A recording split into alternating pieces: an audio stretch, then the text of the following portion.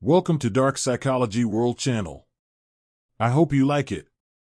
And don't forget to like and subscribe. Thank you. Now I will start reading this book to you. No Excuses by Brian Tracy. Read by Dave.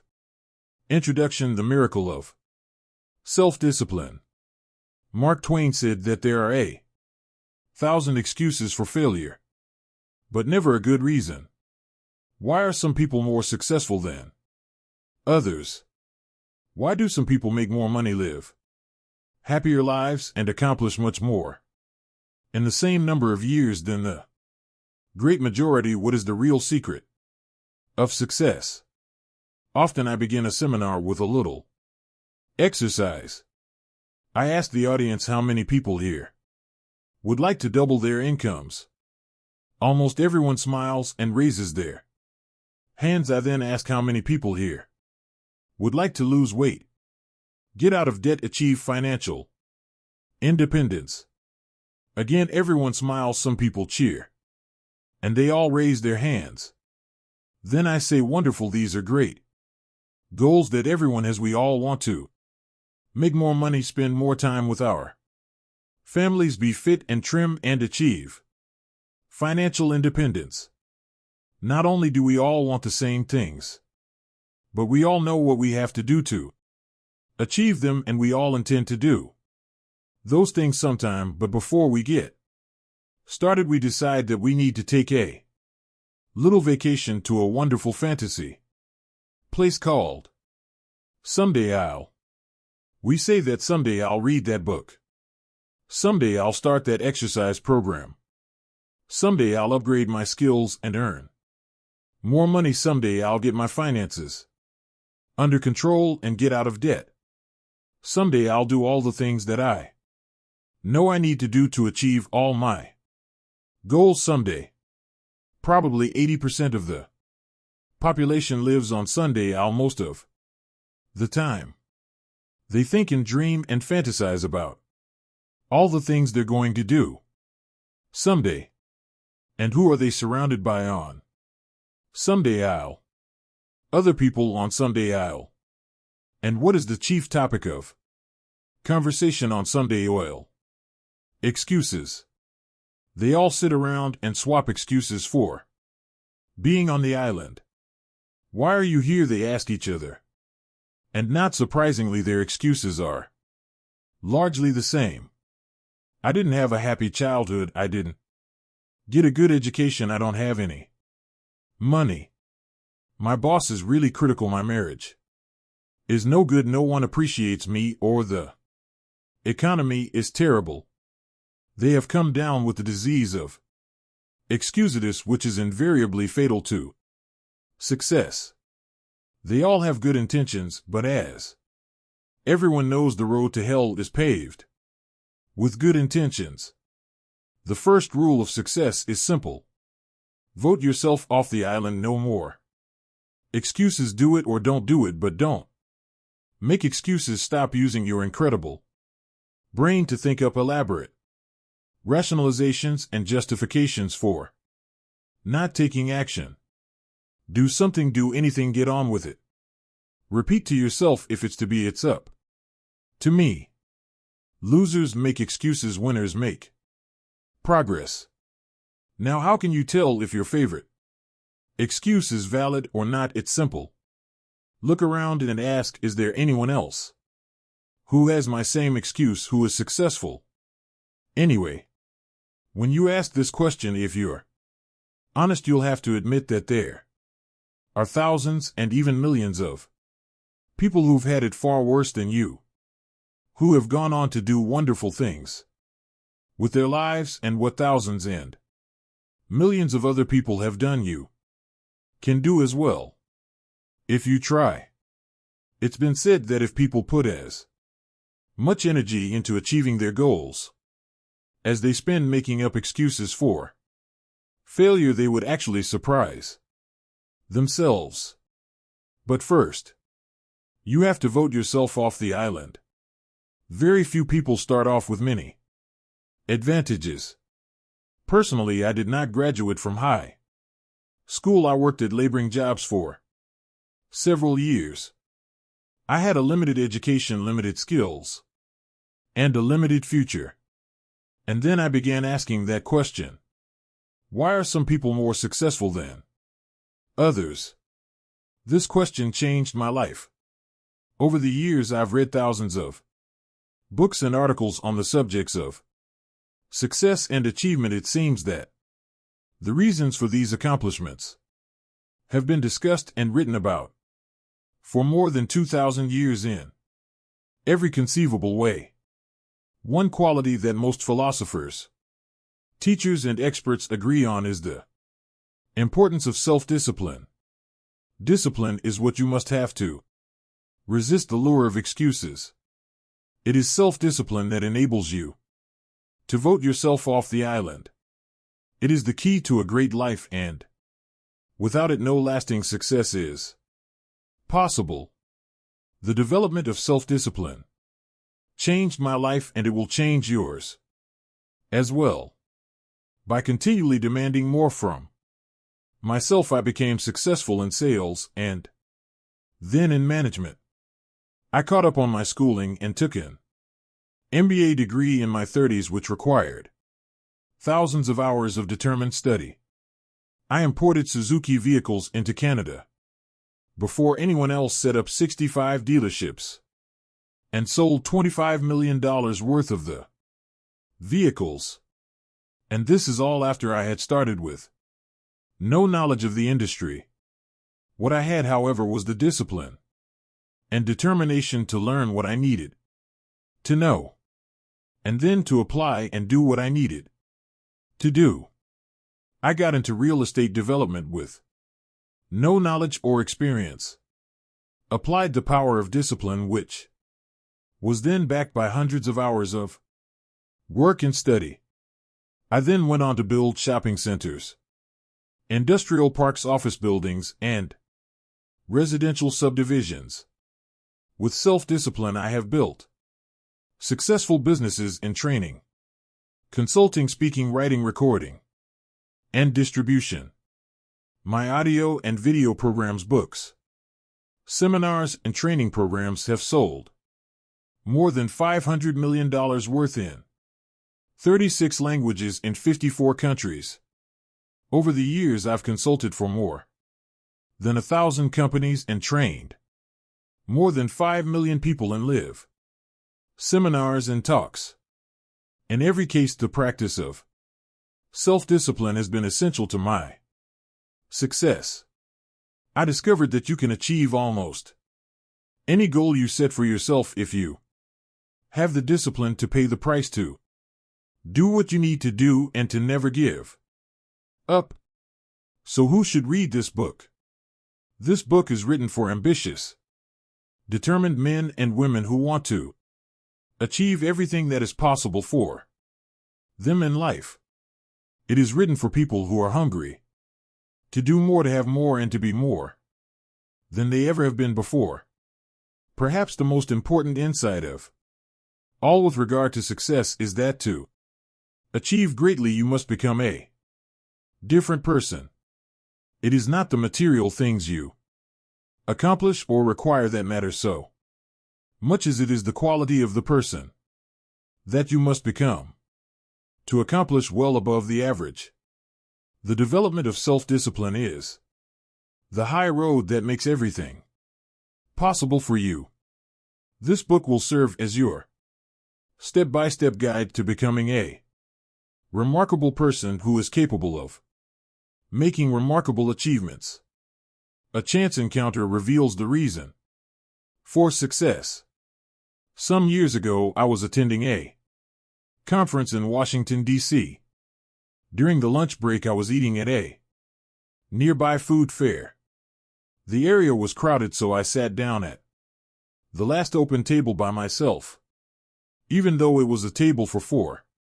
A few minutes later, an older gentleman and a younger woman who appeared to be his assistant came along carrying trays of food and obviously looking for a place to sit. Having lots of room at my table, I immediately arose and invited the older gentleman to join me. He was hesitant, but I insisted finally. He sat down quite thankfully, and we began to chat over lunch.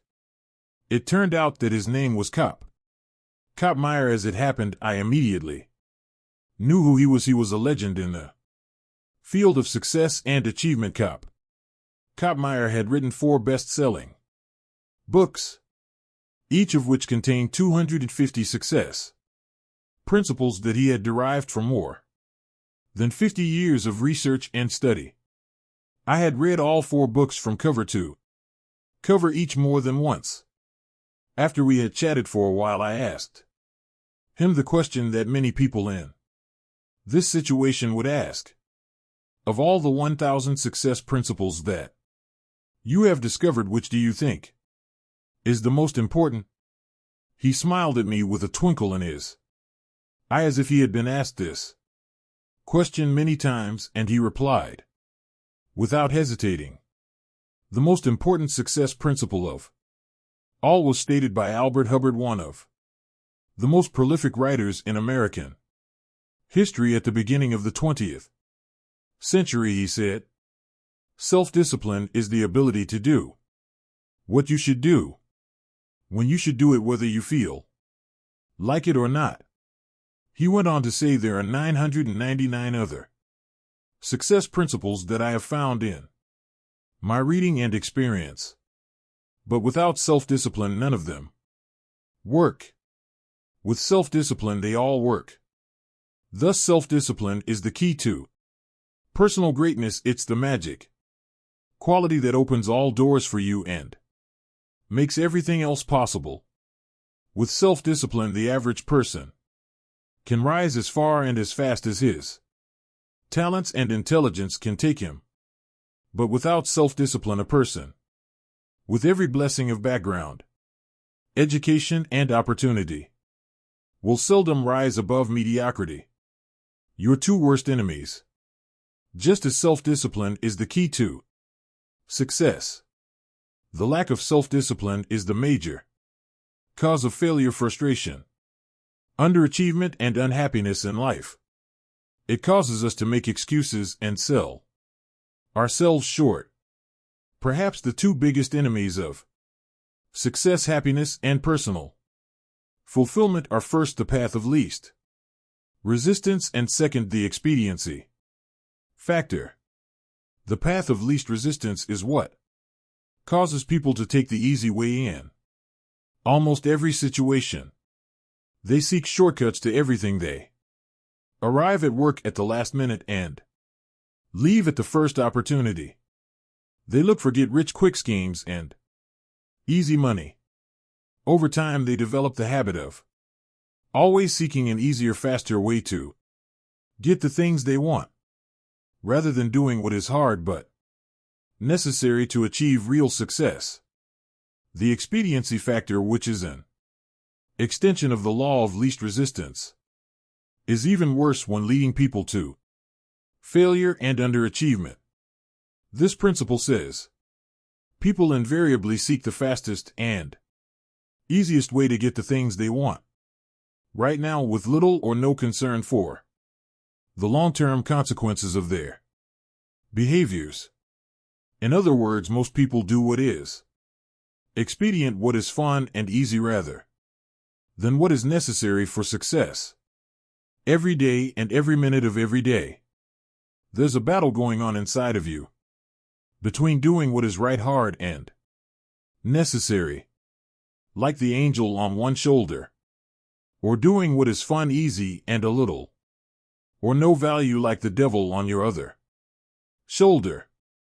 Every minute of every day you must fight and win this battle with the expediency factor and resist the pull of the path of least resistance. If you truly desire to become everything you are capable of becoming, take control of yourself. Another definition of self-discipline is self-mastery. Success is only possible when you can master your own emotions, appetites, and inclinations. People who lack the ability to master their appetites become weak and dissolute, as well as unreliable in other things as well. Self-discipline can also be defined as self-control. Your ability to control yourself and your actions control what you say and do, and ensure that your behaviors are consistent with your long-term goals and objectives is the mark of the superior person. Discipline has been defined as self-denial. This requires that you deny yourself the easy pleasures, the temptations that lead so many people astray, and instead discipline yourself to do only those things that you know are right for the long term and appropriate for the moment. Self-discipline requires delayed gratification, the ability to put off satisfaction in the short term in order to enjoy greater rewards in the long term. Think long term. Sociologist Dr. Edward Banfield of Harvard University conducted a 50-year study into the reasons for upward socioeconomic mobility in America. He concluded that the most important single attribute of people who achieved great success in life was long time perspective. Banfield defined time perspective as the amount of time an individual takes into consideration when determining his present actions. In other words, the most successful people are long-term thinkers. They look into the future as far as they can to determine the kind of people they want to become and the goals they want to achieve. They then come back to the present and determine the things that they will have to do or not do to achieve their desired futures. This practice of long-term thinking applies to work, career, marriage, relationships, money, and personal conduct, each of which is covered in the pages ahead. Successful people make sure that everything they do in the short term is consistent with where they want to end up in the long term. They practice self-discipline at all times. Perhaps the most important word in long-term thinking is sacrifice. Superior people have the ability throughout their lives to make sacrifices in the short term, both large and small, so as to assure greater results and rewards in the long term. You see this willingness to sacrifice in people who spend many hours and even years preparing, studying, and upgrading their skills to make themselves more valuable so that they can have a better life in the future, rather than spending most of their time socializing and having fun in the present. Longfellow once wrote, "Those heights by great men won and kept were not achieved by sudden flight, but they, while their companions slept, were toiling upward in the night." Your ability to think, plan, and work hard in the short term and to discipline yourself to do what is right and necessary before you do what is fun and easy is the key to creating a wonderful life for yourself. Your ability to think long term is a developed skill. As you get better at it, you become more able to predict with increasing accuracy what is likely to happen to you in the future as the result of your actions in the present. This is a quality of the superior thinker. Short-term gain can cause long-term pain.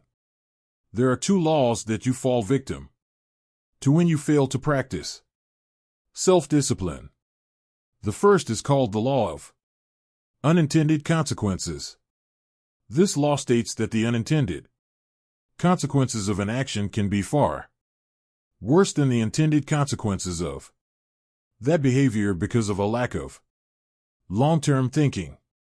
The second law is the law of perverse consequences, which says that a short-term action aimed at immediate gratification can lead to perverse or the opposite consequences from those at which it was aimed. For example, you might make an investment of time, money, or emotion with a desire and intent to be better off and happier. as a result, but because you acted without carefully thinking or doing your homework. The consequences of your behavior turned out to be far worse than if you had done nothing at all. Every person has had this experience, and usually more than once. The common denominator of success. Herbert Gray, a businessman, conducted a long-term study searching for what he called the common denominator of success. After 11 years, he finally concluded that the common denominator of success was that successful people make a habit of doing the things that unsuccessful people don't like to do. And what were these things? It turned out that the things that successful people don't like to do are the same things that failures don't like to do either. But successful people do them anyway, because they know that this is the price they will have to pay if they want to enjoy greater success and rewards in the future. What Gray found was that successful people are more concerned with pleasing results, whereas failures were more concerned about pleasing methods. Successful, happy people were more concerned with the positive long-term consequences of their behaviors, whereas unsuccessful people were more concerned with personal enjoyment and immediate gratification. Motivational speaker Dennis Waitley has said that the top people were those who were more concerned with activities that were goal-achieving, whereas average people were more concerned with activities that were tension-relieving. Dinner before dessert. The simplest rule in the practice of self-discipline is to eat dinner before dessert. In a meal, there is a logical order of dishes, and dessert comes last. First you eat the main courses and clean your plate, only then do you have dessert. There's a cute but misleading bumper sticker that says life is short, eat dessert first. Just think about what would happen if you came home from work and instead of eating a healthy dinner, you ate a large piece of apple pie with ice cream. What kind of appetite for healthy, nutritious food would you have afterward? With all that sugar in your stomach, how would you feel? Would you feel re-energized and eager to do something productive? Or would you feel tired and sluggish and ready to write off the day is largely finished? You get the same results when you go for a drink or two after work and then come home and turn on the television. These are simply different forms of dessert that largely eliminate your ability to do anything useful for the rest of the evening. Perhaps the worst part of all is that whatever you do repeatedly soon becomes a habit, and a habit once formed is hard to break. The habit of taking the easy way of doing what is fun and enjoyable, or eating dessert before dinner, becomes stronger and stronger, and it leads inevitably to personal weakness, underachievement, and failure. The habit of self-discipline. Fortunately, you can develop the habit of self-discipline, the regular practice of disciplining yourself to do what you should do when you should do it, whether you feel like it or not, becomes stronger and stronger as you practice it. You simply refuse to make excuses.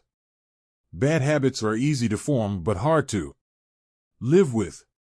Good habits are hard to form but easy to live with. And as Good has said, everything is hard before it's easy. It's hard to form the habits of self-discipline, self-mastery, and self-control, but once you've developed them, they become automatic and easy to practice.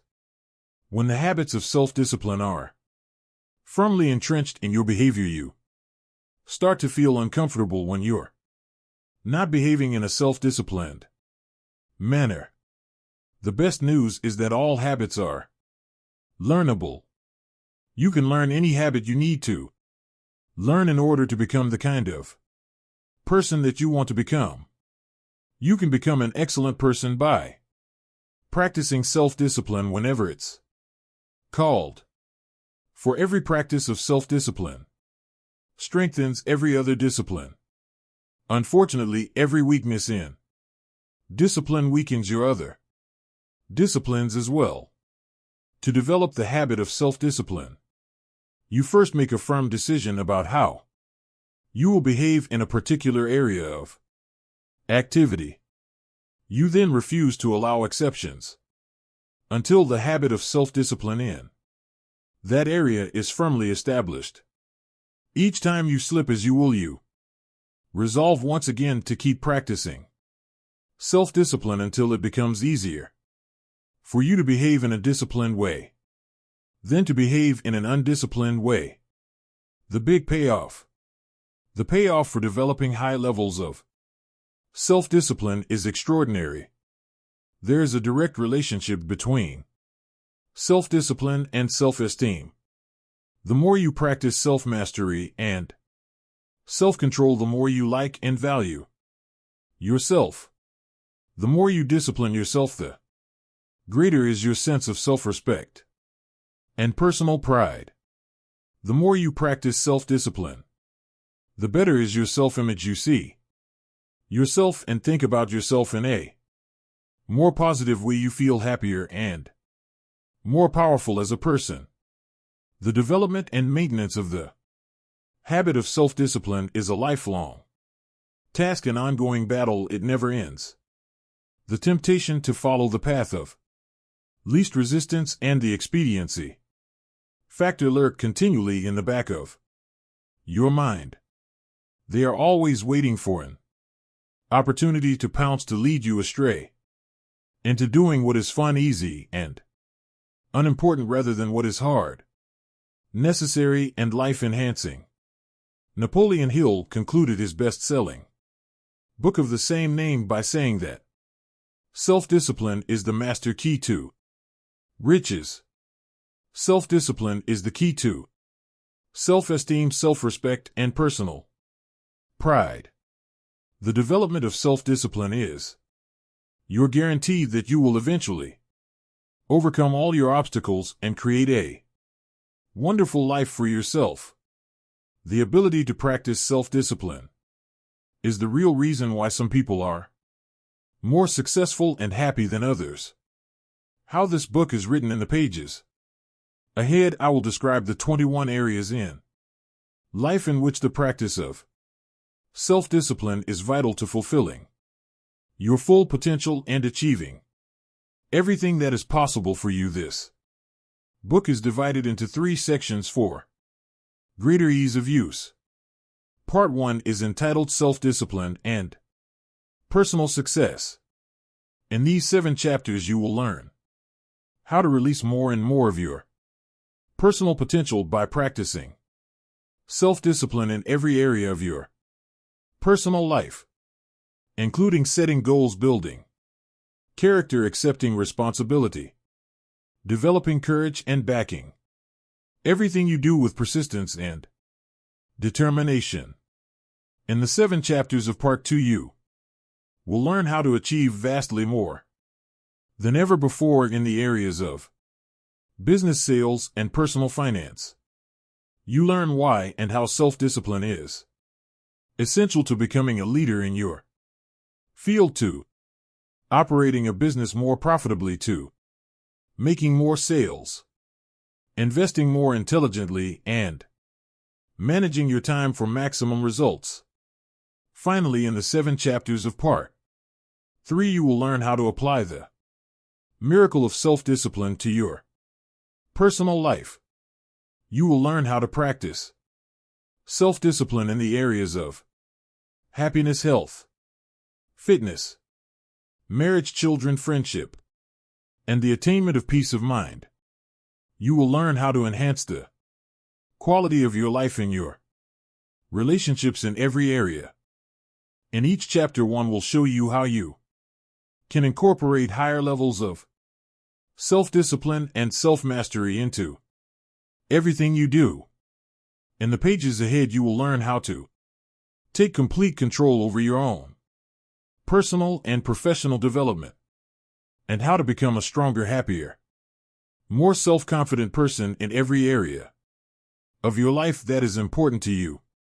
You will learn how to break old habits that may be holding you back and how to develop the habits of self-reliance, self-determination, and self-discipline that will enable you to set and achieve any goal.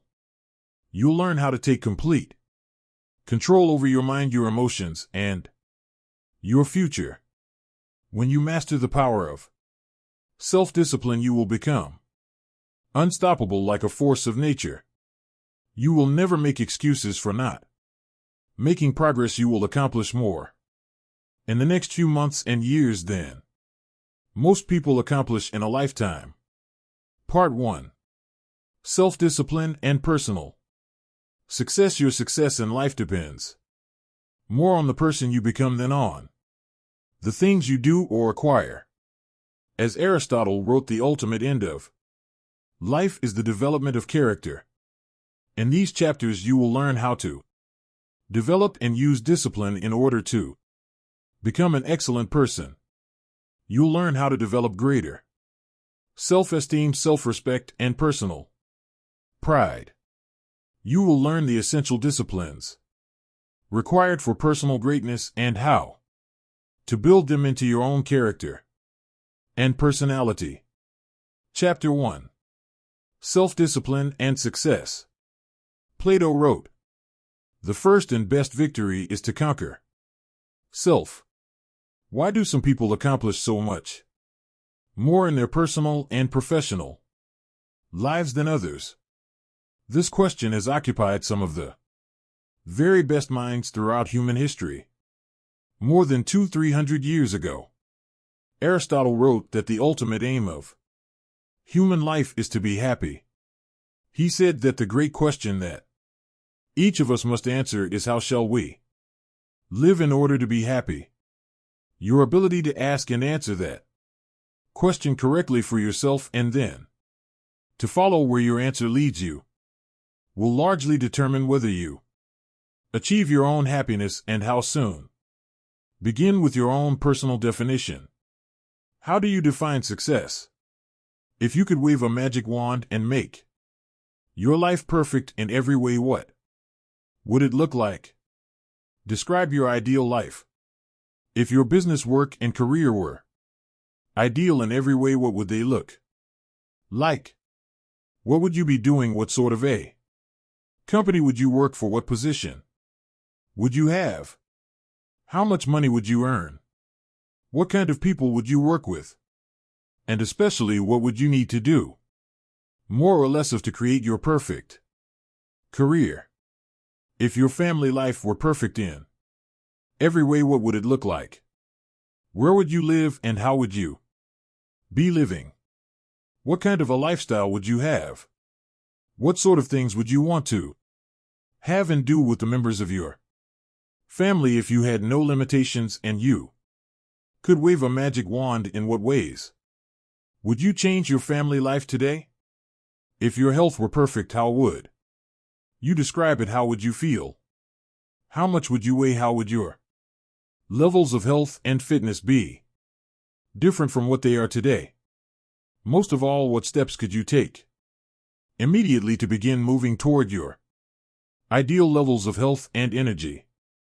If your financial situation were ideal, how much would you have in the bank? How much would you be earning each month and each year from your investments? If you had enough money so that you never had to worry about finances again, how much would that be? And what steps could you take starting today to create your ideal financial life? Do your own thing. A popular definition of success is being able to live your life in your own way, doing only those things that you want to do with the people who you choose in the situations you desire. In each case, when you begin to define what success means to you, you can immediately see things that you should be doing more of or less of in order to begin creating your ideal life.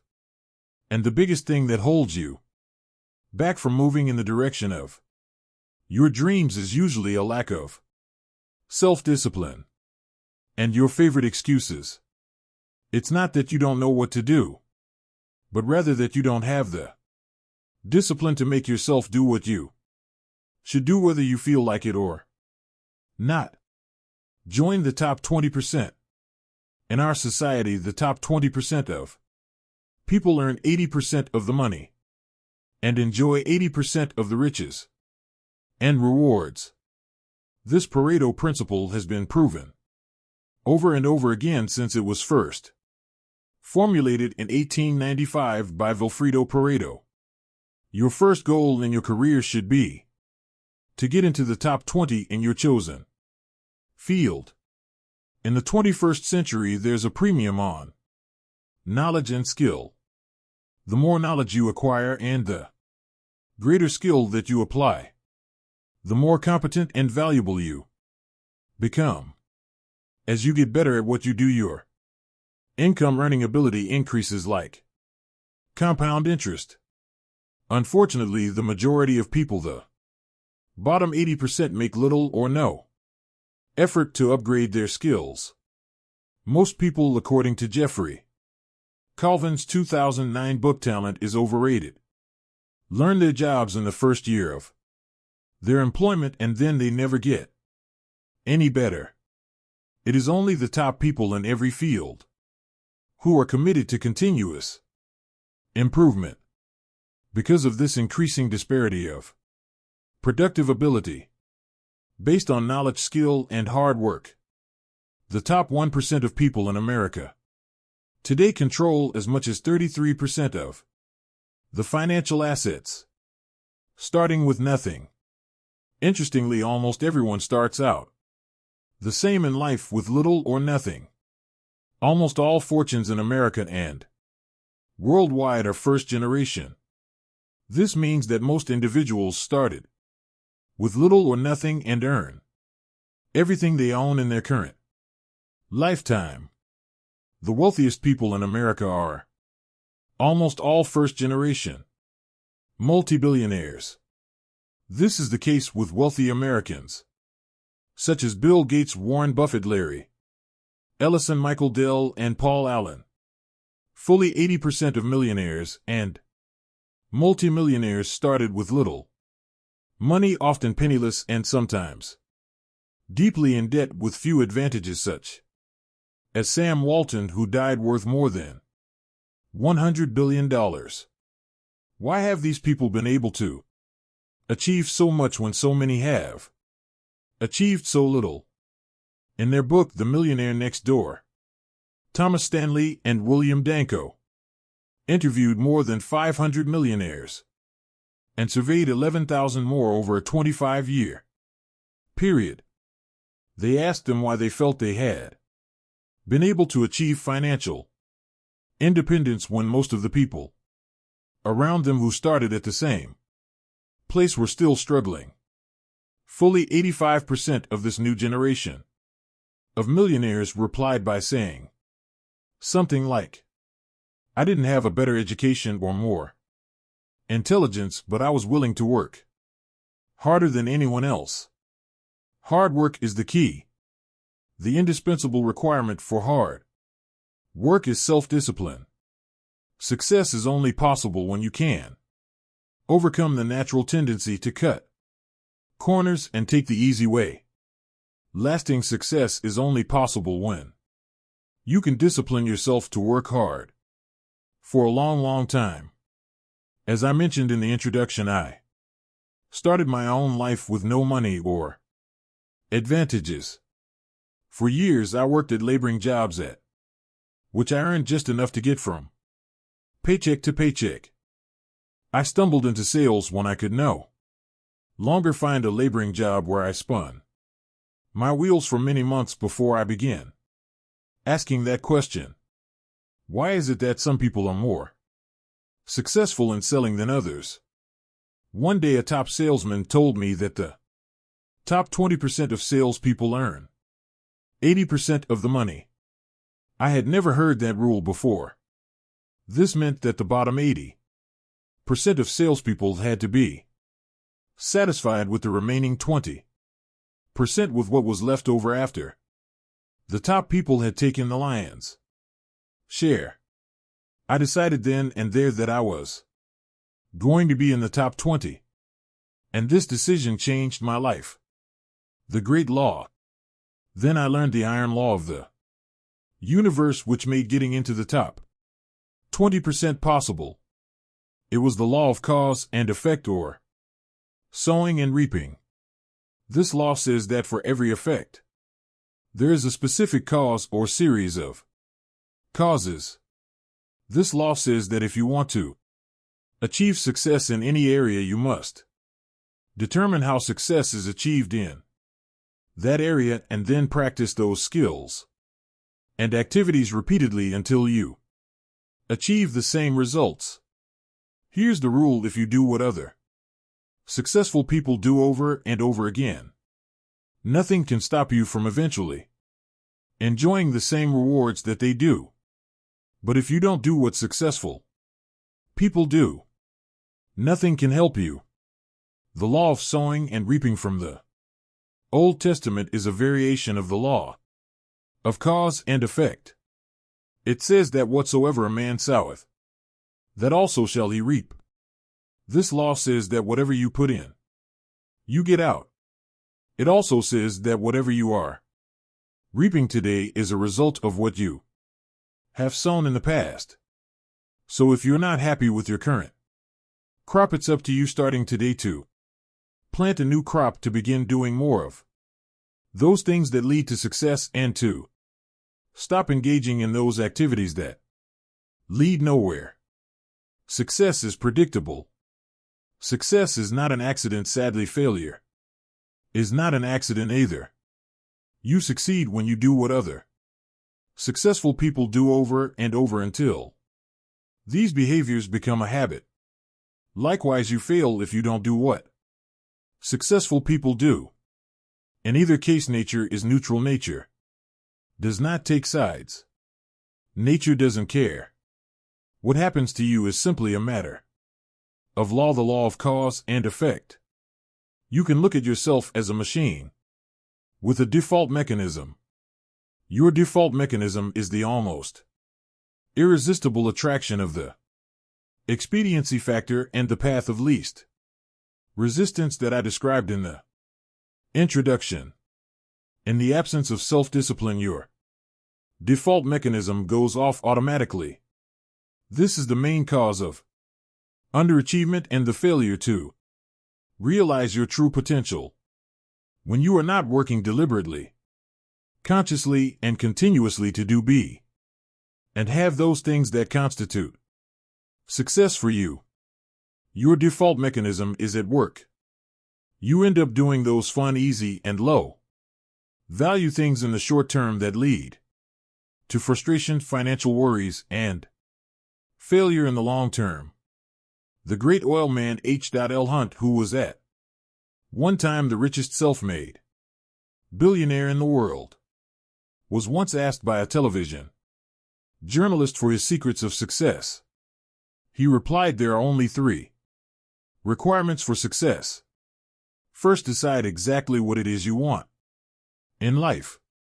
Second, determine the price that you're going to have to pay to get the things you want. And third, and this is most important, resolve to pay that price."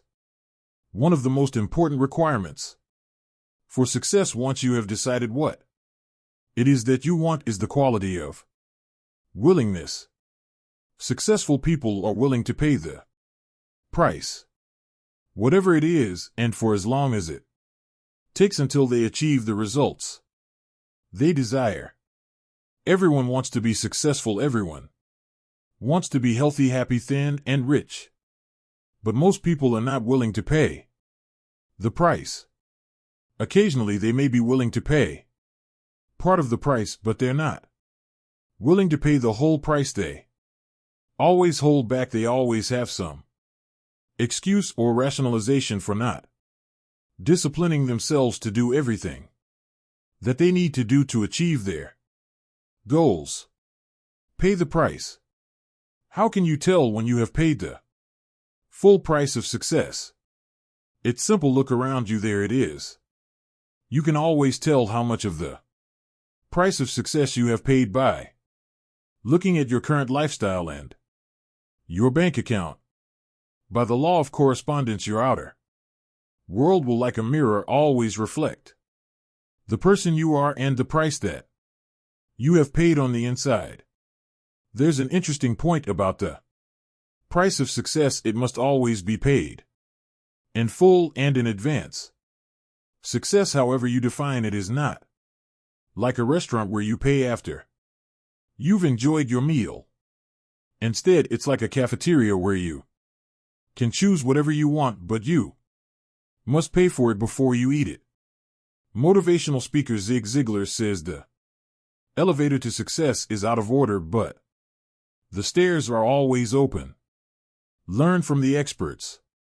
Kopmeyer, who I mentioned in the introduction, also told me that the second most important success principle after self-discipline is that you must learn from the experts.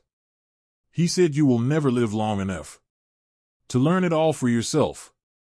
If you want to be successful, your first job is to learn what you need to learn in order to achieve the success you desire.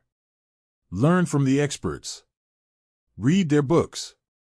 Listen to their audio programs. Attend their seminars. Write to them or approach them directly and ask for advice. Sometimes one idea is all you need to change the direction of your life. Let me give you an example of what I mean. Some years ago, I was referred by a friend to an excellent dentist. I learned later that he had a superb reputation. He was called the dentist's dentist. He was the dentist that the other dentist went to when they needed excellent dental work. He told me that he attended every major dental conference that he could. When he was there, he attended every session, listening to dentists from all over the country and all over the world discuss the latest breakthroughs in dental technology. 1 week, at great sacrifice and time and money, he attended an international dental conference in Hong Kong. At that conference, he sat in on a session given by a Japanese dentist who discovered a new technology in cosmetic surgery that improved the appearance of teeth and enabled people to look handsome or beautiful indefinitely. He returned to San Diego and immediately began using the new technique in his practice. Soon he became excellent in this area and developed a national reputation. Within a couple of years, people were coming to him from all over southwestern United States for this treatment. Because he had developed this expertise, he could raise his fees again and again. Eventually, he had made so much money that he was able to retire at the age of 55, financially independent and able to spend the rest of his life with his family, traveling and fulfilling his dreams. The point of this story is that by continually seeking out ideas and advice from other experts in his field, he came across a new technology that helped him become the leader in his field and saved him 10 years of hard work in order to achieve the same level of financial success. This could happen to you as well, but only if you become a lifelong student of your craft. Mental and physical fitness need to be ongoing. Achieving success is like achieving physical fitness. It is like bathing. Brushing your teeth and eating. It is something that you need to do continuously every day. Once you begin, you never stop until your life and career are over and you've achieved all the success you desire. Not long ago, I was giving a seminar in Seattle. Just before the break, I encouraged people to buy and listen to my audio programs on sales, time management, and Personal success. At the break, several people came up to me to ask me questions about the seminar content. One salesman pushed his way forward and said loudly, "When you encourage people to buy your programs, you should tell them the whole truth." I asked, "How do you mean?" He went on to say, "You are not telling the whole truth about your programs. You should tell people that they only work for a certain period of time and then they stop working." Again, I asked him, "How do you mean?" He said, "Well, I came to your seminar about 5 years ago and I was completely convinced by your presentation. I bought all your programs and began listening to them. I read every day in sales, and you were right. Over the next 3 years, I tripled my income and became the top seller in my company. But then my income flattened out and has not increased at all over the last 2 years. The fact is that your materials stop working after a certain point." I then asked him in front of all these other people, "What happened to you 2 years ago when your income flattened out and stopped increasing?" He searched his memory, thought for a while, and said, "Well, I was selling so much that I was hired away by another company. Ever since I started my new job, my income has remained flat." I asked him, "What did you do differently in your new job in comparison with your previous job?" He started to answer and then he stopped. A shocked look came over his face. Finally, he replied, "Oh my gosh. I stopped doing it. When I changed jobs, I stopped reading in sales. I stopped listening to audio programs. I stopped attending seminars. I stopped doing it." He walked away shaking his head, muttering to himself, "I stopped doing it. I stopped doing it. I stopped doing it." Becoming an expert in your field. Continually upgrading your skills, which I will talk about in Chapter 5, is like physical fitness. If you stop exercising for any period of time, you don't maintain your fitness at the same level. You begin to decline. Your body and your muscles become softer and weaker. You lose your strength, flexibility, and stamina. In order to maintain them, you must keep working at them every day, every week, and every month. Become all you can be. There's an even more important reason for you to practice the self-discipline that leads onward and upward to the great successes that are possible for you. The practice of self-discipline enables you to change your character to become a stronger and better person. The exercise of self-discipline has a powerful effect on your mind and emotions, developing you into a different person from the one that you would have been without self-discipline. Imagine yourself in a chemistry lab. You mix a series of chemicals in a petri dish and put it over a Bunsen burner. The Bunsen burner heats the chemicals to the point at which they crystallize and become hardened. But once you crystallize these chemicals using intense heat, they cannot be transformed back into liquid form. In the same way, your personality begins like a liquid, soft fluid, and formless. But as you apply the heat of self-discipline, as you exert yourself to do what is hard and necessary rather than what is fun and easy, your personality crystallizes and hardens at a higher level as well. The greatest benefit you enjoy from exerting self-discipline in the pursuit of your goals is that you become a different person. You become stronger and more resolute. You develop greater self-control and determination. You actually shape and strengthen your personality and transform yourself into a better person. The rule is that to become someone that you have never been before, you must do something that you have never done before. This means that to develop a superior Character you must exert ever higher. Levels of self-discipline and self-mastery on yourself. You must do the things that average people don't like to do. Another success principle is that to achieve something that you've never achieved before, you must learn and practice qualities and skills that you've never had before. By practicing self-discipline, you become a new person. You become better, stronger, and more clearly defined. You develop higher levels of self-esteem, self-respect, and personal pride.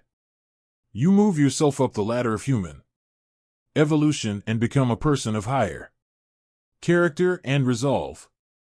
Success is its own reward. The wonderful thing about the achievement of success is that every step in that direction is rewarding in itself. Each step you take toward becoming a better person and accomplishing more than you ever have before makes you feel happier, more confident, and more fulfilled. You've heard it said that nothing succeeds like success. What this means is that the greatest reward of success is not the money you make, but rather the excellent person you become in the process of striving towards success and exerting self-discipline every time it's required. In the next chapter, one will explain to you how you can become the truly excellent person you are capable of becoming. Now here are some action exercises. Take out a pen right now and write down your answers to the questions below. 1. If your work life and career were ideal, what would they look like? What one discipline could you develop would help you to achieve it? 2. If your family life were ideal, what would it look like, and what one discipline would help you the very most to make it a reality? 3. If your health were perfect in every way, what discipline would you have that would make that possible? 4. If your financial situation were ideal today, what one discipline would you have that would help you the most? 5. Why aren't you already as successful as you would like to be? And what one discipline would help you the most to achieve all your goals? 6. What one skill could you develop that would help you to realize more of your goals? And 7. If you could wave a magic wand and be completely disciplined in any one area, which one discipline would have the greatest positive impact on your life? Chapter 2: Self-Discipline and Character. Henry Ward Beecher wrote, "Hold yourself responsible for a higher standard than anyone else expects of you. Never excuse yourself, never pity yourself. Be a hard master to yourself, and be lenient to everyone else. The development of character is the great business of life. Your ability to develop a reputation as a person of character and honor is the highest achievement of both social and business life." Ralph Waldo Emerson wrote, "What you do speaks so loudly that I cannot hear a word you say. The person you are today, your innermost character, is the sum total of all your choices and decisions in life up to this date. Each time you have chosen rightly and acted consistently with the very best that you know, you have strengthened your character and become a better person. The reverse is also true. Each time you have compromised, taken the easy way, or behaved in a manner inconsistent with what you knew to be right, you have weakened your character and softened your personality." The great virtues. There are a series of virtues or values that are usually possessed by a person of character. These are courage, compassion, generosity, temperance, persistence, and friendliness, among others. We'll talk about some of these in part 3 of this book. Coming before all these values, however, is the most important one of all. When Determining the depth and strength of your character. Integrity. It is your level of integrity living in complete truth with yourself and others that demonstrates more than anything else the quality of your character. In a way, integrity is actually the value that guarantees all the other values. When your level of integrity is higher, you are more honest with yourself and more likely to live consistently with all the other values that you admire and respect. However, it takes tremendous self-discipline to become a person of character. It takes considerable willpower to always do the right thing in every situation, and it takes both self-discipline and willpower to resist the temptation to cut corners, to take the easy way, or to act for short-term advantage. All of life is a test to see what you are really made of deep down inside. Wisdom can be developed in private through study and reflection, but character can only be developed in the give and take of daily life. When you are forced to choose and decide among alternatives and temptations, the test of character. It is only when you are under pressure, when you are forced to choose one way or another, to either live consistently with a value or to compromise it, that you demonstrate your true character. Emerson also said, "Guard your integrity as a sacred thing. Nothing at last is sacred except the integrity of your own mind." You are a choosing organism. You are constantly making choices one way or the other. Every choice you make is a statement about your true values and priorities. At each moment you choose what is more important or of higher value to you over what is less important or of lesser value. The only bulwark against temptation, the path of least resistance, and the expediency factor is character. The only way you can develop your full character is by exerting your willpower in every situation when you are tempted to do what is easy and expedient rather than what is correct and necessary. The big payoff. The payoff for becoming a person of character, for exercising your willpower and self-discipline to live consistently with the very best that you know, is tremendous. When you choose the higher value over the lower, the more difficult over the easy, the right over the wrong, you feel good about yourself. Your self-esteem increases. You like and respect yourself more. You have a greater sense of personal pride. In addition to feeling excellent about yourself when you behave with character, you also earn the respect and esteem of all the people around you. They will look up to you and admire you. Doors will be open for you. People will help you. You'll be paid more, promoted faster, and given even greater responsibilities. As you become a person of honor and character, opportunities will appear all around you. On the other hand, you can have all the intelligence, talent, and ability in the world, but if people do not trust you, you will never get ahead. People will not hire you, and if they do, they will dehire you as soon as possible. Financial institutions will not lend you money, because birds of a feather flock together. The only associates, never friends, you will ever have will be other people of questionable character. Furthermore, since the people you associate with have a major effect on your attitude and personality, you make or break your entire life with the quality of your character or the lack thereof. The development of character. Aristotle wrote, all advancement in society begins with the development of the character of the young. This means that advancement in your life begins with the learning and practice of values.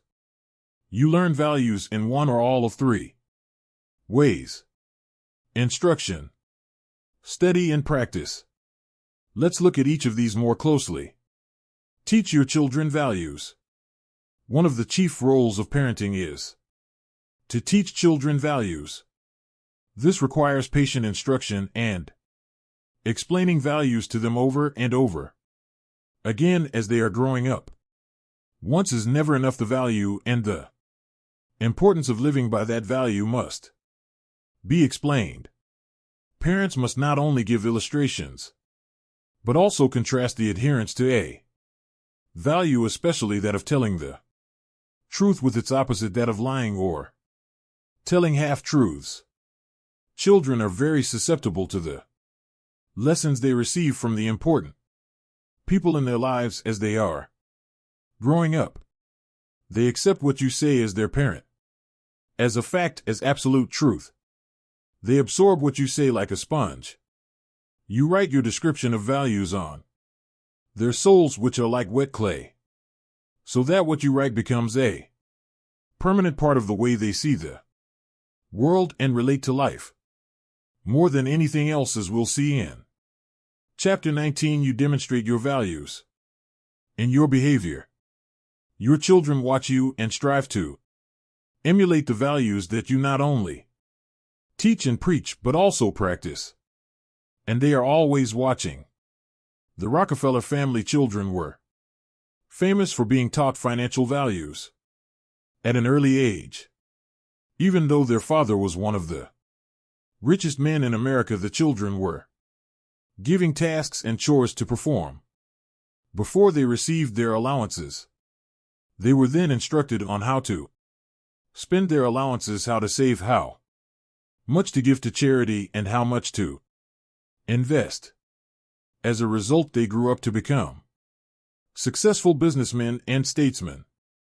Unlike children who had grown up in wealthy homes, who were seldom disciplined in money matters. Study the values you admire. You learn values by studying them closely. The law of concentration says that whatever you dwell upon grows and increases in your life. What this means is that when you study and read stories about men and women who demonstrated the kind of values that you admire and respect, and then think about those stories and that behavior, those values sink ever deeper into your mind. Once these values are programmed into your subconscious, they create a propensity within you to behave consistently with those values when the situation requires them. For example, in military training, soldiers are continually told stories of courage, obedience, discipline, and the importance of supporting their fellow soldiers. The more they hear these stories, discuss them, and think about them, the more likely they are to behave consistently with these values when they're under the pressure of actual combat. The core value or virtue of character is truth. Whenever you tell the truth, however inconvenient it may be at the time, you feel better about yourself and you earn the respect of the people around you. One of the highest accolades you can pay another person is to say that he or she always tells the truth. Emulate the people you most admire. Much of your character is determined by the people you most admire, both living and dead. Who are they? Looking over your life and history, make a list of the people whom you most admire, and next to their names write out the virtues or values that they most represent to you. If you could spend an afternoon with anyone living or dead, what one person would you choose? Why would you choose that person? What would you talk about during your afternoon together? What questions would you ask, and what would you want to learn? Consider this as well. Why would that person want to spend an afternoon with you? What are the virtues and values that you have developed that make you a valuable and interesting person? What makes you special? Practice the values you respect. You develop values by practicing them whenever they are called for. As the Roman Stoic philosopher Epictetus said, circumstances do not make the man, they merely reveal him to himself. When a problem occurs, people tend to react automatically based on the highest values that they have developed up to that moment. We develop values by repetition, by behaving consistently with a particular value over and over again until it becomes a habit and locks in, so that we come to practice it automatically.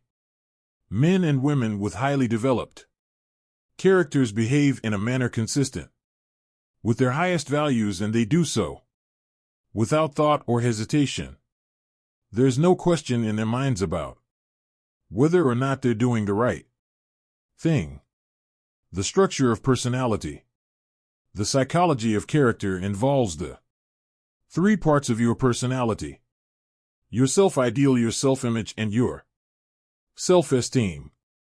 Your self-ideal is that part of your mind composed of your values, virtues, ideals, goals, aspirations, and your idea of the very best person that you could possibly be. In other words, your self-ideal is composed of those values that you most admire in others and most aspire to possess in yourself. The most important part of yourself ideal is summarized in the word clarity. Superior people are those who are absolutely clear about who they are and what they believe. They have complete clarity about the values they believe in and what they stand for. They are not confused or indecisive. They are firm and resolute when it comes to any decision in which a value is involved.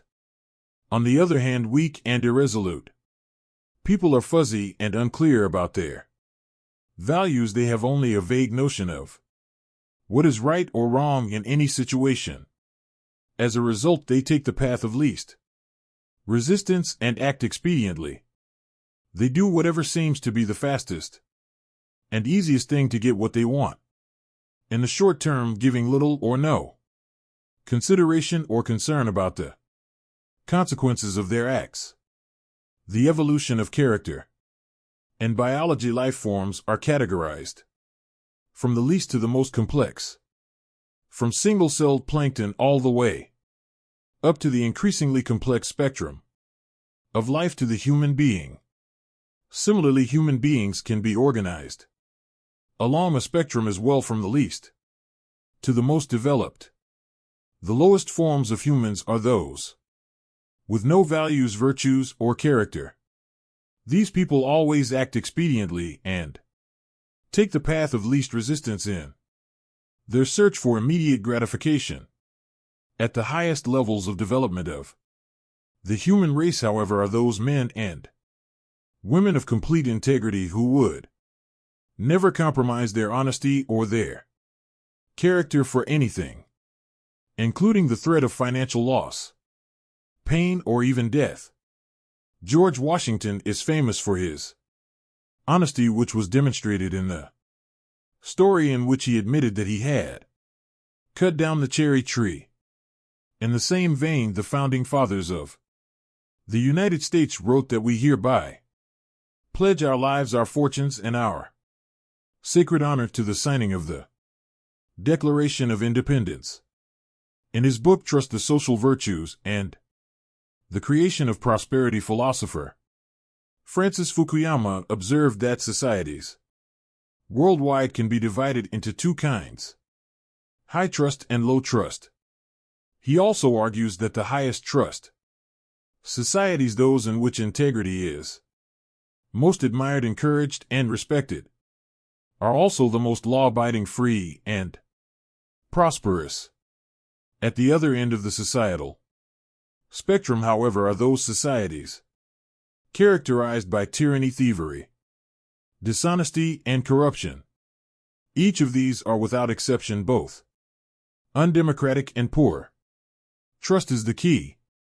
Trust is the lubricant of human relationships. Where there is high trust among and between people, economic activity flourishes, and there are opportunities for all. On the other hand, where there is low trust, economic resources are squandered in an attempt to protect against thievery and corruption, or those resources are not available at all. In the United States, we have the Constitution and Bill of Rights. These documents lay out the rules by which Americans agree to live. They create the structure of our government and guarantee our rights. But they assume that our elected representatives will be men and women of honor, committed to protecting and defending those rights. They attempt to assure that only men and women of character can thrive and prosper over the long term. In our economic, political, and social system, they aim to assure that in most cases, only men and women of character can rise to high positions in society. Although our system is not perfect and people of questionable character occasionally rise to positions of prominence, it is seldom for very long. The basic demand of Americans for honesty and integrity eventually leads to the exposure and censure of dishonest people. The demand for men and women of character continues unabated. Your self-image, your inner mirror. The second part of your personality is your self-image. This is the way we see and think about ourselves, especially prior to any event of importance. People always tend to behave on the outside consistently with the way they see themselves on the inside. This is often called our inner mirror, into which we appear before we engage in any behavior. When you see yourself as calm, positive, truthful, and possessed of high character, you behave with greater strength and personal power. Other people respect you more. You feel in control of yourself and the situation. What's more, whenever you actually behave in a manner that is consistent with your highest values, your self-image improves. You see and think about yourself in a better light. You feel happier and more confident. Your behavior and outward performance then reflects this increasingly improving inner picture you have of yourself as the very best person you can possibly be. People tend to accept you at your own evaluation of yourself, at least initially. If you see and think of yourself as an excellent person who is possessed of high character, you will treat other people with courtesy, grace, and respect. In turn, they will likewise treat you as a person of honor and character. Your self-esteem. How much you like yourself. The third part of your personality is your self-esteem. This is how you feel about yourself, your emotional core. Your self-esteem is defined as how much you like yourself. But it's more than only this. The more you see yourself as a valuable and important person, the more positive and optimistic you will be. When you truly consider yourself to be important and valuable, you will treat other people as if they are important as well. Your self-esteem is largely determined by how consistent your self-image, which shapes your personal behavior, is with your self-ideal or your vision of the very best person you can possibly be. Whenever you act consistently with who you consider an excellent person to be, your self-image improves and your self-esteem increases. You like and respect yourself more. You feel happy about yourself and others. The more you like yourself, the more you like others, and the more they like you in return. By acting with character and in harmony with your highest values, you put your whole life, internally and externally, into an upward spiral. In every area of your life, things will get better and better for you. Your role models have a tremendous impact on shaping your character. The more you admire a person and his or her qualities, the more you strive both consciously and unconsciously to become like that person. This is why clarity is so important. Always behave consistently.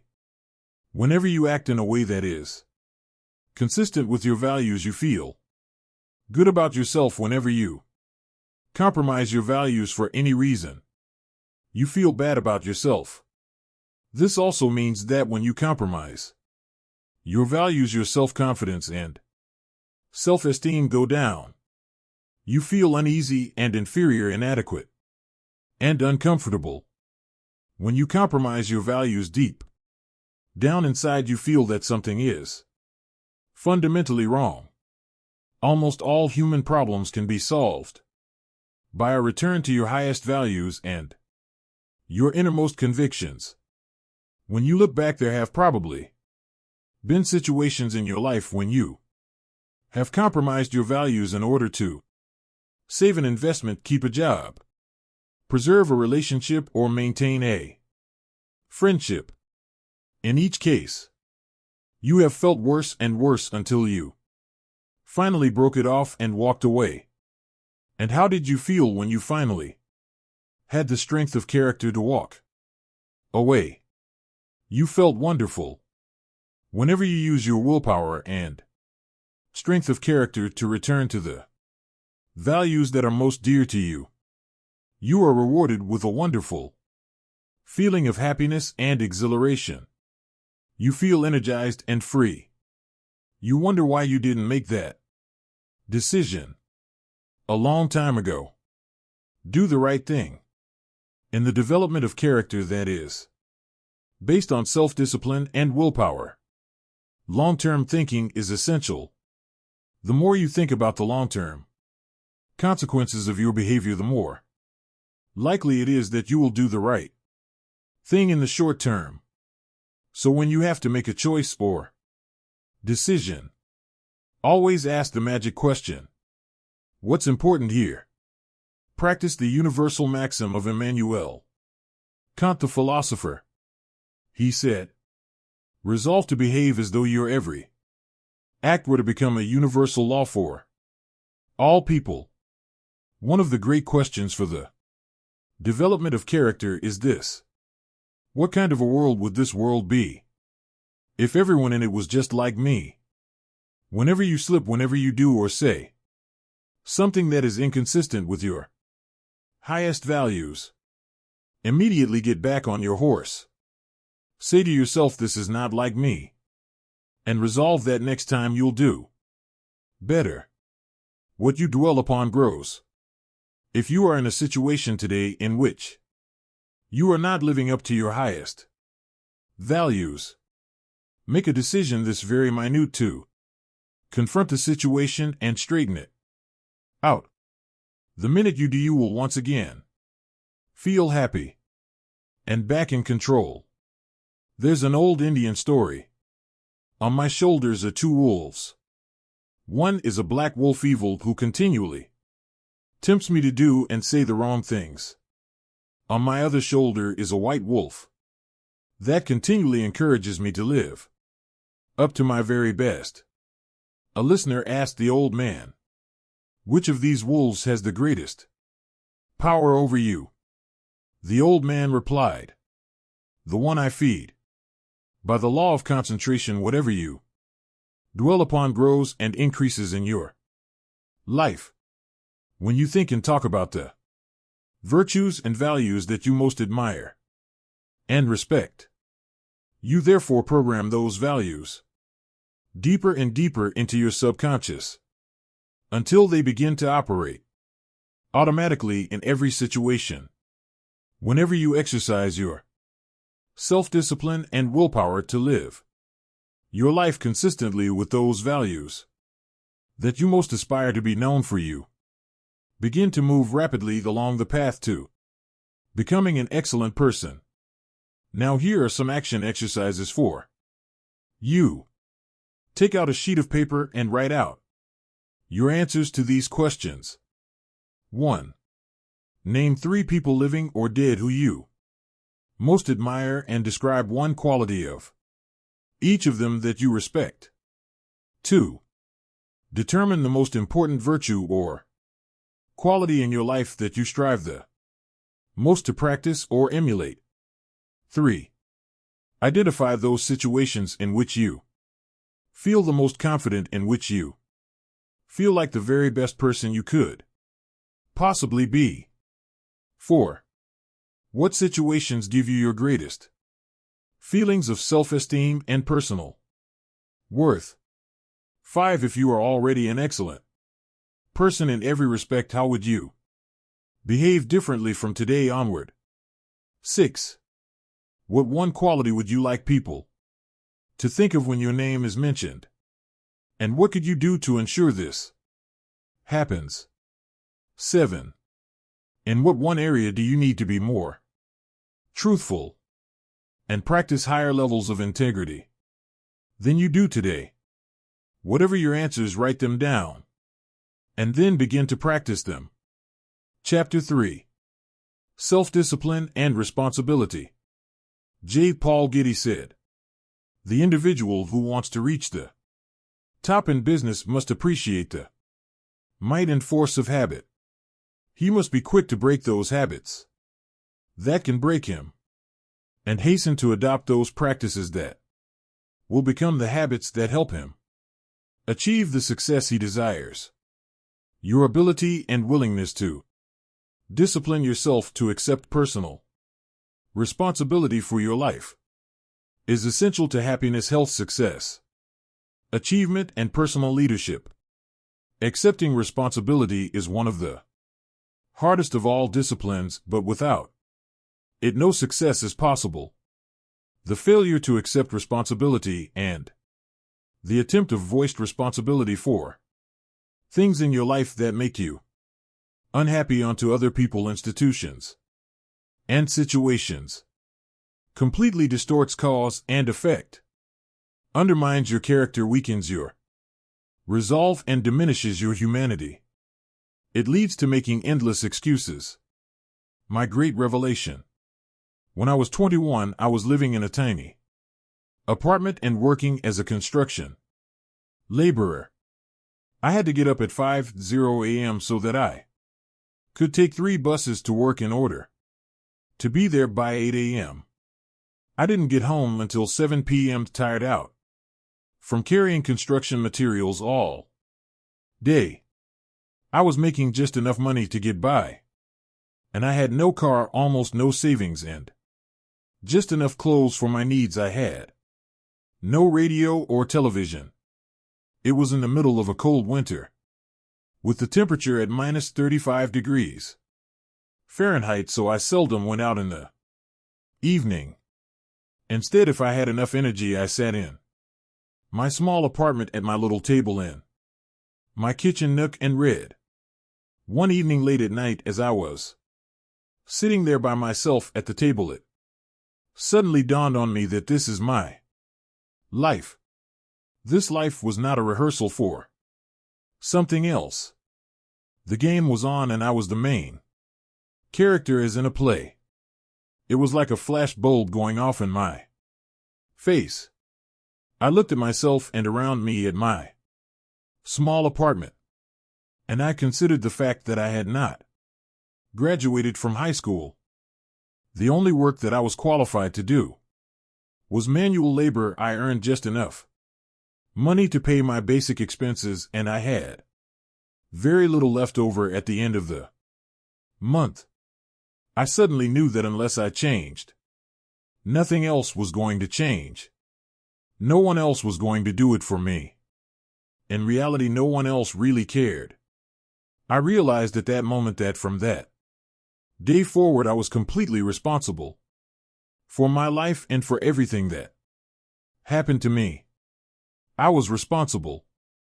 I could no longer blame my situation on my difficult childhood or mistakes I had made in the past. I was in charge. I was in the driver's seat. This was my life, and if I didn't do something to change it, it would go on like this indefinitely by the simple force of inertia. This revelation changed my life. I was never the same again from that moment on. I accepted more and more responsibility for everything in my life. I accepted responsibility for doing my job better than before, rather than doing only the minimum that was necessary to avoid getting fired. I accepted responsibility for my finances, my health, and especially my future. The very next day, I went down to a local bookstore at my lunch break and began the lifelong practice of buying books with information, ideas, and lessons that could help me. I dedicated my life to self-improvement, to continuous learning in every way possible, for the rest of my business life, right up to the present moment. Whenever I've wanted or needed to learn something to help me, I have returned to learning. Through reading to listening to audio programs and attending courses and seminars, I found that you could learn anything you need to learn in order to accomplish any goal you set for yourself. Over time, I learned that fully 80% of the population never accepts complete responsibility for their lives.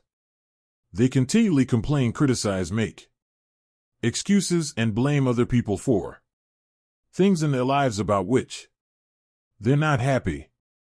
The consequences of this way of thinking, however, can be disastrous.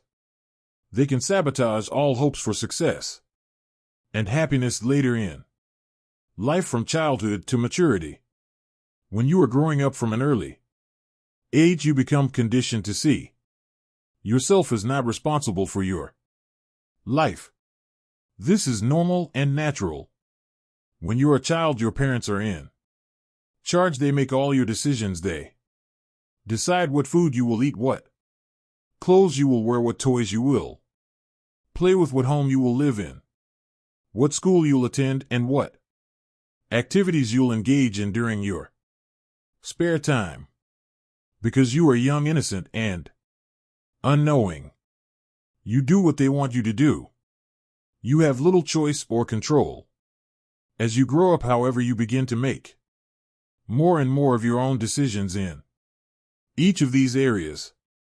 But because of your early programming, you are conditioned unconsciously to feel that someone else is still responsible for your life, that there's still someone else out there who can or should take care of you. Most people grow up believing that if something goes wrong, someone else is responsible. Someone else is to blame. Someone else is guilty. Someone else is the villain, and they are the victim.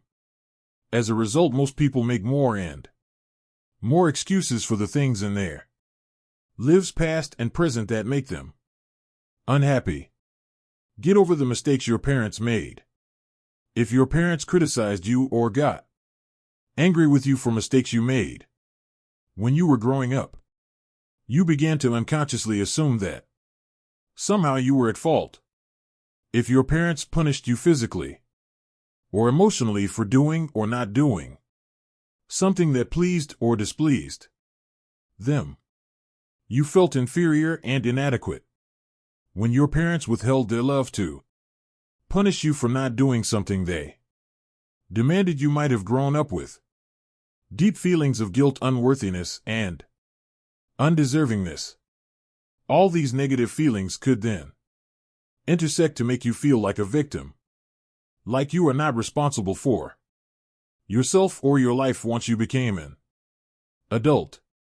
The most common feeling that we have as adults, if we have been raised in a critical home environment, is the feeling that I'm not good enough. Because of this feeling, we compare ourselves unfavorably to others. We think that other people who seem to be happier or more confident are better than us. We develop feelings of inferiority. This can become an emotional trap, the fatal fallacy. If we think for any reason that others are better than us, we unconsciously assume that we must be worse than they are.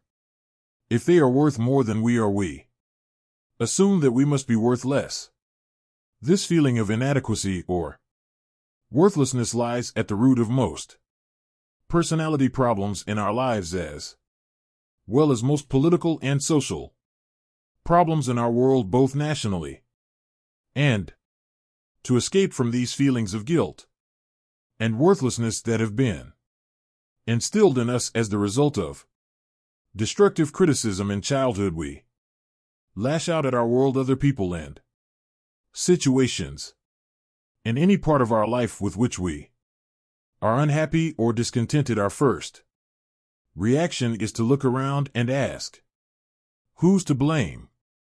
Most religions teach the concept of sin, which states that whenever something goes wrong, someone is to blame. Someone has done something bad, someone is guilty. Someone must be punished. This whole idea of guilt and punishment leads to ever-increasing feelings of anger, resentment, and irresponsibility. An attitude of irresponsibility.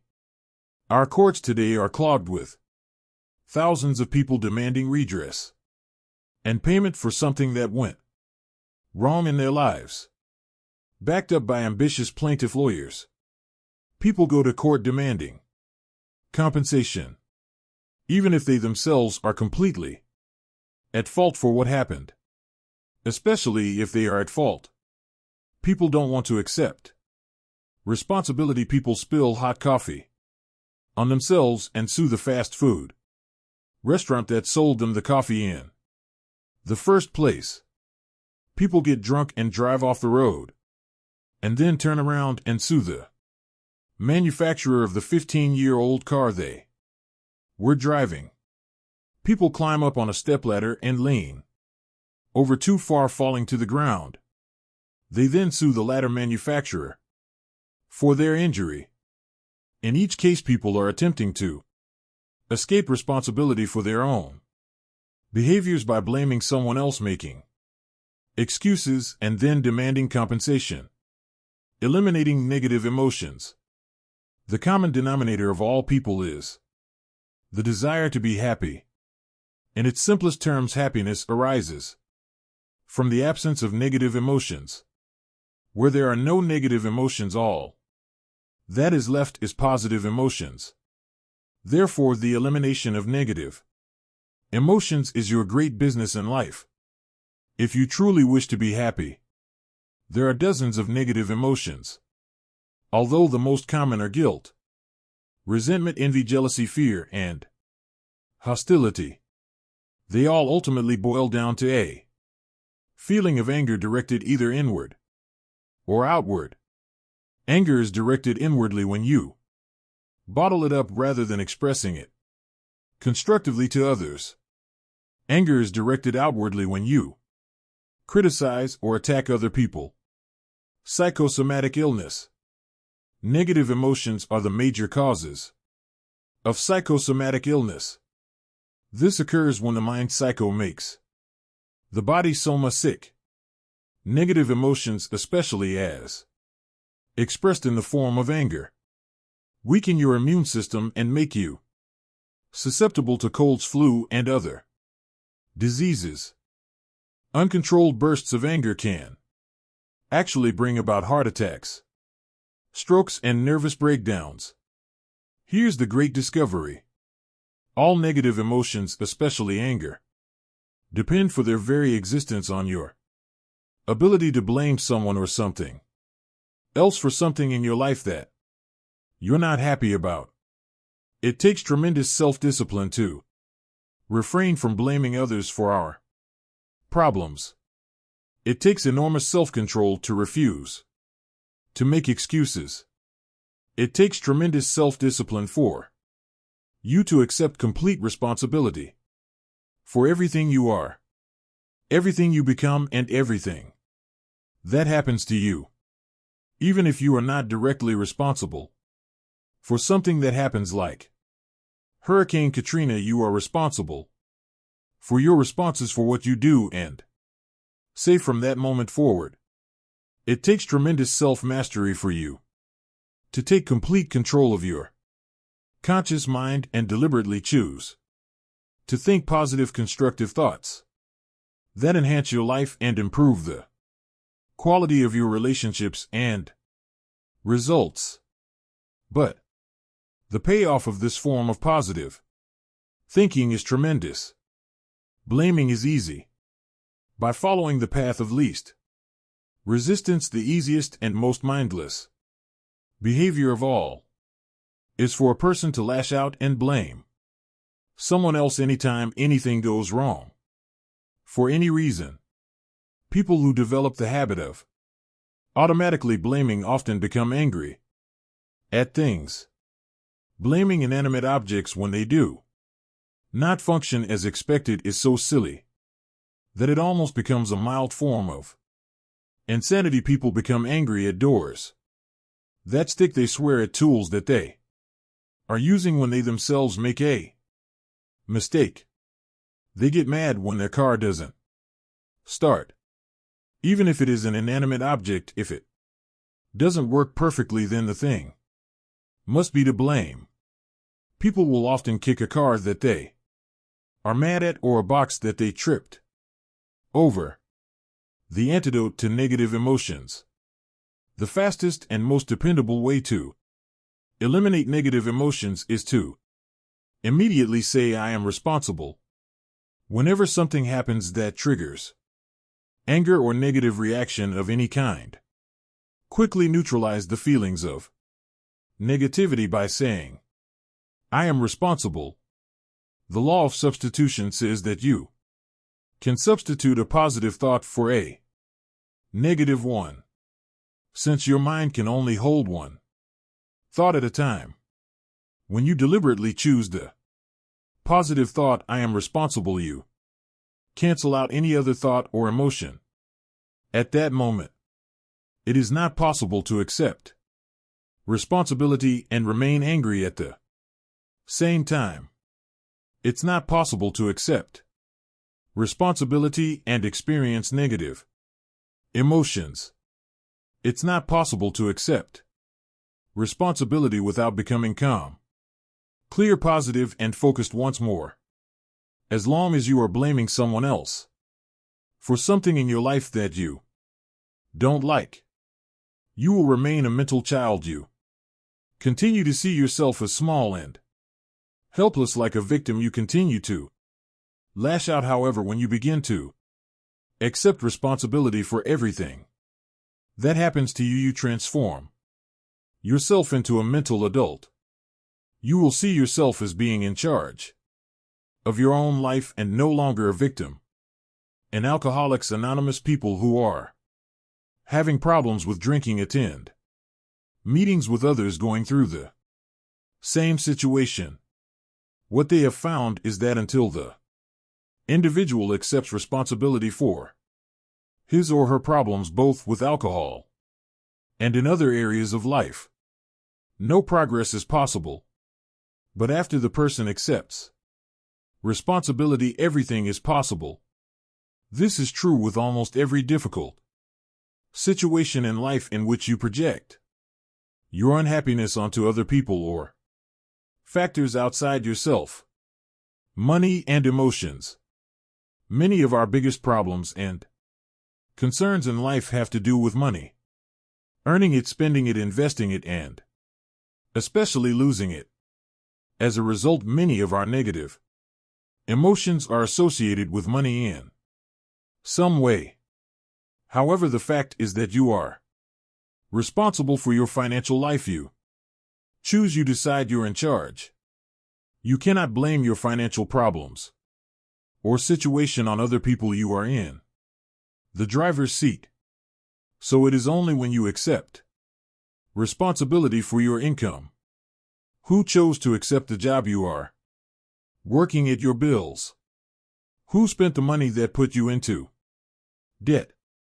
And your investments, who made those decisions? Can you move from becoming an economic child to an economic adult? Responsibility and control. There's a direct relationship between the acceptance of responsibility and the amount of personal control you feel you have over your life. This means that the more you accept responsibility, the greater sense of control you experience. There's also a direct relationship between the amount of control you have and how positive you feel. The more you feel that you have a high sense of control in the important areas of your life, the more positive and happy you are in everything you do. When you accept responsibility, you feel strong, powerful, and purposeful. Accepting responsibility eliminates the negative emotions that rob you of happiness and contentment. In every situation, the antidote to negative emotions is to say, I am responsible. Then look into the situation to find the reasons why you are responsible for what happened or for what is going on. Your intelligence is like a double-edged sword. It can cut in either direction. You can use your intelligence to rationalize, justify, and blame other people for things you're not happy about. Or you can use your intelligence to find reasons why you are responsible for what happened and then take action to solve the problem or resolve the situation. You can make excuses or you can make progress. You choose. Even if an accident has occurred, such as your car being damaged in the parking lot while you're at work, you may not be legally at fault for the accident, but you are still responsible for your responses, for how you behave as a result of what happened. Never complain, never explain. The mark of the leader, the truly superior person, is that he or she accepts complete responsibility for the situation. It's not possible to imagine a true leader who whines and complains, rather than taking action when problems and difficulties arise. This sense of responsibility is the mark of the highly developed personality. You take responsibility for your life by resolving in advance that you will not become upset or angry over something that you cannot affect or change. Just as you do not become angry about the weather, you do not become angry over circumstances and situations over which you have no control. Furthermore, you especially do not allow yourself to be angry and unhappy in the present because of unhappy experiences or situations from the past. You say, what cannot be cured must be endured. It's amazing how many people are unhappy today because of a past event, even something that happened many years ago. Each time they think of the negative experience, they become angry or depressed once more. The good news is that at any time you can stop thinking about discussing and rehashing the past. You can let it go and begin thinking instead about your goals and your unlimited future. As Helen Keller said, when you turn toward the sunshine, the shadows fall behind you. Self-mastery and self-control. Any self-discipline, self-mastery, and self-control begins with taking responsibility for your emotions. You take charge of your emotions by accepting 100% responsibility for yourself and for your responses to everything that happens to you. You refuse to make excuses, complain, criticize, or blame other people for anything. Instead, you say, I am responsible, and then you take action of some kind. The only antidote is action. The only real antidote for anger or worry is purposeful action in the direction of your goals, which is the subject of the next chapter. Before you turn to that, however, resolve today to first take complete control of your thoughts, feelings, and actions, and then to get so busy working on things that are important to you that you don't have time to think about or express negative emotions to or about anyone for any reason. When you exert your self-discipline and willpower in the acceptance of personal responsibility for your life, you take complete control of your thoughts and feelings. By doing so, you Become a much more effective, happy, and positive person in everything you do. Now here are some action exercises for you. 1. Resolve today to accept 100% responsibility for everything you are and for everything you become. Never complain, never explain. 2. Look into your past and select a person or incident that still makes you unhappy today. Instead of justifying your negative feelings, look for reasons why you were partially responsible for what happened. 3. Select a relationship in your past that made you unhappy and then give 3 reasons why you were responsible for what occurred. 4. Select one person in your past with whom you are still angry and resolve to forgive that person completely for what happened. This act will liberate you emotionally. 5. Accept complete responsibility for your financial situation and refuse to blame any financial problems on anyone else.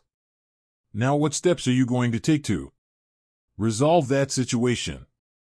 6. Accept complete responsibility for your family situation with each person, and then take immediate action to improve your relationships wherever there may be problems.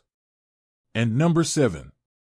Accept 100% responsibility for your health. Resolve today to do or stop doing whatever is necessary for you to attain excellent all-around health. Chapter 4. Self-discipline and goals. Jim Rohn said, "Discipline is the bridge between goals and accomplishment, your ability to discipline yourself to set clear goals for yourself and then to work toward them every day will do more to guarantee your success than any other single factor. You need to have goals to accomplish worthwhile things in life. You've probably heard it said that you can't hit a target that you can't see. If you don't know where you're going, any road will get you there. And as Wayne Gretzky said, you miss every shot you don't take. The very act of taking the time to decide what you really want in each area of your life can change your life completely. The 3% factor. It seems that only 3% of adults have written goals and plans, and this 3% earn more than all of the other 97% put together. Why is this? The simplest answer is that if you have a clear goal and a plan to achieve it, you therefore have a track to run on every single day instead of being sidetracked by distractions and diversions, getting lost or going astray. More and more of your time is focused in a straight line from where you are to where you want to go. This is why people with goals accomplish so much more than people without them. The tragedy is that most people think that they already have goals, but what they really have are hopes and wishes. However, hope is not a strategy for success, and a wish has been defined as a goal with no energy behind it. Goals that are not written down and developed into plans are like bullets without powder in the cartridge. People with unwritten goals go through life shooting blanks because they think they already have goals. They never engage in the hard, disciplined effort of goal setting, and this is the master skill of success. Multiply your chances of success. In 2006, USA Today reported a study in which researchers selected a large and a number of people who had made New Year's resolutions. They then divided these people into 2 categories: those who had set New Year's resolutions and written them down, and those who had set New Year's resolutions but had not written them down. 12 months later, they followed up on the respondents in this study, and what they found was astonishing. Of the people who had set New Year's resolutions but had not written them, down. Only 4% had actually followed through on their resolutions. But among the group who had written down their New Year's resolutions and exercise, requiring only a couple of minutes, 44 had followed through on them. This is a difference of more than 1,100% in success, and it was achieved by the simple act of crystallizing the resolutions on paper. The discipline of writing. In my experience working with several million people over the past 25 years, the disciplined act of writing out goals, making plans for accomplishing them, and then working on those goals daily, increases the likelihood of achieving your goals by 10 times or 1,000%. This doesn't mean that writing out your goals guarantees success, but rather only that it increases the probability of success by 10 times. These are very good odds to have working in your favor, especially when there is no cost or risk involved in putting pen to paper. Just a little time. Writing is called a psychoneuromotor activity. The act of writing forces you to think, and concentrate it forces you to choose what is more important to you and your future.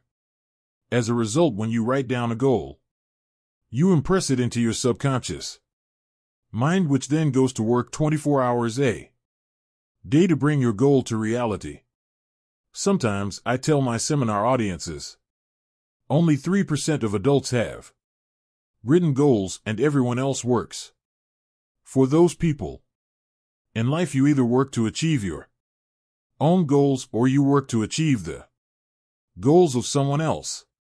Which is it going to be? Success versus failure mechanisms. Your brain has both a success mechanism and a failure mechanism.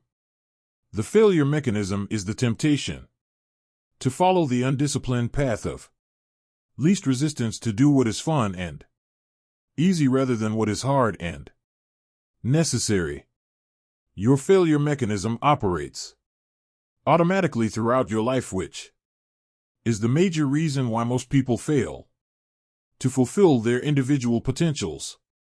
While your failure mechanism functions automatically, your success mechanism is triggered by a goal.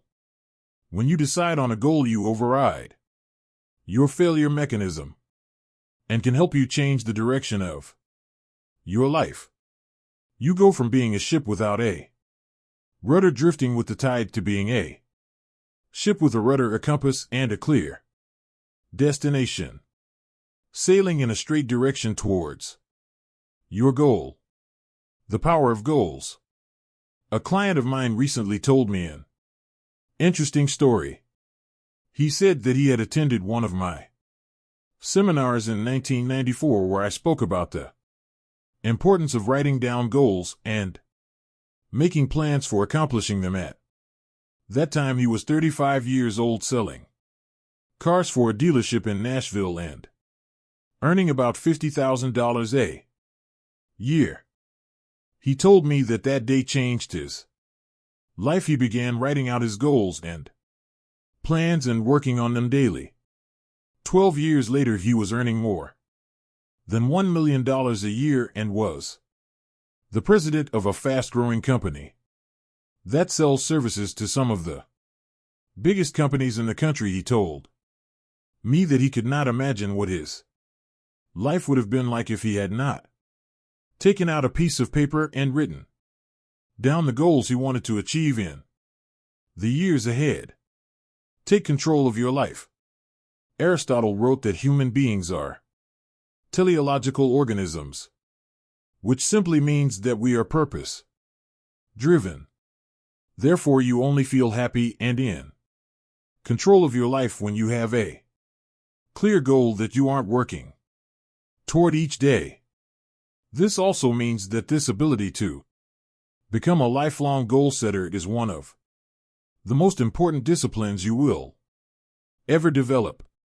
In nature, the homing pigeon is a remarkable bird. It has an uncanny instinct that enables it to fly back to its home roost no matter how far away it starts or in what direction it must go.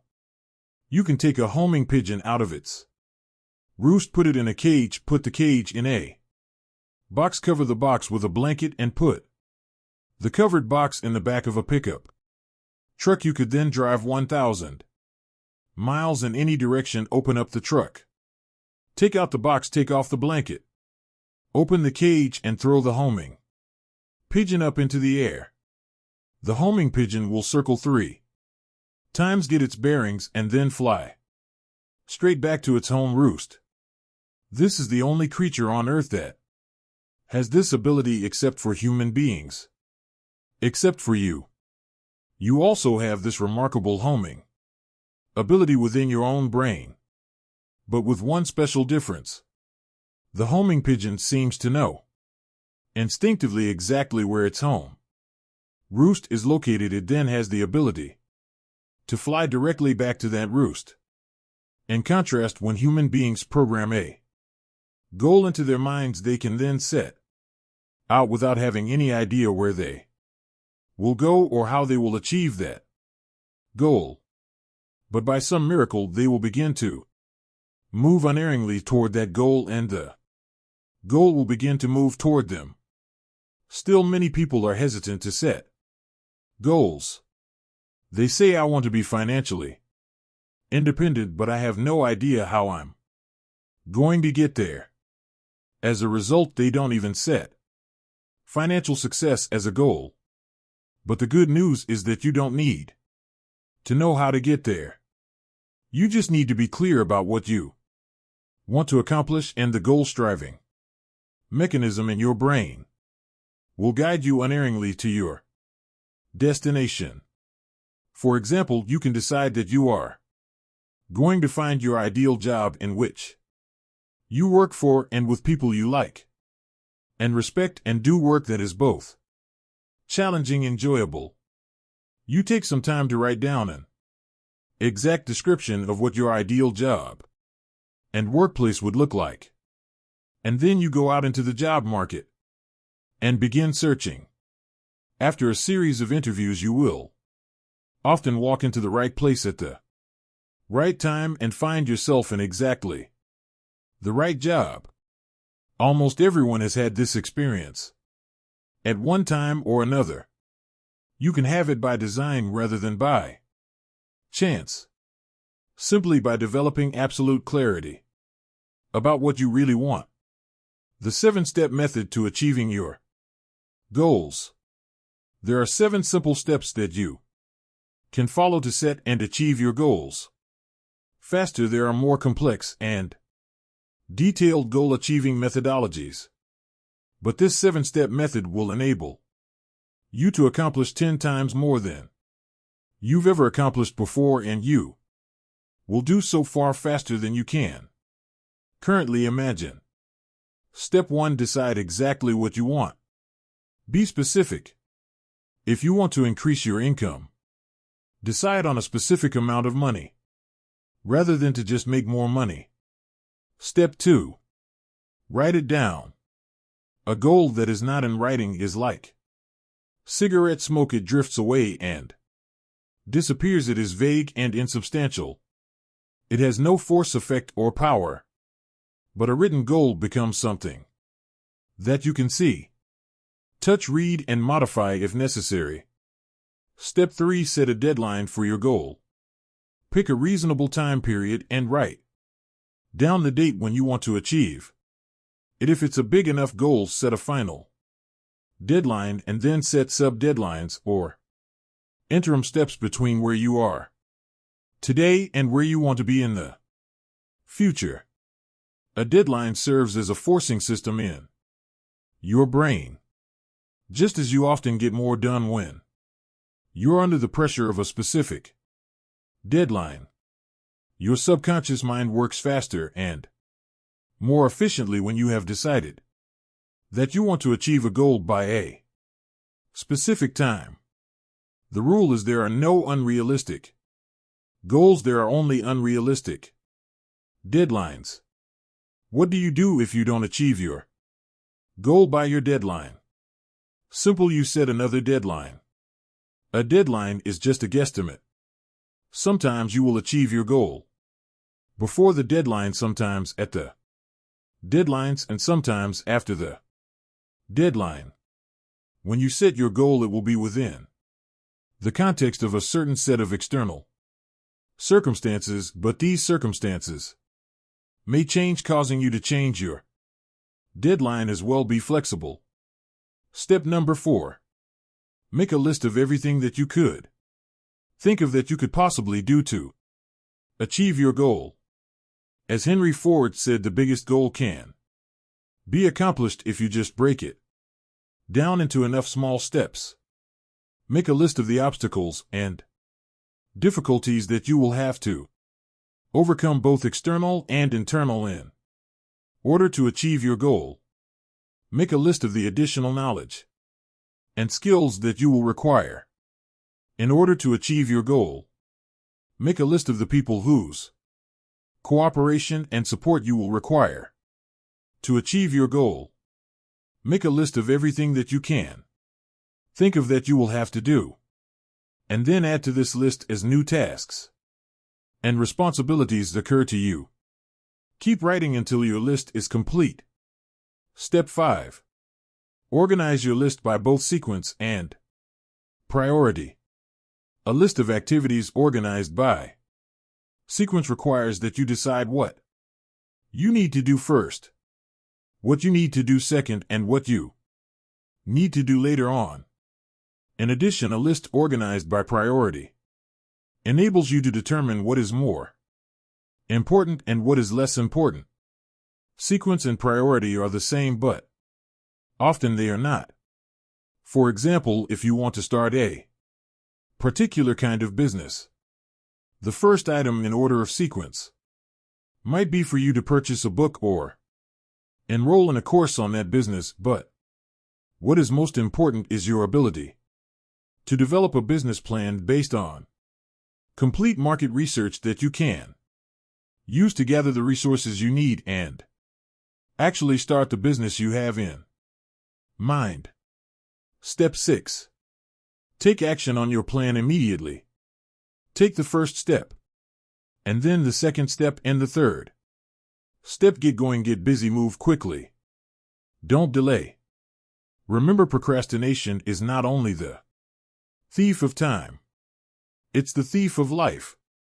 The difference between success and failures in life is simply that winners take the first step. They are action-oriented. As they said in Star Trek, they go boldly where no man has ever gone before. Winners are willing to take action with no guarantees of success. Though they're willing to face failure and disappointment, they're always willing to take action as well. Step 7. Do something every day that moves you in the direction of your major goal. This is the key step that will guarantee your success. Do something 7 days a week, 365 days a year. Do anything that moves you at least one step closer to the goal that is most important to you at that time. When you do something every day that moves you in the direction of your goal, you develop momentum. This momentum, this sense of forward motion, motivates, inspires, and energizes you. As you develop momentum, you'll find it increasingly easy to take more steps towards your goal. In no time at all, you will have developed the discipline of setting and achieving your goals. It will soon become easy and automatic. You will soon develop a habit and the discipline of working toward your goals all the time. The 10-goal exercise. This is one of the most powerful goal achieving methods I have ever discovered. I teach it all over the world and I practice it myself almost every day. Here's how it works. Take out a clean sheet of paper. At the top of the page, write the word goals and today's date. Then discipline yourself to write down 10 goals that you'd like to accomplish in the next 12 months. Write down financial, family goals, and fitness goals, as well as goals for personal possessions like a house or a car. Don't worry for the moment about how you're going to achieve these goals. Just write them down as quickly as you can. You can write as many as 15 goals if you like, but this exercise requires that you write down a minimum of 10 within 3 to 5 minutes. Select one goal. Once you've written out your 10 goals, imagine for the moment that you can achieve all the goals on your list. If you wanted them long enough and hard enough, also imagine that you have a magic wand that you can wave that will enable you to achieve any one goal on your list within 24 hours. If you could achieve any one goal on your list within 24 hours, which one would have the greatest positive impact on your life right now? Which one goal would change or improve your life more than anything else? Which one goal, if you were to achieve it, would help you to achieve more of your other goals than anything else? Whatever your answer to this question, put a circle around this goal and then write it at the top of a clean sheet of paper. This goal then becomes your major definite purpose. It becomes your focal point and the organizing principle of your future activities. Make a plan. Once you've written out this goal clearly and specifically and made it measurable, set a deadline on your goal. Your subconscious mind needs a deadline so that it can focus and concentrate all your mental powers on goal attainment. Make a list of everything that you could think of that you could do to achieve your goal. Organize this list by sequence and priority. Select the most important or logical next step in your plan and take action on it immediately. Take the first step. Do something. Do anything.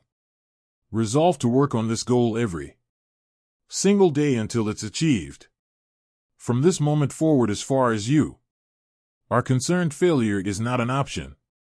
Once you've decided that this one goal can have the greatest positive impact on your life and you've set it as your major definite purpose, resolve that you will work toward this goal as hard as you can, as long as you can, and that you will never give up until it's achieved. This decision alone can change your life. Use mindstorming to get started.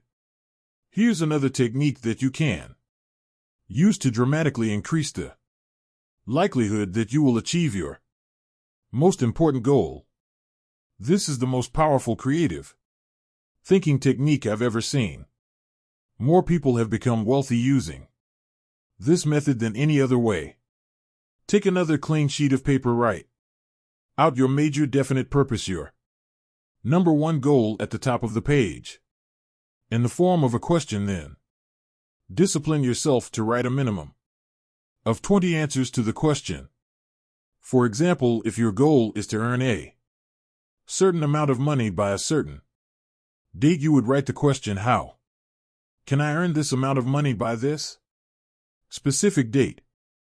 You then discipline yourself to generate 20 answers to your question. This exercise of mindstorming will activate your mind, unleash your creativity, and give you ideas that you may have never thought of before. The first 3 to 5 answers will be easy. The next 5 will be difficult, and the last 10 answers will be harder than you can imagine, at least the first time you do this exercise. Nonetheless, you must exert your discipline and willpower to persist until you have written down at least 20 answers. Once you've generated 20 answers, look over your list and select one of those answers to take action on immediately. It seems that when you take action on a single idea on your list, it triggers more ideas and motivates you to take action on even more of these answers. The great law of cause and effect. The most important application of the Law of cause and effect is that thoughts are causes and conditions are effects. Your thoughts create the conditions of your life. When you change your thinking, you change your life. Your outer world becomes a mirror image, reflection of your inner world. Perhaps the greatest discovery in the history of thought is that you become what you think about most of the time. Moreover, the teacher John Boyle said, whatever you can think about on a continuing basis, you can have. Napoleon Hill, author of the success classic Think and Grow Rich, which was first published in 1939 and is still selling today, said, whatever the mind of man can conceive and believe, it can achieve. When you think about your goal continually and work on it every day, more and more of your mental resources will be concentrated on moving you toward that goal and moving your goal toward you. The discipline of daily goal setting will make you a powerful, purposeful, and irresistible person.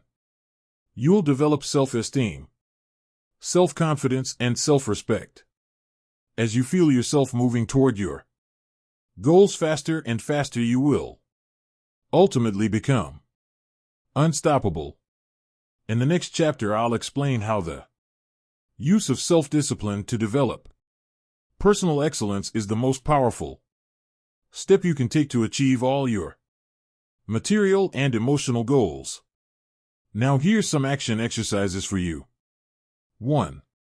Resolve today to switch on your success mechanism and unlock your goal achieving mechanism by deciding exactly what you really want in life.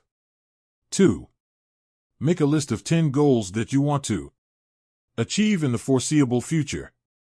Write them down in the present tense as if you had already achieved them. 3. Select the one goal that could have the greatest positive impact on your life if you were to achieve it, and write it down at the top of another piece of paper. 4. Make a list of everything that you could do to achieve this goal. Organize it by sequence and priority, and then take action on it immediately. 5. Practice mindstorming by writing out 20 ideas that could help you to achieve your most important goal, and then take action on at least one of these ideas. 6. Resolve to do something every day 7 days a week to achieve your most important goal until you are successful. And 7. Continually remind yourself that failure is not an option. No matter what, resolve to persist until you succeed. Chapter 5. Self-discipline and personal excellence. Aristotle wrote, we are what we repeatedly do. Excellence, therefore, is not an act but a habit. You are your most valuable asset. Your life, your potential, and your possibilities are the most precious things you have. Thus, your great goal in life should be to fulfill that potential and become everything you are capable of becoming. Your ability to learn, grow, and fulfill your potential is unlimited. Today, people are graduating from high school and college in their 70s, learning new subjects and developing new capabilities. Your ability to learn and remember can continue throughout your life if you keep your brain alive, alert, and functioning at its best. Your most precious financial asset is your earning ability. Your ability to work is your primary source of cash throughout your life. You could lose your home, your car, your bank account, everything you own. But as long as you have your earning ability, you can earn it all back and more in the months and years ahead. Your biggest investment.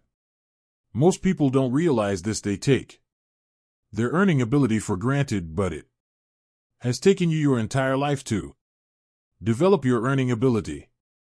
Every bit of education, experience, and hard work that you have invested in, learning your craft and developing your skills, has gone into building this asset. Your earning ability is very much like a muscle. It can increase and strengthen power year by year as a result of regular exercise. Likewise, the opposite is true too. If left alone or ignored, your earning ability, like your muscles, can become weaker or even decline because you have simply failed to upgrade it continually. In other words, your earning ability can be either an appreciating or a depreciating asset. An appreciating asset is something that grows in value and cash flow every year as a result of continual investment and improvement. A depreciating asset, on the other hand, is something that loses value over time and finally reaches the point at which it is written off, being of little or no further value. The choice is yours as to whether your earning ability is increasing or decreasing month by month and year by year. See yourself as the president of your own personal services corporation. Imagine that you were going to take your company public on the stock market. Would you recommend your company as a growth stock, continually increasing its value and earning ability each year? Or would you describe your company as one that has leveled off in the marketplace, that is not really going anywhere in terms of increased value and income? Would you recommend stock in you Inc. as an excellent investment? Why or why not? What got you here won't get you any further. Some people are actually losing value each year, declining in earning ability because they are not continually upgrading their knowledge and skills. They don't realize that whatever knowledge and skill they have today is rapidly becoming obsolete. It's being replaced by new knowledge and skills that, if you don't have them and someone else does, you will be in danger of being overtaken by your competition. Join the top 20%. In Chapter 1, I mentioned that the 80-20 rule applies to income. The top 20 of people in our society earn and control 80 of the assets. According to Forbes, Fortune Business Weekend, Wall Street Journal, and the IRS. By many estimates, the top 1% of Americans control as much as 33% of the assets. The most interesting discovery in income inequality is that most millionaires, multimillionaires, and billionaires in America are first generation. They started with little or nothing and earn all their money by themselves in one lifetime. In America, there's a high level of income mobility, which means that you are able to move from the lower levels of income to the upper levels. Almost everyone who is in the top 20% today started in the bottom 20%. From that point, they began to do something different with their time and their lives, and as a result, they put themselves squarely onto the upward escalator of financial success. No limits on your potential. The average income increase in America is about 3% a year, just about the same as the rate of inflation and cost of living increases. People whose income is increasing at 3% a year seldom get ahead. They have a job which can also be thought of as an acronym for just over broke. But the fact is that no one is better than you, and no one is smarter than you. If someone is doing better than you are today, it is simply proof that they have learned how the law of cause and effect applies to their work, and they have begun doing the things that other successful people have also done. The application of the law of cause and effect to your personal life is learn and do. The achievement of personal excellence is a decision you make or that you fail to make, but in the absence of a Commitment to excellence in your chosen field you automatically default to. Average performance or even mediocrity. No one becomes excellent accidentally or by just going to work each day. Excellence requires a definite decision and a lifelong commitment. The keys to the 21st century. Knowledge and skill are the keys to the 21st century. Becoming the best person you can possibly be and moving to the top of your field requires the application of self-discipline throughout your life. Mental fitness is like physical fitness. If you want to achieve either, you must work at it all the time. You can never let up. You must be continually learning and growing every day, week, and month throughout your career and in other areas of your life if you're going to join the top 20% and stay there. To earn more, you must learn more. Abraham Lincoln once wrote, "The fact that some have become wealthy is proof that others may do it as well. What others have done, you can do as well, if you learn how." Everyone who is at the top was once at the bottom. Many people who come from average or poor families with average incomes or who grow up in every circumstances have gone on to become some of the most prominent people in their fields. And what hundreds of thousands and even millions of other people have done, you can do as well. The philosopher Bertrand Russell once wrote, "The very best proof that something can be done is that someone else has already done it." Ordinary into extraordinary. Very often you see people who don't seem to be as intelligent or as talented as you are, who are nonetheless accomplishing remarkable things with their lives. There's nothing that will make you angrier than to see someone who seems to be dumber than you, who's doing better than you. How can this be? The answer is simple. At a certain point in their lives, they realized that the key to success was personal and professional growth. It was a dedication to lifelong learning that made them successful. The good news is that almost every important skill is learnable. Every business skill is learnable. Everyone who is proficient in any area of business was at one time completely ignorant in that area. Every sales skill is learnable. Every top salesperson was once a beginning salesperson and unable to make a call or close a sale. All money-making skills are learnable as well. Almost every wealthy person was once poor. You can learn anything you need to learn to achieve any goal you can set for yourself. Make a decision. The starting point if you're moving upward and onward toward becoming one of the most competent, most respected, and highest paid people in your field is simple. Make a decision. It's said that every major change in your life comes about when your mind collides with a new idea, and then you make a decision to do something different.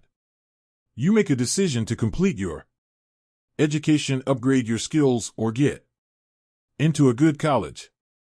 You make a decision to start a new business. You make a decision to take a particular job or start a particular career. You make a decision to invest your money in a particular way. And especially you make a decision to be the best in your field. Many people say that they would like to be happy, healthy, thin, and rich, but as discussed in Chapter 4, wishing and hoping is not enough. You have to make a firm, unequivocal decision that you are going to pay any price and go any distance in order to achieve the goals you have set for yourself. You have to make that decision and then burn your mental bridges behind you. From that moment on, you resolve to continue working on yourself and your craft until you reach the top 20% or beyond. Follow the leaders, not the followers. When you decide to be one of the best People in your field look around you and identify the people who are already at the top. What characteristics do they have in common? How do they plan and organize their days? How do they dress? How do they walk, talk, and behave with other people? What books do they read? How do they spend their spare time? Who do they associate with? What courses have they taken? What audio programs do they listen to in their cars? These are just a few of the questions you should ask in order to find out what successful people are doing that you might also need to do. After all, you can't hit a target that you can't see. Your selection of the right role models can have an enormous impact on your future. Dr. David McClelland of Harvard and author of The Achieving Society concluded that your choice of a reference group can determine as much as 95% of your success at achievement in life. Your reference group is made up of the people who you feel are just like me. Your natural tendency is to adopt the attitude, styles of dress, opinions, and lifestyles of the people with whom you identify and associate most of the time. Fly with the Eagles. Some years ago, one of my seminar participants told me his story. Bob Barton said he had started off in his 20s in a large company with about 32 salespeople in his branch. It was his first real job, and he was starting at the bottom because he was new. He hung around with the other junior salespeople, as they say. Birds of a feather flock together. After a month or two, Bob noticed that the top salespeople in the office also associated with each other. They did not spend time with the junior salespeople. They also spent their time differently. When Bob got into work in the morning, the top salespeople were already there, planning their days and working on the telephone and making appointments. Bob also noticed that the junior sales people would come in later, drink coffee, read the newspaper, and make excuses for not making sales calls. Bob decided that he was going to pattern himself after the top salespeople in the office. He looked at the way they dressed and groomed, and he resolved to dress and groom the way they did. Each morning he would stand in front of his mirror and ask himself, do I look like one of the top salespeople in my office? If the answer was no, he would go back and change his clothes until he felt that he looked as good as the best people. He began to come into the office and organize his day before 8:30 a.m. so that he was ready to make calls as soon as his customers were available to see him. One day, Bob asked one of the top salespeople if he could recommend a book or audio program that would help him. It turns out that top people are always willing to help other people improve. When he got the recommendation, Bob immediately went out and got the book and set away for the audio program. He read the book and listened to the program and then reported back to the top salesman. The top salesman gave him some more advice on things to read and listen to, all of which Bob followed. Bob asked another salesperson how he planned his day, and that salesperson showed him his time management system. So Bob began to plan and organize his day the way the top salespeople did it, by using these top salespeople as his role models and emulating them whenever possible. Bob started to make more appointments, see more prospects, and make more sales. Within 6 months, he was one of the top salespeople in the office as well. By that time, the top salespeople had invited him for coffee and lunch, and he became one of them rather than one of the junior people. The next year, Bob went to the National Sales Conference, where he met a lot of the top people from around the country. He deliberately sought them out and Asked for their advice what books would. They suggest what audio programs would. They recommend what seminars said they attended. What strategies did they find that were the most effective in building their sales business? Bob did something that very few people do. When he received advice, he followed it. He immediately took action on the advice and then reported back to the people who had given it to him. Within 4 years, Bob became one of the top salespeople in the country. His friends and associates were the other top salespeople in his branch and in the other branches. His income had increased several times. He wore beautiful clothes, drove a new car, lived in a lovely home, and had a wonderful wife. And he said that it all came about as a result of asking top salespeople for their input and then following that input and applying it to his sales activities. But here's the kicker. Over and over, the top people, the ones who had been winning the sales awards year after year, told Bob the same thing. He was the first person who had ever come up to them and asked them for advice. No one else had ever sought them out and asked them why they were so successful. The answers have all been found. Here is a great discovery. All the answers have been found. All the routes to success have been discovered. Everything you need to learn to move to the top of your field has already been learned by hundreds and even thousands of other people.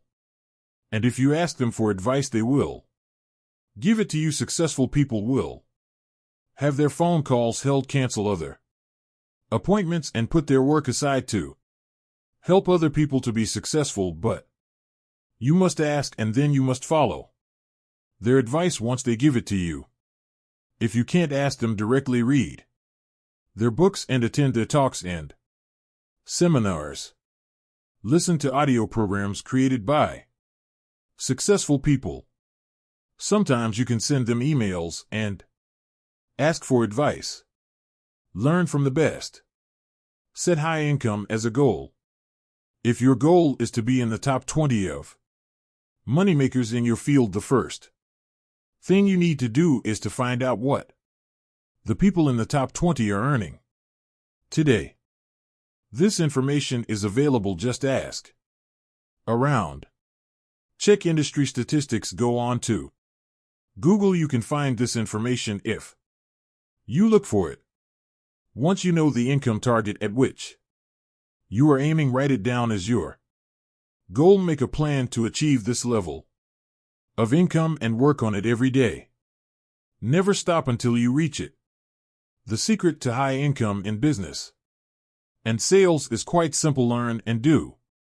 Like jacking up a car, you improve one notch at a time. Each time you learn and practice a new skill, you ratchet up your earning ability and it locks in. As long as you keep increasing your earning ability, you keep ratcheting up to a higher level from which you seldom decline. Use the 3% formula to invest in yourself.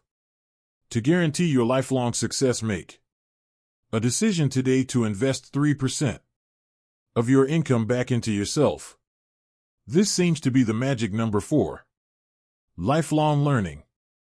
According to the American Society for Training and Development, this is the percentage that the most profitable 20% of companies in every industry invest in the training and development of their staff. Decide today to invest 3% of your income into yourself in order to make yourself an appreciating asset, to continually increase your earning ability. If your annual income goal is $50,000, resolve to invest 3% of that amount, or $1,500, back into yourself each year to maintain and upgrade your knowledge and skills. If your income goal is $100,000, resolve to invest $3,000 per year back into yourself to assure that you reach that Level of income. The payoff is extraordinary. I was giving a seminar in Detroit, a couple of years ago when a young man, about 30 years old, came up to me at the break. He told me that he had first come to my seminar and heard my 3% rule about 10 years ago.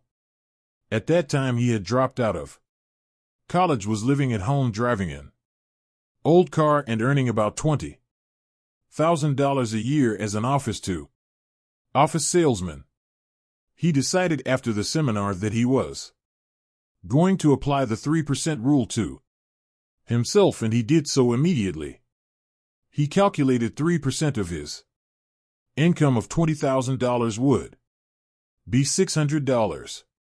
He began to buy sales books and read them every day. He invested in 2 audio learning programs on sales and time management. He took 1 sales seminar. He invested the entire $600 in himself and learning to become better. That year his income went from $20,000 to $30,000, an increase of 50%. He said he could trace the increase with great accuracy to the things he had learned and applied from the books he had read and the audio programs he had listened to. So the following year he invested 3% of $30,000, a total of $900 back into himself. That year his income jumped from $30,000 to $50,000. He began to think, if my income goes up at 50% per year by investing 3% back into myself, what would happen if I invested 5%?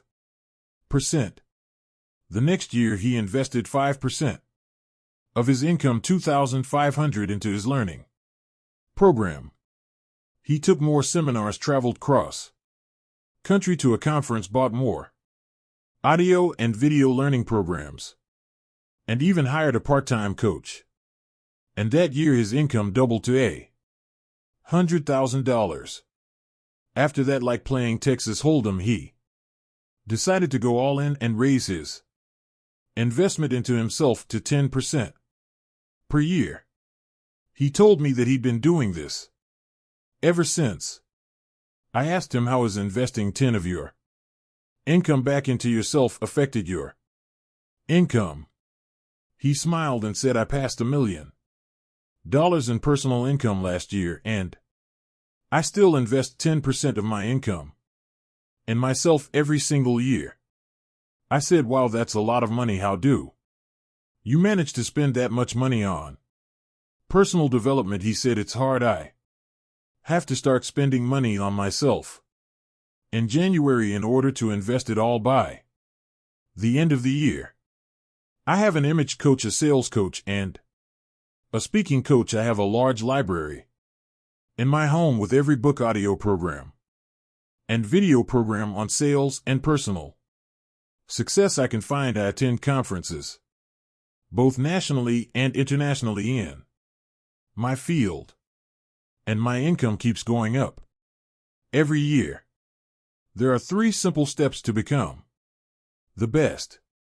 Becoming one of the top people in your field requires discipline and application more than anything else. There are 3 simple steps that you can follow to become the very best in your field. 1. Read 60 minutes in your field each day. Turn off the television and the radio. Put aside the newspaper and read material about your field for 1 hour each day before you start working. 2. Listen to educational audio programs in your car. Start them and stop them as you listen, so that you can reflect on what you have just heard and think about how you can apply the ideas to your work. 3. Attend courses and seminars in your field regularly. Seek them out. Take online courses in the convenience of your own home, courses that enable you to upgrade your skills and give you important ideas that you can use to be even more successful. The power of compound learning. Like Compound interest is quite amazing. The more you learn, the more you can learn. The more you learn, the better your brain functions, and the smarter you get. Your memory and retention rate improves. The more you learn, the more relationships you find between something you learned at one time and something you learn at another time. Never stop learning and growing. The achievement of mastery. How long does it take to achieve mastery in your field? According to the experts, the acquisition of mastery requires about 7 years or 10,000 hours of hard work. It takes 7 years to become a master salesperson. It takes 7 years to become a successful business person. It takes 7 years to become an excellent diesel mechanic. It takes 7 years to become an excellent brain surgeon. It seems to take 7 years or 10,000 hours of hard work to get to the top of any field. So you might as well get started. The time is going to pass anyway. The starting point of your achieving mastery is for you to commit to excellence. I've never met a person who made a decision to get into the top 20% in their field who did not eventually achieve it. And I never met a person who got there having not made that decision. Making the decision and then following up with continuous purposeful, disciplined action is essential. Talent is not enough. As I mentioned earlier, according to Jeffrey Colvin in his best-selling book, talent is overrated. Most people learn how to do their job in the first year, and then they never get any better. They just coast in their jobs, but the only direction you can coast is downhill. Many people will work away at a job for many years and never rise above the average. They will do their job from 8 to 5, but they never lift a finger to upgrade their skills. They will not invest any time learning their craft unless their company pays for the extra training and gives them the time off to take it.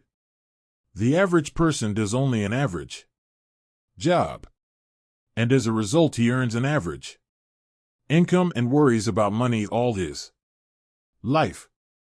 He never realizes that often there is only a thin veil that separates the average person from the excellent person. The fact is that if you're not getting better, you're getting worse. No one stays in the same place for long. 2 hours each day will get you to the top. It's been calculated that all you need to invest is about 2 extra hours per day to move from the average to the superior. Only 2 extra hours each day will move you from worrying about money all your life to being one of the highest paid people in your field. People immediately ask, where am I going to get an extra 2 hours each day? It's simple. Take a piece of paper and do the following simple calculation. Calculate the number of hours in a week. 7 days times 24 hours equals 168 hours. If you deduct 40 hours for work and 56 hours for sleep, you have 72 hours left over. If you deduct 3 hours per day, 21 hours for getting ready for and traveling to and from work, that leaves you 51 hours of spare time to do with as you please. If you invest 2 hours per day back into yourself, 14 hours per week, you still have 37 hours left over. That's an average of more than 5 hours per day of free time. All you need to do is devote 2 hours each day to move you from average performance to superior performance at whatever you choose to do. Form the habit of continuous learning. The best news is that when you begin reading in personal or professional development literature, listening to audio programs in your car, taking additional courses, and upgrading your skills in the evenings and on the weekends rather than watching television, You soon get into the habit of continuous learning. In no time at all it will become automatic and easy for you to learn, grow, and upgrade your skills every day and every week. The average adult watches about 5 hours of television each day. For some people it is 7 or 8 hours. They turn on the television first thing in the morning and watch it until they leave for work. They turn it back on as soon as they get home from work. They then watch television until 11 or 12 o'clock at night, going to bed without enough time to get a good night's sleep. They then get up in the morning, drink coffee, and watch television for as long as they can before they go off to work. Once more, you can be rich or poor. It's your decision. Your television set can make you rich or poor. If you watch it all the time, it will make you poor.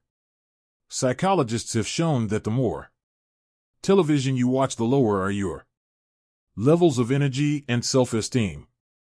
At an unconscious level, you don't like or respect yourself as much if you sit there hour after hour watching television. People who watch too much television also gain weight and become physically unfit from sitting around too much. Your television can also make you rich, but only if you turn it off. When you turn off your television, you free up time you can then use to invest in becoming a better, smarter, or more competent person. When you leave your television off when you are with your family, you'll find yourself talking, sharing, communicating, and laughing more often. When you leave your television off for extended periods of time, you break the habit of watching television and you'll hardly miss it at all. Your television can be an excellent servant, but it's a terrible master. The choice is yours. Increase your income 1000%. There is a simple 7-step formula you can use in order to increase your productivity, performance, and output and income by 1000% over the next 10 years.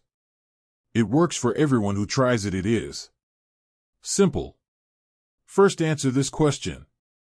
Is it possible for you to increase your overall productivity, performance, and output by 0.1%, which is 1/1000th in an entire working day? Your answer will probably be yes. If you were to manage your time a little better and work on more valuable tasks, you would quite easily increase your output by 1/1000th in a day. Having done this for the first day, could you increase your output by 0.1% the second day? And the answer, of course, is yes. Having increased your performance by 0.1% on Monday and Tuesday, could you continue to do this for Wednesday, Thursday, and Friday? And again, the answer is yes. 0.5% per week. 0.1% times 5 days per week equals 0.5% per week. Is it possible for a normal, intelligent, hard-working individual to increase his or her output by 0.5% or 1/200th in a single week? Of course it is.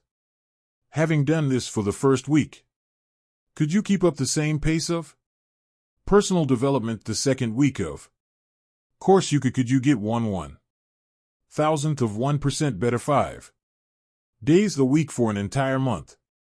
If you could, this means that you would be 0.5% better per week.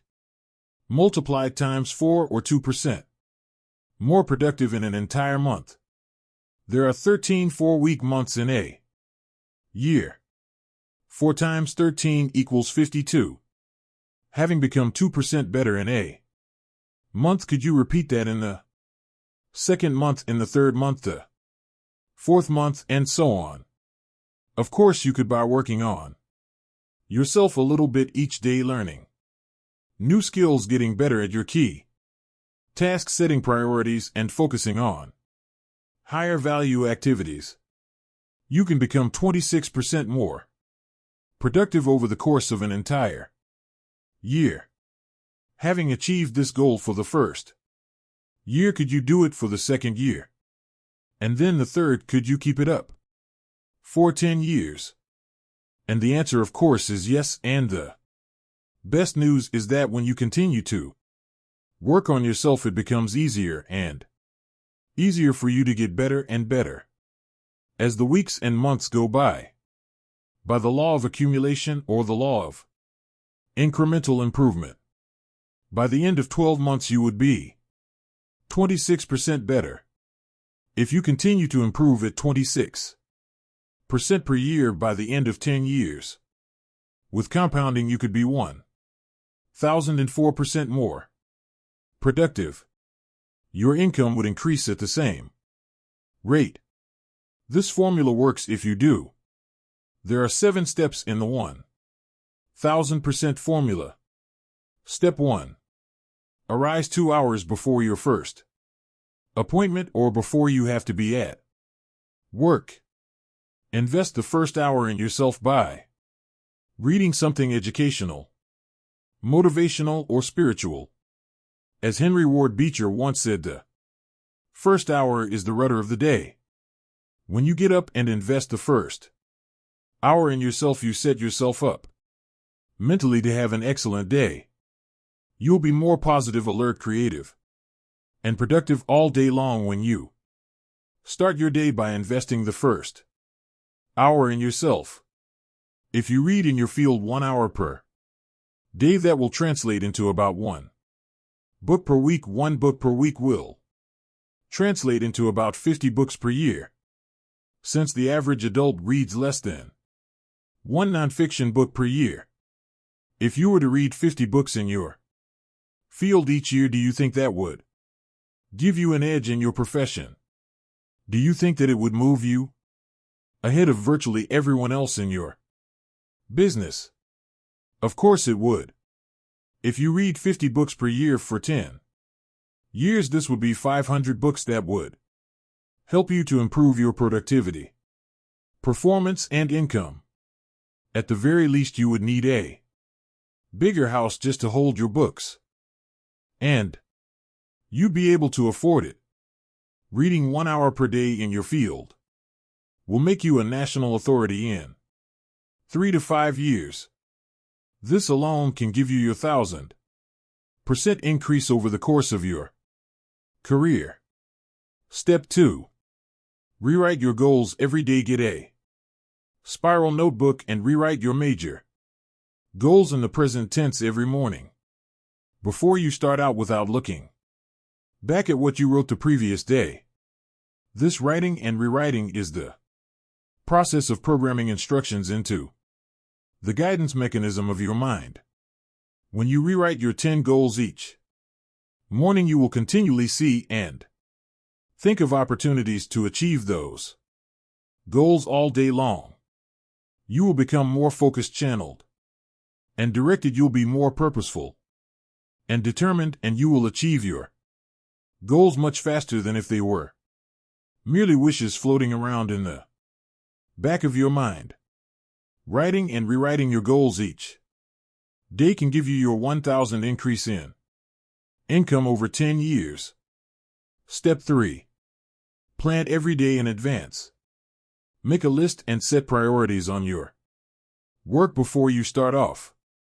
Your ability to set priorities and to choose the most important thing that you could be doing at every moment is the key to organizing your life and doubling your productivity.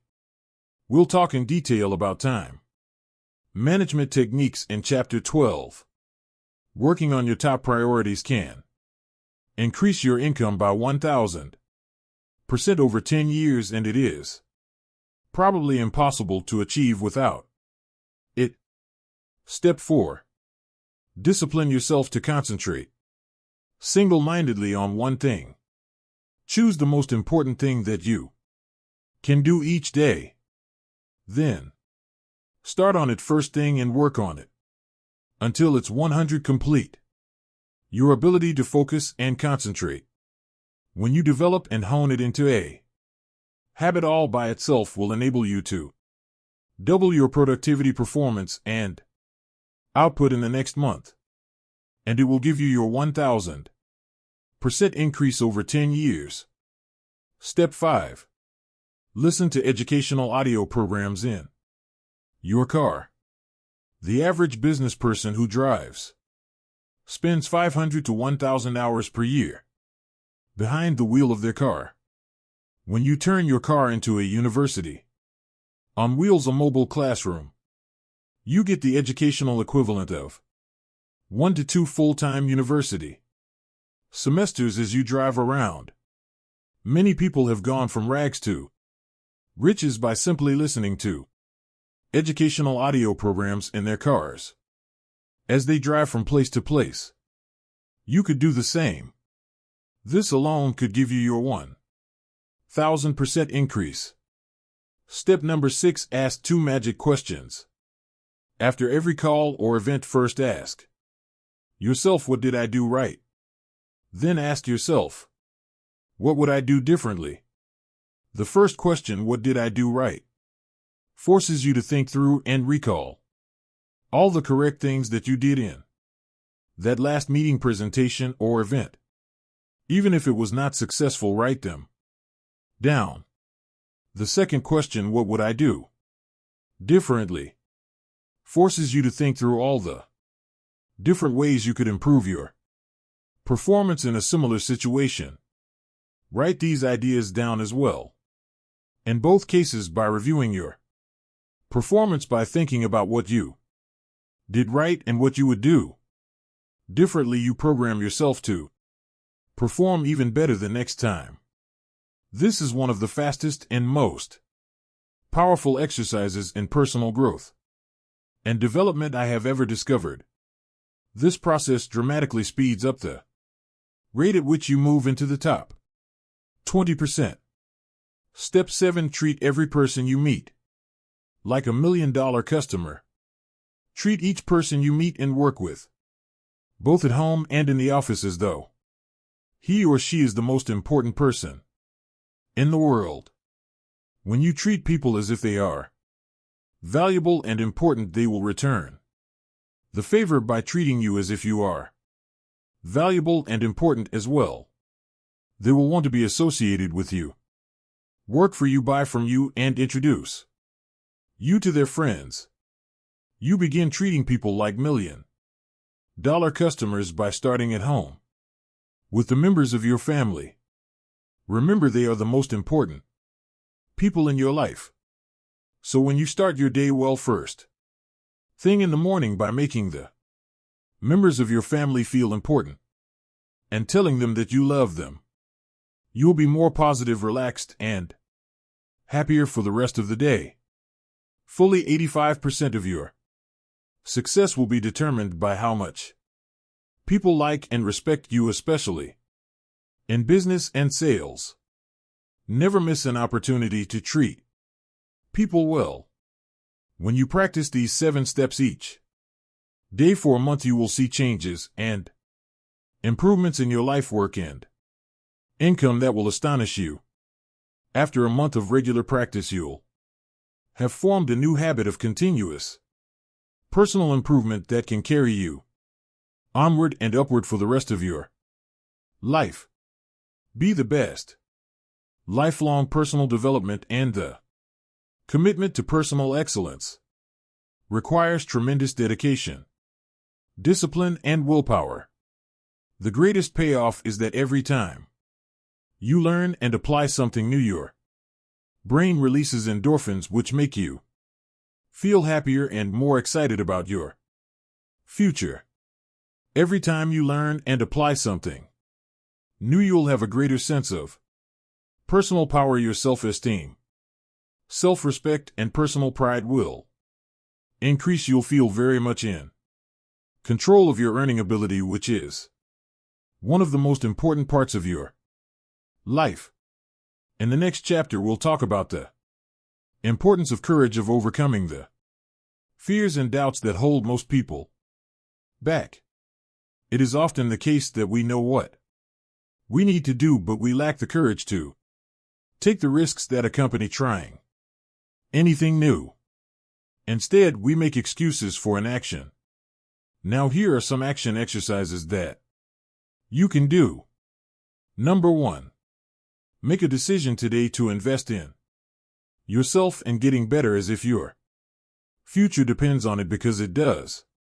2. Identify the most important skills you have that determine the quality and quantity of results you get at your work, and make a plan to get better in each one.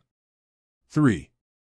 If you could wave a magic wand and become absolutely excellent in any one skill, which one skill would have the greatest impact on your earning ability? Whatever your answer, set that skill as a goal.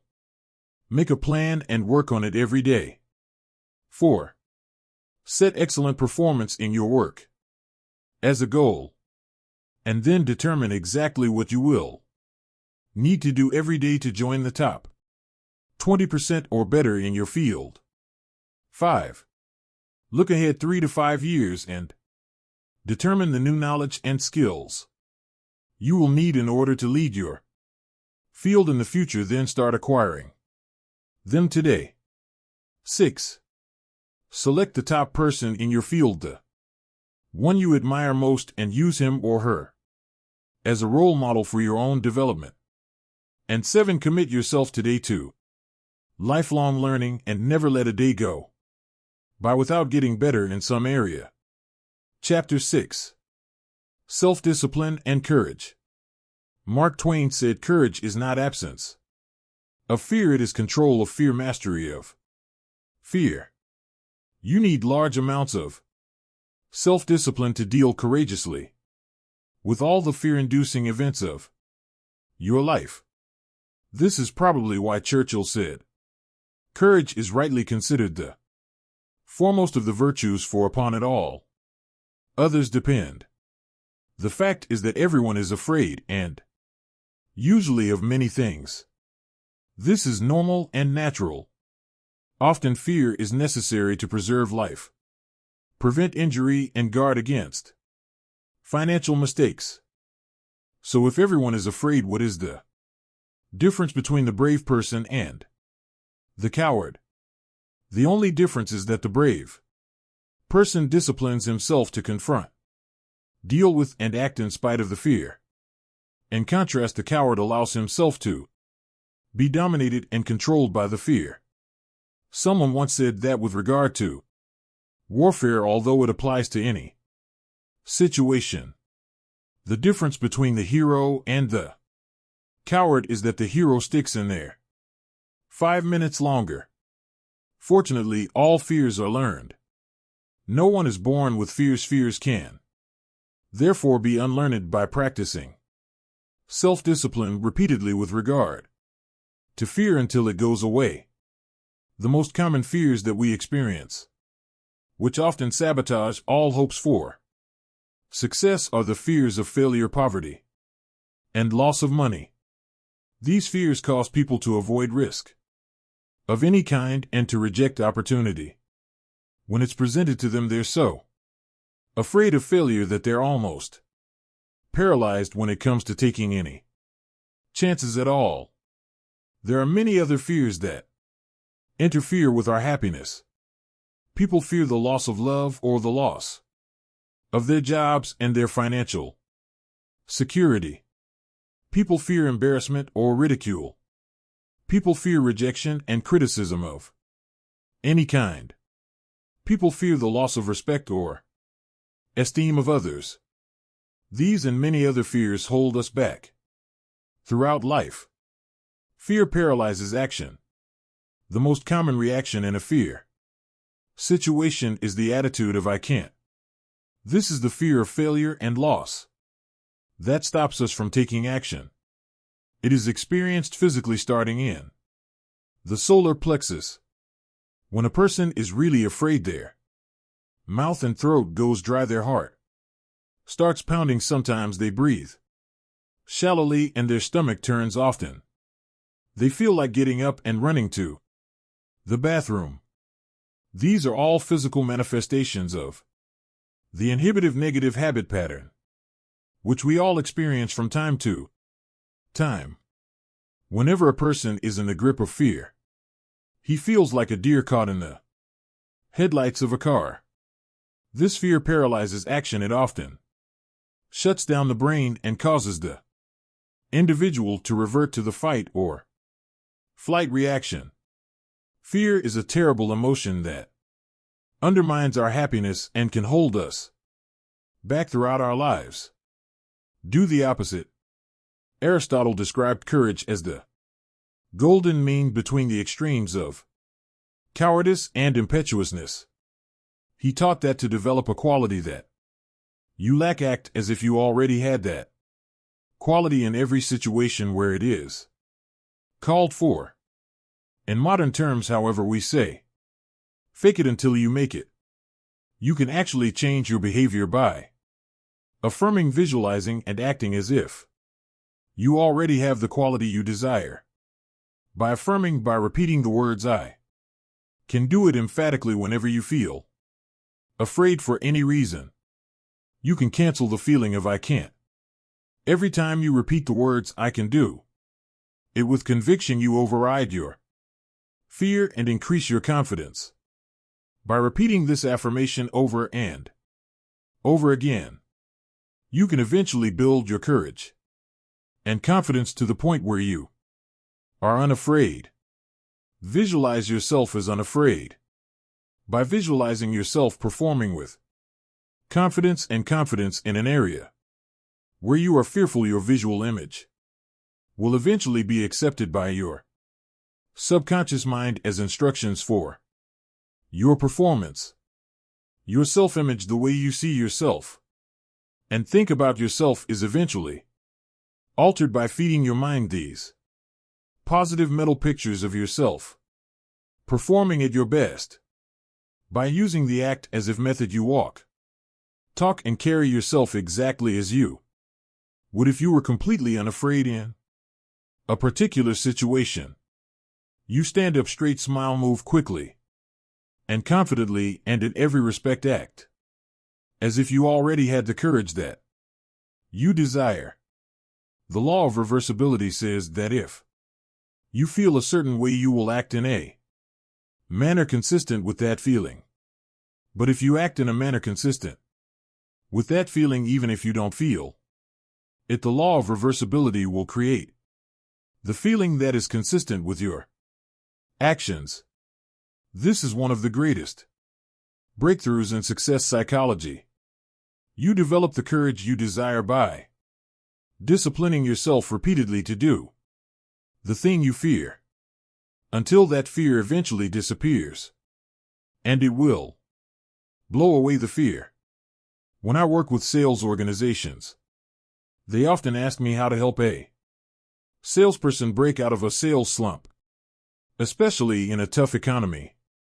I give them a simple formula that is guaranteed to work every single time.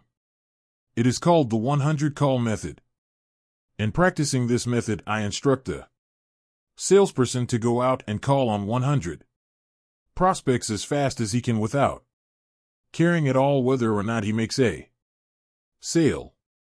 When the salesperson doesn't care if he makes a sale, his fear of rejection largely disappears. He stops caring if the prospect he is speaking to is interested or not interested. He has a single focus. It is to make 100 calls as fast as he possibly can. One sales organization I work with has a daily prize for the first salesperson who gets rejected 10 times each morning. At 8:30 a.m., all the salespeople sit down at their desk and start making calls to try to win the prize. By the time the contest is over, usually by 10 a.m., everyone's fears of rejection have been blown out of their systems. They're ready to call on prospects all day long, not caring at all about the reactions they get. Learn to speak on your feet. In 1923, Toastmasters International was formed. Its express purpose was to take People who were terrified of public speaking and helped them to become confident and competent when speaking on their feet in front of an audience.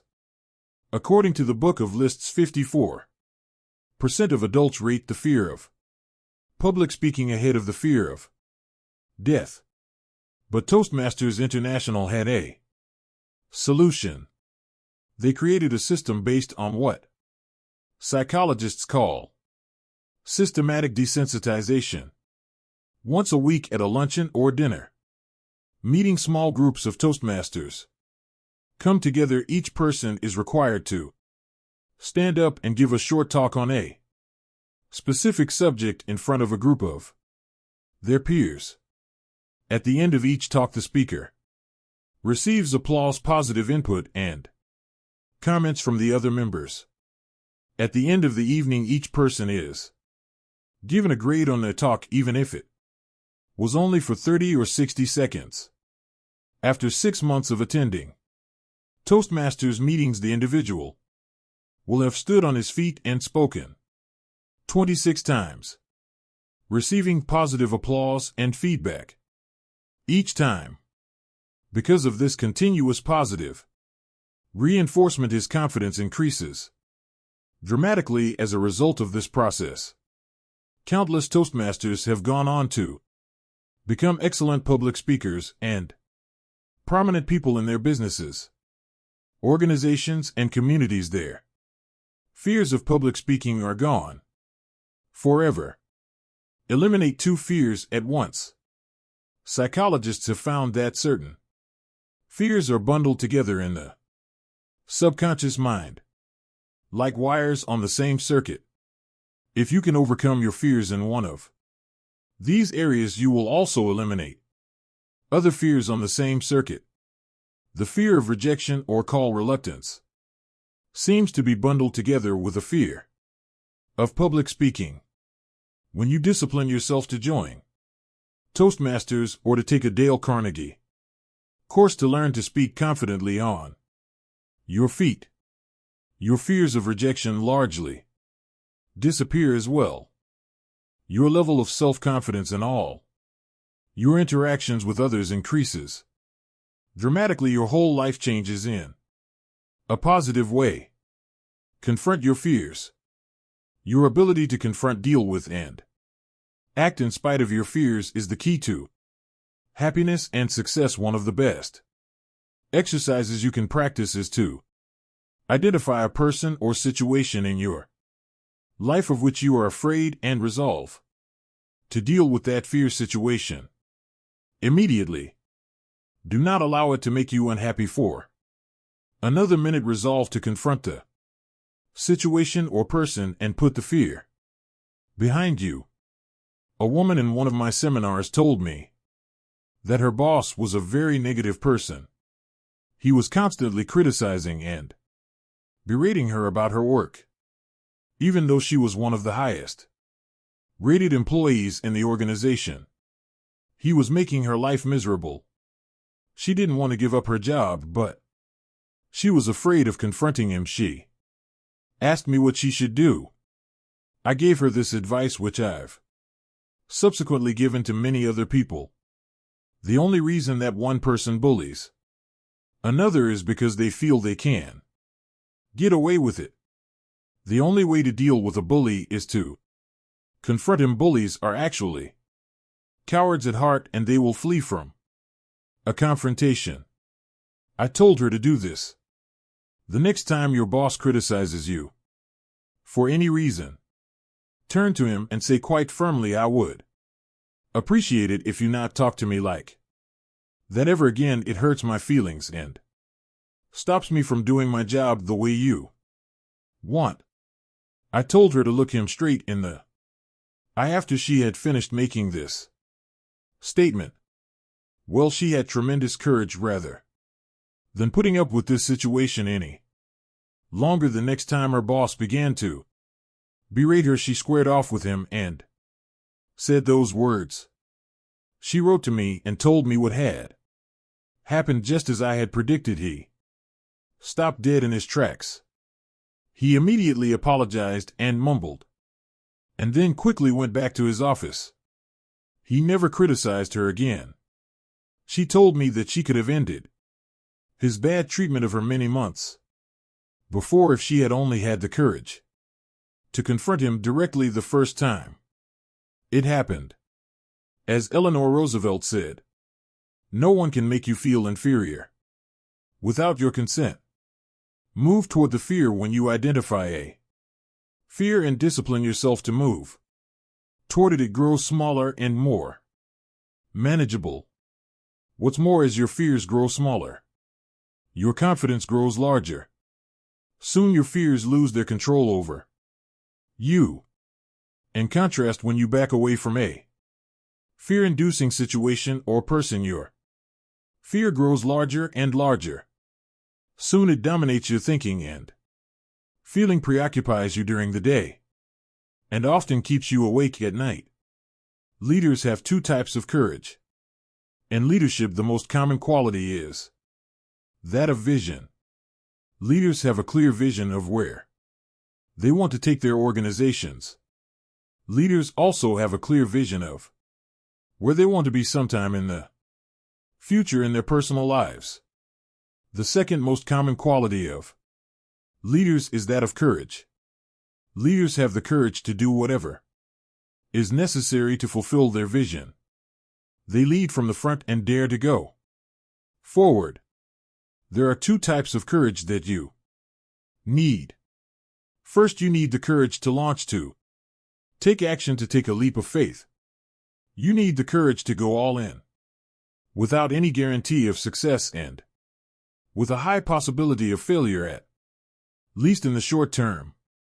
The major feeling that holds most people back is that in spite of all their best intentions, they don't have the courage to take the first step.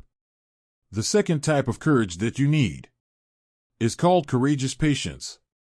This is the ability to hang in there and continue working and fighting after you've gone all in and before you have yet seen any results or rewards. Many people can muster up the courage to take action toward a new goal, but when they see no immediate result, they immediately lose heart and pull back to safety and security they don't have. Staying power. Deal with the fear directly. The only way to deal with the fear is to address it head on. Remind yourself that denial is not a river in Egypt.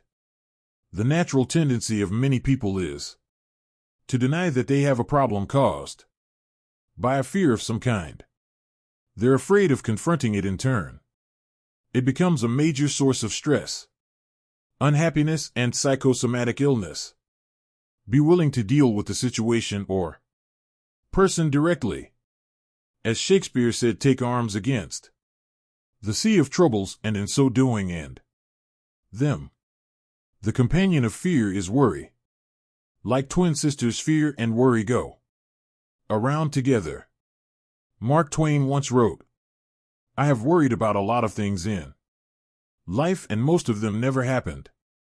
It's been estimated that 99 of the things that you worry about never happen. And most of the things that do happen so quickly that you didn't have time to worry about them in the first place. The disaster report. Whenever you're worried about something, fill out a disaster report on the situation. This will destroy your fear and worry almost instantly. This is often called the worry buster. The disaster report has 4 parts. First, define the worry situation clearly. What exactly are you worried about? Very often, when you take the time to be completely clear about the worry situation, a way to resolve that situation becomes immediately evident. Second, identify the worst possible thing that could happen if this worry situation were to take place. Would you lose your job? Would you lose your relationship? Would you lose your money? What's the worst thing that could possibly happen? Be clear about this.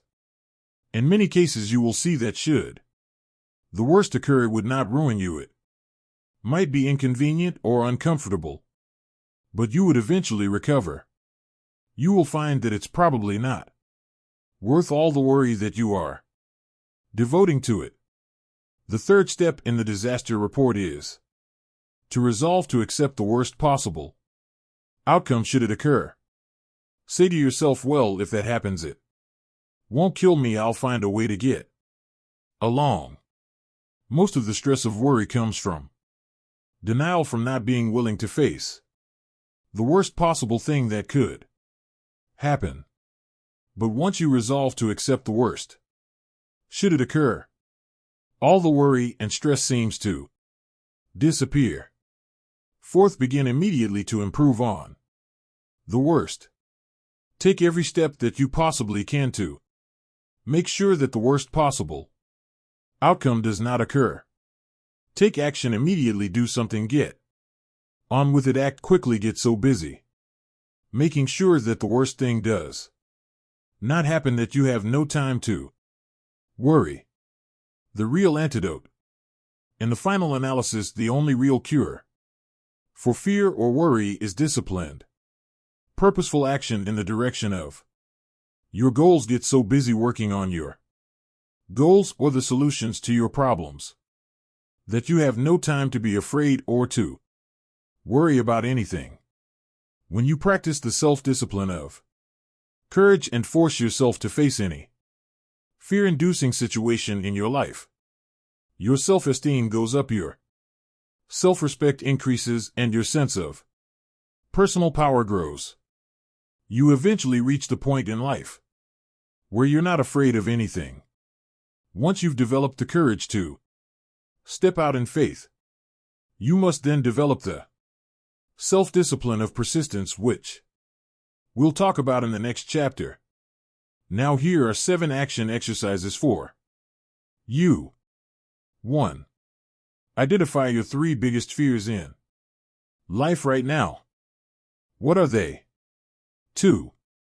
Determine what you would do in each of these situations if you are guaranteed of complete success. What actions would you take? 3. What have you always wanted to do, but been afraid to attempt? What would you do differently if you were guaranteed of success? 4. In what 3 areas of life and work do you most experience the fears of failure and loss? What steps could you take immediately to confront and eliminate those fears? 5. In what 3 areas of life do you most experience the fears of criticism, rejection, or embarrassment? How could you confront these fears and overcome them? 6. What 1 great goal would you set for yourself if you knew you could not fail? And 7. What would you do differently in life if you had $20 million in the bank, but only 10 years left to live? Chapter 7. Self-discipline and persistence. Benjamin Disraeli wrote, "Beware of endeavoring to become a great man in a hurry. One such attempt in 10,000 may succeed. These are fearful odds." Persistence is self-discipline in action. Your ability to persist in the face of all setbacks and temporary failures is essential to success in life. Napoleon Hill said persistence is to the character of man as carbon is to steel. The primary reason for success is persistence, and likewise the primary reason for failure is lack of persistence or quitting too soon. There's a direct link between self-discipline and self-esteem. Each time you discipline yourself to do what you should do when you should do it, whether you feel like it or not, your self-esteem increases. This is why there is a direct relationship between self-esteem and persistence. Each time you persist and force yourself to continue on even when you feel like quitting, your self-esteem goes up. Each act of self-discipline strengthens every other act of self-discipline. Every act of persistence strengthens every other act of persistence. When you discipline yourself to persist, over and over you like and respect yourself more and more. You become stronger and more confident.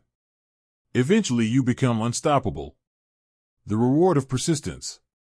Persistence is its own reward. Every time you force yourself to persist on a task, whether it is large or small, you feel happier and better about yourself. When you go the extra mile and do more than you are paid for or more than is expected, your self-esteem goes up. You feel more powerful and in greater control of your life and your career. When you go the extra mile, you put yourself on the side of the angels. The primary difference between winners and losers in life is simple: winners never quit and quitters never win. You can increase your ability to persist by talking to yourself positively. Say these words: I am unstoppable, before you begin any major undertaking. Pre-program yourself by telling yourself, I never give up. Before you can achieve anything worthwhile in life, you have to pass the persistence test. This is usually a snap quiz sprung on you unexpectedly with no warning. You suddenly face a major setback, problem, temporary failure, or even a complete disaster. When this happens, remind yourself that this is the testing time. This is when you demonstrate what you are really made of. This is when you show yourself and others the strength of your character and your true determination to succeed. Your ability to respond. Your ability to respond effectively to setbacks. Your level of responsibility is the measure of your readiness to succeed. When you experience a major setback or problem, you will feel temporarily stunned. This feeling is very much like a punch in the emotional solar plexus. You'll be stopped for a few seconds or a few minutes. During this period, you'll often feel discouraged or experienced self-pity. You will say, why me? However, it is not how far you fall that counts, but rather how high you bounce. Your aim is to bounce back as quickly as possible. Resilience in the face of unexpected reversals is vital to long-term success. Remember the warrior's creed: I will lay me down to bleed a while and then rise and fight again. Don't be surprised, shocked, or set back when things go wrong. Your best laid plans will often fall apart. Instead, expect disappointments and setbacks as a part of life. Take a deep breath, pick up the pieces, and continue onward. Optimism gives you resilience, the most important quality you need for success and persistence is optimism. This is a boundless confidence in yourself and your ability to ultimately succeed. To remain optimistic, you must control and discipline your thinking when things go wrong. Refuse to feel sorry for yourself. Remember, you are not a victim. You are an adult and you are in charge of your own life. You are doing what you have freely chosen to do. Setbacks come with the territory. They are merely speed bumps on the road to success. Refuse to blame others or make excuses.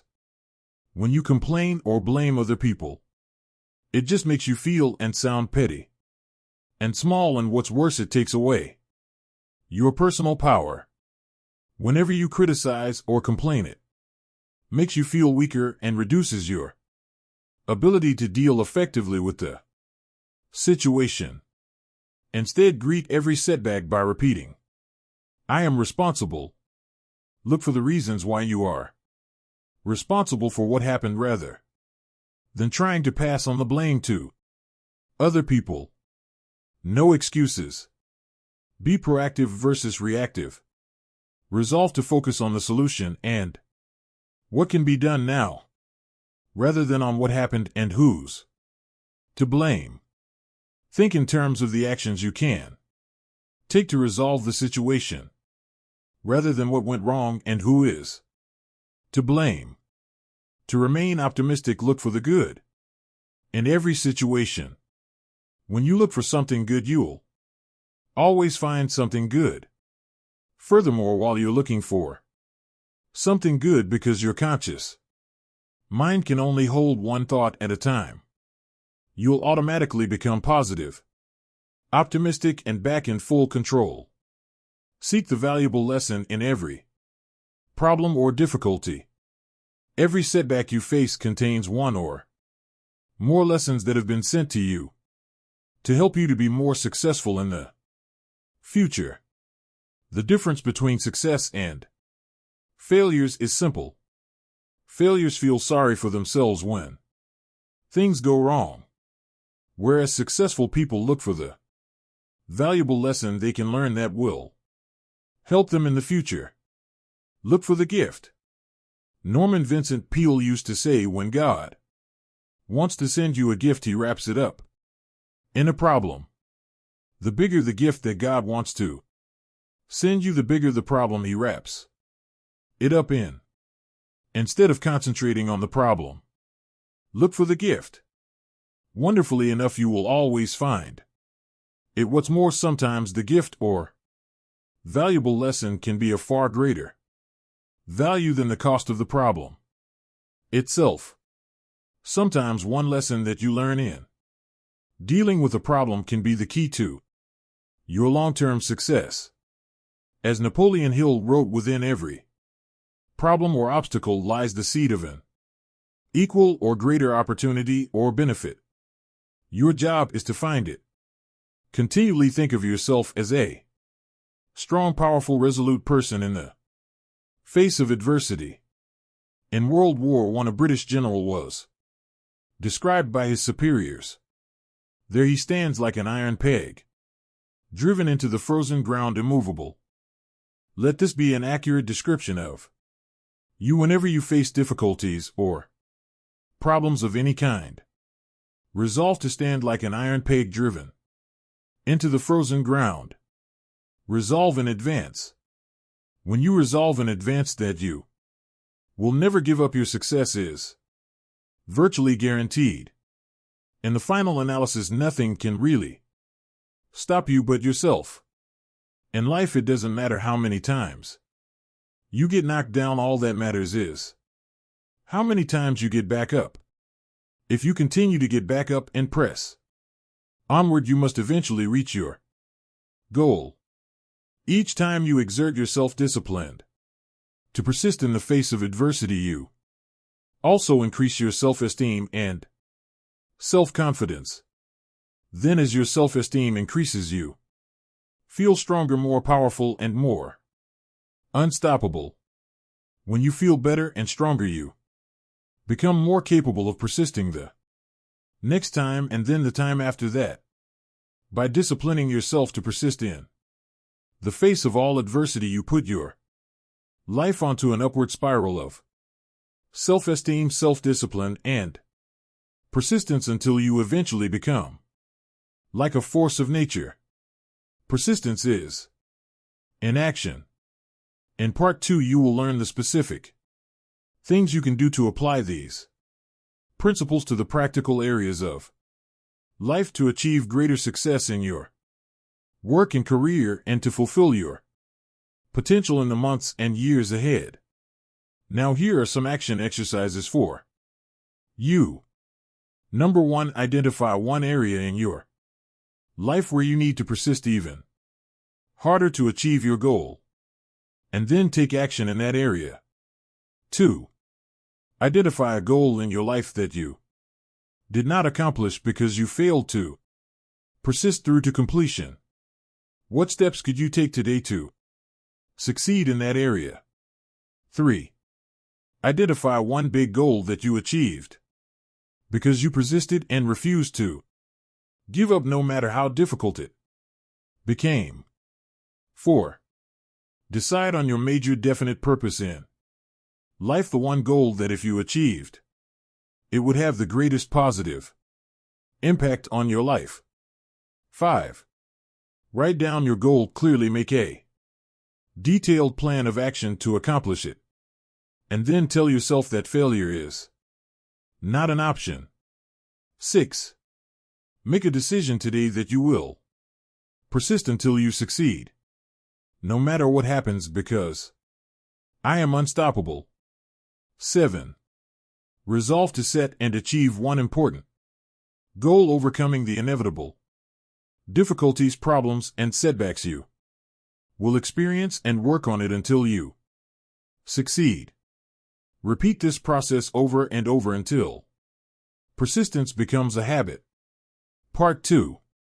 Self-discipline in business, sales, and finances.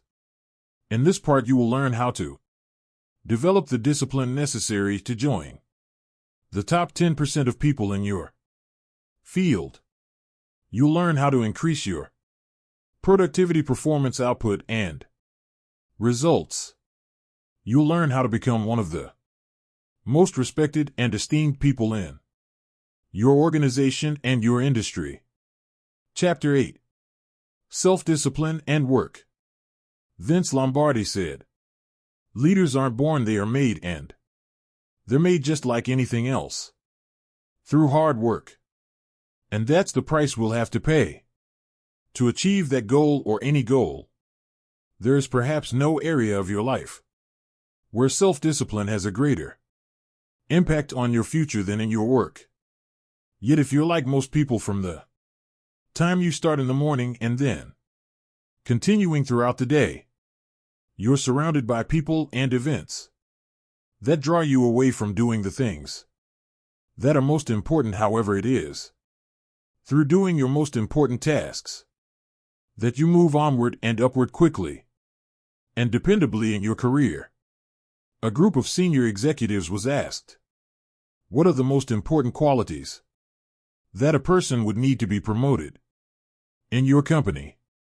Of these executives, 85% agree that the most important qualities are 1. The ability to set priorities and work on high-value tasks, and 2. The discipline to get the job done quickly and well. It seems that these two qualities are more helpful for career success than anything else a person could do. Diligent, disciplined, focused work will enable you to get consistently and predictably more done, get paid more, and get promoted faster throughout your career than the average person. Separate the relevant from the irrelevant. I've mentioned the Pareto principle, the 80-20 rule, several times in this book, and it applies again here. Fully 80% of the value of what you accomplish will come from 20% of the things you do. Your job then is to identify those top 20% of your tasks and then concentrate single-mindedly on doing them quickly and well. Chapter 13 discusses time management in detail, but for now let's take a look at the flip side of good time management. Poor time management. According to Robert Half International, the average employee wastes about 50% of his or her time on non-work related activities. 37% of work time is wasted on idle conversation on personal subjects with coworkers, conversations that have nothing whatever to do with the job at hand. The other 13% of wasted time is consumed by coming in late or leaving early, by long lunches and coffee breaks, by surfing the internet, reading the newspaper, or conducting personal business during the day. Even worse, when people who waste a lot of time actually settle down and get to work, they spend too much time on low value tasks and activities. As a result, they get very little done, which then causes them to feel that they are under continual pressure to get caught up. Unfortunately, when you waste time at work, your work does not go away. It continually builds like an avalanche overhang. Deadlines come closer and closer. Stress mounts up until you finally force yourself to do the job, usually at the last minute, and then you often make expensive mistakes. Develop an excellent reputation. There is nothing that will bring you to the attention of people who can help you faster than for you to develop a reputation for hard, disciplined work. Every hour of every day. Average employees increase their income at only about 3% per year, which is just about the rate of inflation or cost of living increases. In other words, if you're an average employee, you're not really making any more money from year to year. Rather, you're just keeping up with your expenses. But the top 20% in most fields increase their income anywhere from 10 to 25% per year, which is also compounded year after year. The top 20% of people at work earn 80% of the money. The bottom 80% of employees have no choice but to share the 20% of the money that is left over. They must scramble for the crumbs that fall off the tables of the highly productive people in their fields. You can double your income. When I say to people in my seminars that you should set a goal to double your income in the months and years ahead, people react in different ways. Often at the break, someone will come up to me and say, "You don't understand my company. There's no way that I could double my income at my current company. They simply would not pay me that amount of money." Having heard this before, I then ask them the critical question: is there anyone at your company who earns twice as much as you do? The person that I'm talking to will always agree that yes, there are people in my company who earn 2 or 3 times as much as I do. I then make the key point: so your company is quite willing to pay some people twice as much as they pay you. They're just not willing to pay you twice as much. Why is that? Then suddenly the light goes on. The individual realizes that it is not the company that is not willing to pay the money. It is the individual who is not contributing enough to be worth that additional money. The responsibility is his, not the company's. The law of 3 helps you to prioritize. When we coach entrepreneurs, executives, and business owners, we take them through an exercise that is designed to help them double their productivity, performance, and output within 12 months, sometimes even within 30 days. It's simple. Here's how it works. First, make a list of all the things that you do in a week or a month from the time you start work on Monday morning through to the end of the week. Write down everything, both small and large, including checking your email and returning phone calls. Then review this list and ask this key question: if I could only do one thing on this list all day long, which one task or activity contributes the most value to my company? As you go over your list, the correct answer will probably jump out at you. Whatever it is, put a circle around it. Then ask the second question: if I could only do 2 things on this list all day long, which would be the second task or activity? Review your list again and identify your second most important task in terms of contribution to your company. Finally, ask the question once more: if I could only do 3 things on this list all day long, what would be the third item? We call this the law of 3. The law of 3 says that there are 3 primary things that you do that contribute 90 or more of your value to your company or organization. Your job is to identify those 3 critical tasks and then discipline yourself to do them all day long. All of your other minor tasks will be support tasks, complementary tasks, enjoyable tasks, or useless tasks. They will be little things that you've gotten into the habit of doing as a way of unconsciously avoiding the big, difficult, important tasks that can make a tremendous difference in your work and career. Calculate your hourly rate.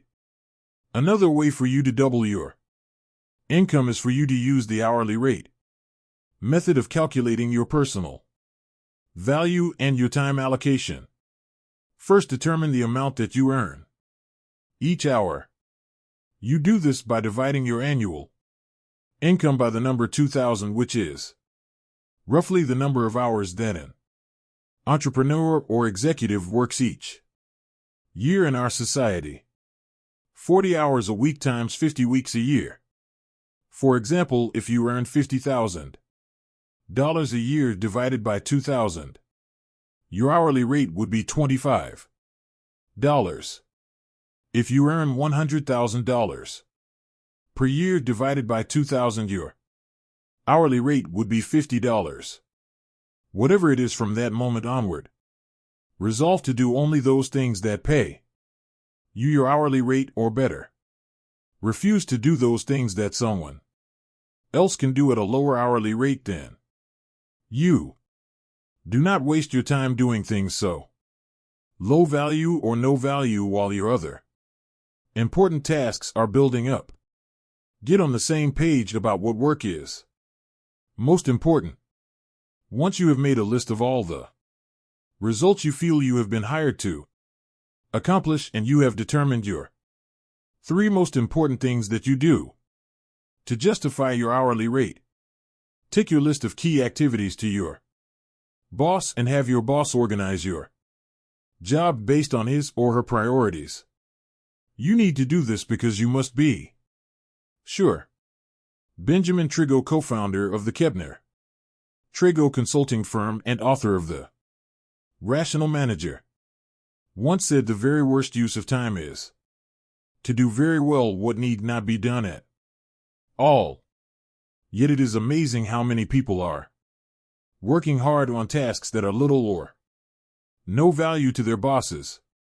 No matter how well you do an unimportant task, it doesn't help you. Even worse, working on low-value tasks keep you from working on the most important things you could be doing. Hard work on the wrong job can actually sabotage your career. The happiest days you will have at work will be when you are working on those tasks that your boss considers to be the most important. The unhappiest days at work will be when you and your boss are at cross purposes and not getting along, primarily because you are not completing the jobs that are most important to him and to his career. Your goal is to be paid more and promoted faster.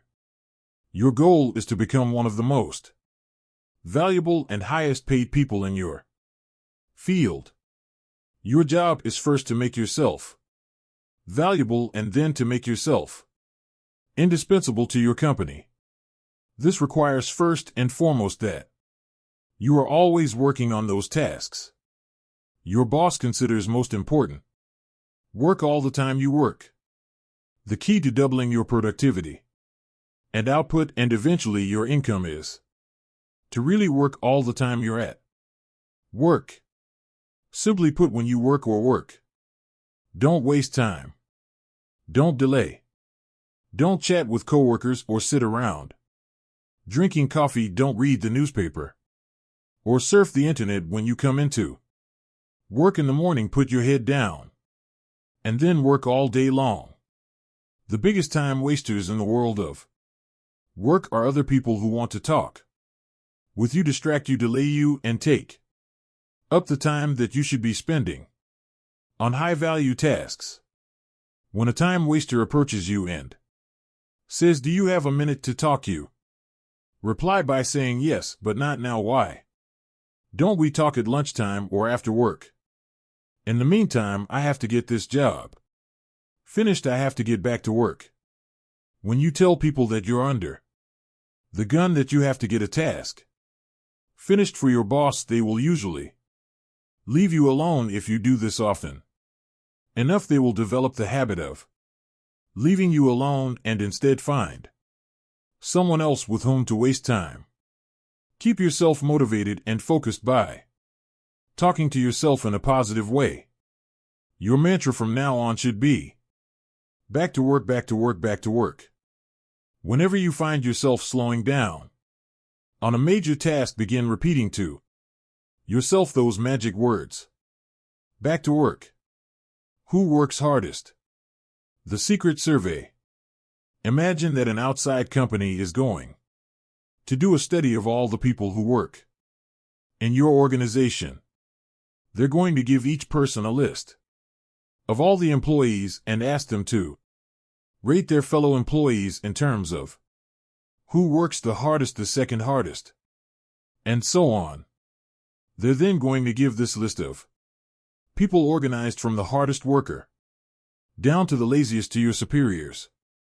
This list is going to be used to determine who gets paid more and promoted faster than others.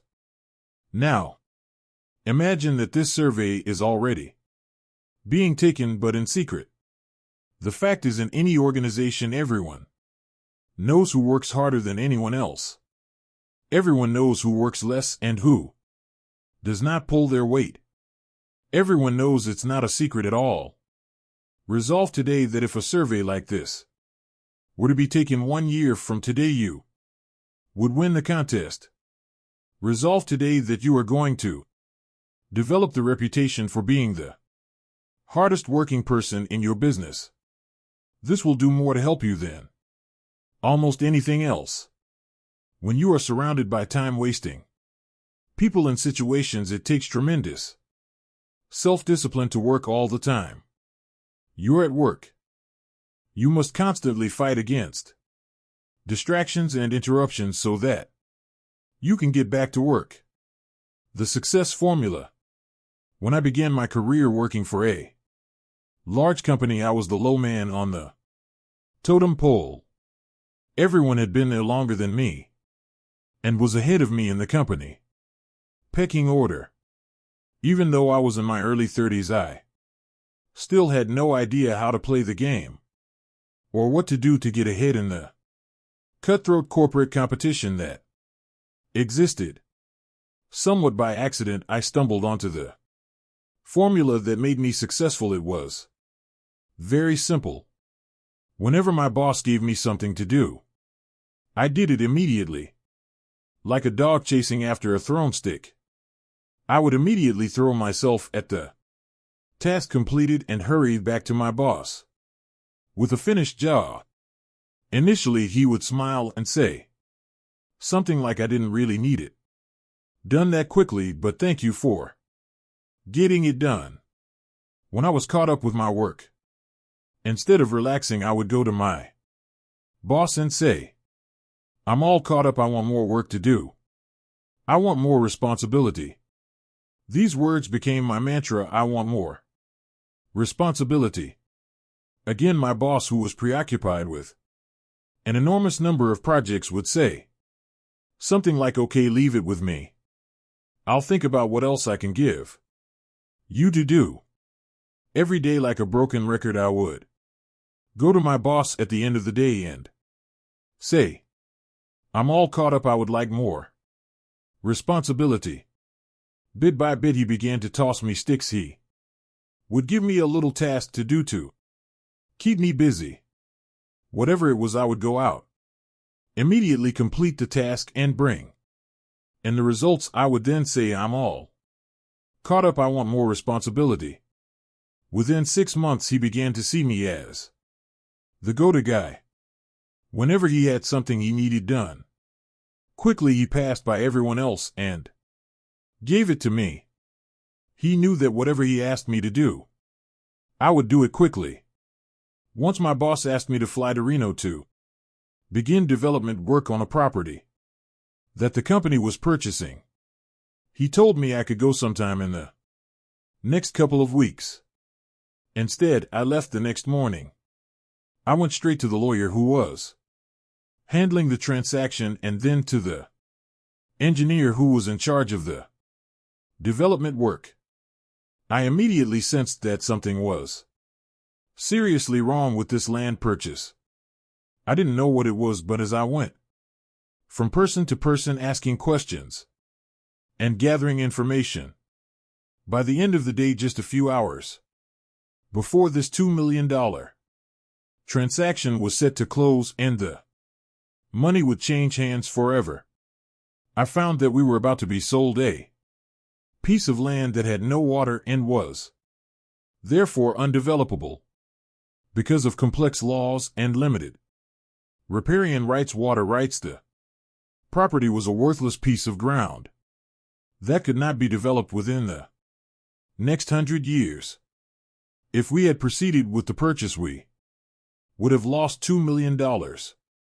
I immediately stopped the transaction, demanded that the lawyer cut me a certified check for the $250,000 deposit that was in his trust account, and flew home to my boss to tell him the story. As you can imagine, my boss was very happy with what I had done. From that day forward, I received more and more responsibilities.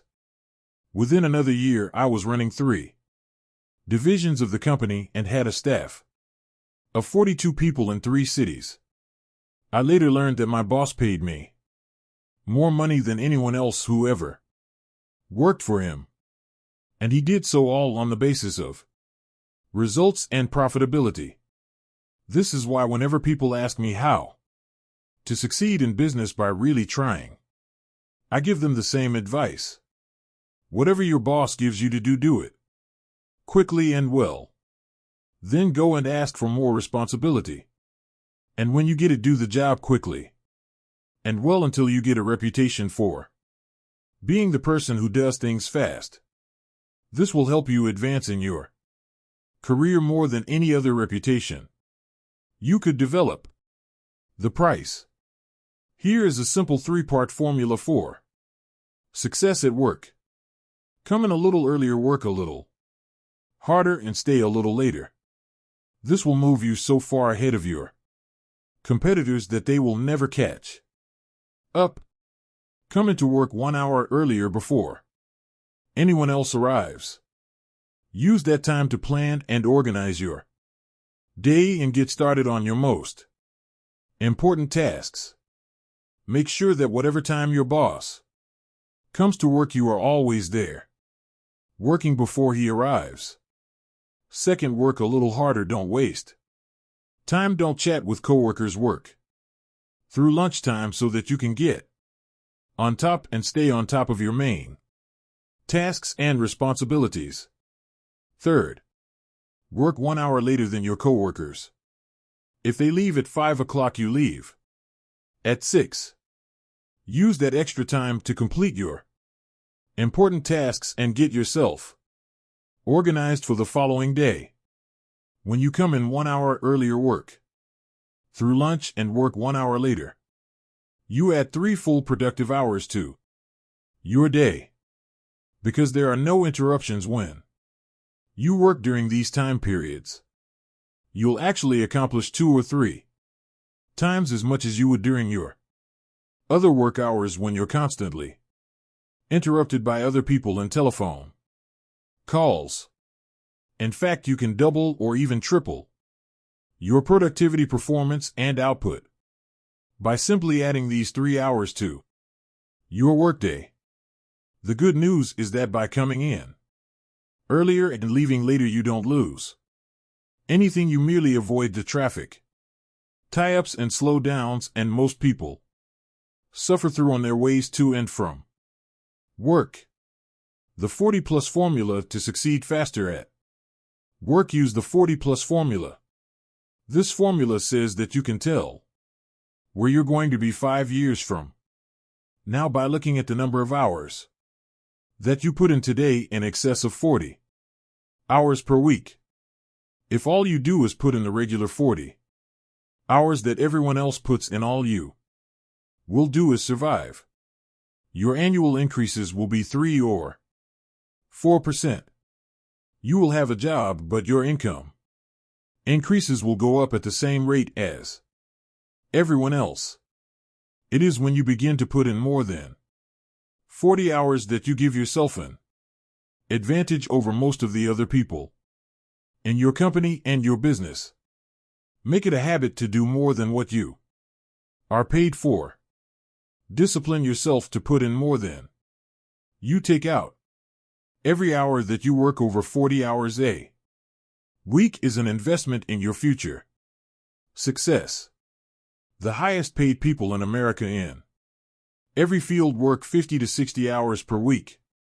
The average self-made millionaire works 59 hours per week. This is equal to 5 12-hour days or 6 10-hour days.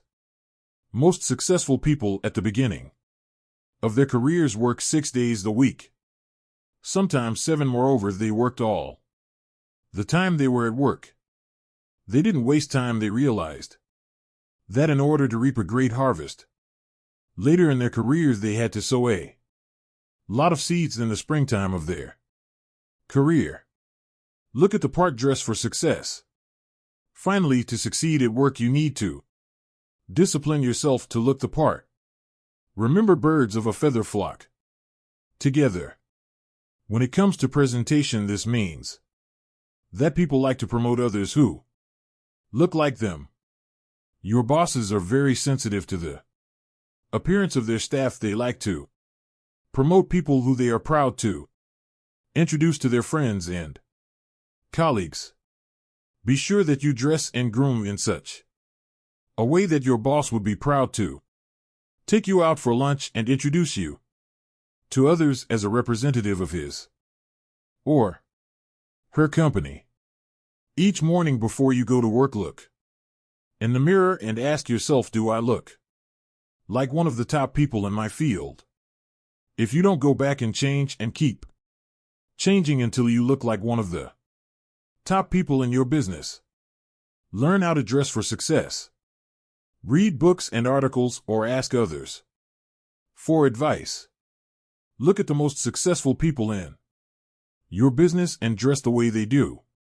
Dress for the job 2 levels above your current job. Remember that fully 95 of the first impression you make on other people will be determined by your dress and grooming. Make sure that that first impression and then the second and third impressions are consistent with the message you want to send. Many people work their entire lives without realizing that by putting forward a little extra effort, working a little harder, and focusing on higher value tasks, they could become one of the most valuable people in their organizations. When you discipline yourself to continually increase the value of your contribution to your company, you will put your career on the fast track and virtually guarantee yourself a wonderful future. In the next chapter, you will learn that your work behaviors naturally determine your ascension to leadership, and you will see how self-discipline is essential to fulfilling your potential as a leader. Now, here are some action exercises for you. Number 1. Make a decision today that you're going to become one of the top 20 of people in your company and your industry. What should you or could you do differently to achieve that goal? 2. Make a list of everything you do in your job and then identify the 3 things that contribute the greatest value to your work in your company. 3. Set a new work schedule for yourself and begin to start earlier, work harder, and stay later until it becomes a habit. 4. Identify the most important results you are expected to achieve in your job and then work on those results all day long. 5. Determine the person who is the best dressed and groomed in your company and then resolve to use him or her as a role model for your own appearance. 6. Decide today that from now on you're going to actually work all the time you're at work and that you are going to develop the reputation for being the hardest working person in your company. And 7. Develop a sense of urgency. Resolve to move fast when you're given a job or opportunity. This can change your life. Chapter 9. Self-discipline and leadership. Nothing is more harmful to the service than the neglect of discipline. For it is discipline more than numbers that gives one army superiority over another. George Washington. Leadership and self-discipline go hand in hand. It is not possible to imagine an effective leader who lacks self-discipline, willpower, self-control, and self-mastery. The overarching characteristic of a leader is that he is in complete control of himself and every situation. There's seldom been a time in history when leaders were so needed and so much in demand as today. We need leaders at every level of society, both in the profit and nonprofit sectors. We need leaders in our families, businesses, places of worship, community organizations, and especially politics. We need men and women who take their responsibilities seriously and are willing to step forward to take command of the situation. Fortunately, leadership is learnable. Leaders are developed, usually self-developed over time through hard work, experience, and training. As Peter Drucker once said, there may be natural-born leaders, but there are so few of them that they make no difference in the great scheme of things. 4 stages of development. In your career and business, you progress through 4 levels of activity and attainment. First, you start off as an employee with limited knowledge and experience. Then, as you grow, learn, and develop the ability to get results, you evolve upward and become a supervisor with responsibility for the performance and results of other people. As you continue to move up the scale of supervision, improving your ability to get things done through others, from directly overseeing the work of employees, you become a manager, someone who assigns work to people with demonstrated competence in certain areas. Managers have a larger view, and this comes with greater responsibilities. As you move up the scale of management, becoming more knowledgeable and effective in getting more and better results from more and different people, you reach the highest level, that of a leader. At this stage, you are responsible for determining what is to be done, rather than how it is to be done. It is said that some leaders are made, some are born, and some people have leadership thrust upon them. Leaders emerge or are promoted to deal with a situation requiring leadership ability. In its simplest terms, the role of the leader is to take responsibility for results. The primary reason that people are promoted into increasingly higher levels of leadership is because they demonstrate the ability to get the required results at each level. The ongoing question of the leader is always, what results are expected of me? Clarity is essential. The main reason that some people are not promoted into greater leadership positions, or perhaps they are even fired, is because of failure to execute. They do not do the most important jobs expected of them, nor do they get the results demanded of them. Leaders have vision. The first quality of leadership, based on 300 studies of leaders reviewed by James McPherson, is the quality of vision. Leaders have vision. They have the ability to project forward into the future and develop a clear picture of where they want their organizations to go. They then have the ability to share this vision with others and gain others' commitment to make this vision a reality. You become a leader when you accept responsibility for results. You become a leader when you begin to think, act, and talk like a leader. You become a leader when you develop a vision for yourself and for your company, your life, or your area of responsibility. There are hundreds of books written about leadership and the importance of vision, yet they can be boiled down to a single principle. A military leader has a vision of victory from which he never deviates. A business leader has a vision of success for the business based on excellent performance to which he or she is completely committed. A leader is a standard bearer. The leader sets the standard for the organization or the department. It is not possible for anyone in the organization to have a clear vision or to aspire to a higher standard of excellence than the leader. For this reason, the leader is the role model, the one who sets the tone and the morale for everyone in the organization. The personality and influence of the leader affects everyone below him in the company, organization, or department. You cannot raise morale in a business. It filters down from the top, from the leader. The behavior of the leader influences and affects the behavior of everyone else. If the leader is positive, confident, and upbeat, everyone in the organization will be influenced by his behavior and will be more confident, positive, and upbeat as well. Walk the talk.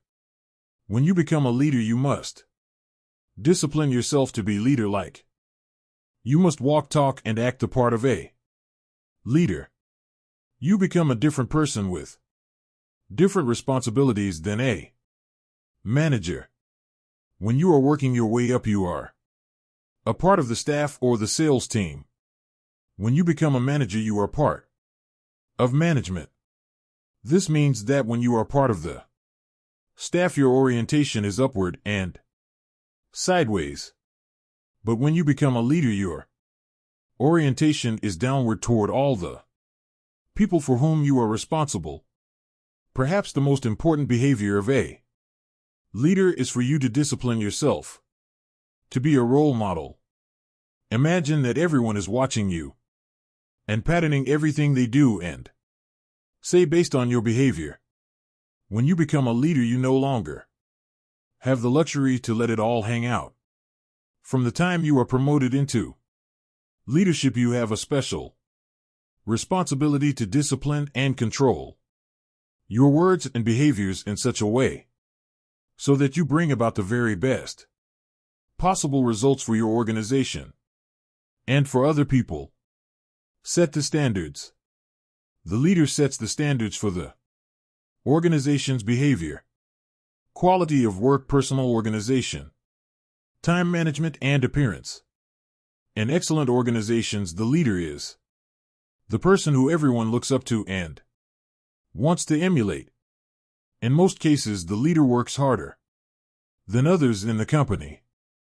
The leader appears to be more committed, more determined, more courageous, more visionary, and more persistent than anyone else. The leader sets a tone that everyone wants to emulate. The leader also sets the standard for how people are treated in the organization. When the leader treats people with courtesy, consideration, and concern, it quickly becomes known that these are the standards to which others must adhere. Set values and principles.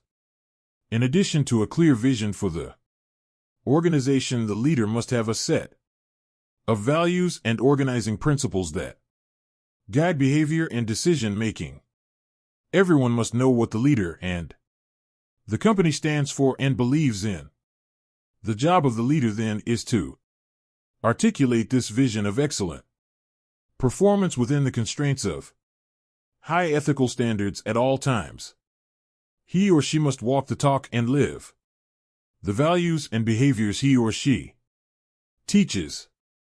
The very best standard for a leader is the golden rule. Do unto others as you would have them do unto you. For example, when Jack Welch was the president of General Electric, he encouraged managers to treat each employee as if that employee might be promoted over his head sometime in the future, and he might find himself working under the person who is now working below him. This way of thinking assured that managers treated their staff with a high Degree of respect and courtesy. 7 principles of leadership. To be an effective leader, there are 7 principles you must incorporate into your leadership behavior and activities. 1. Clarity. This is perhaps your most important.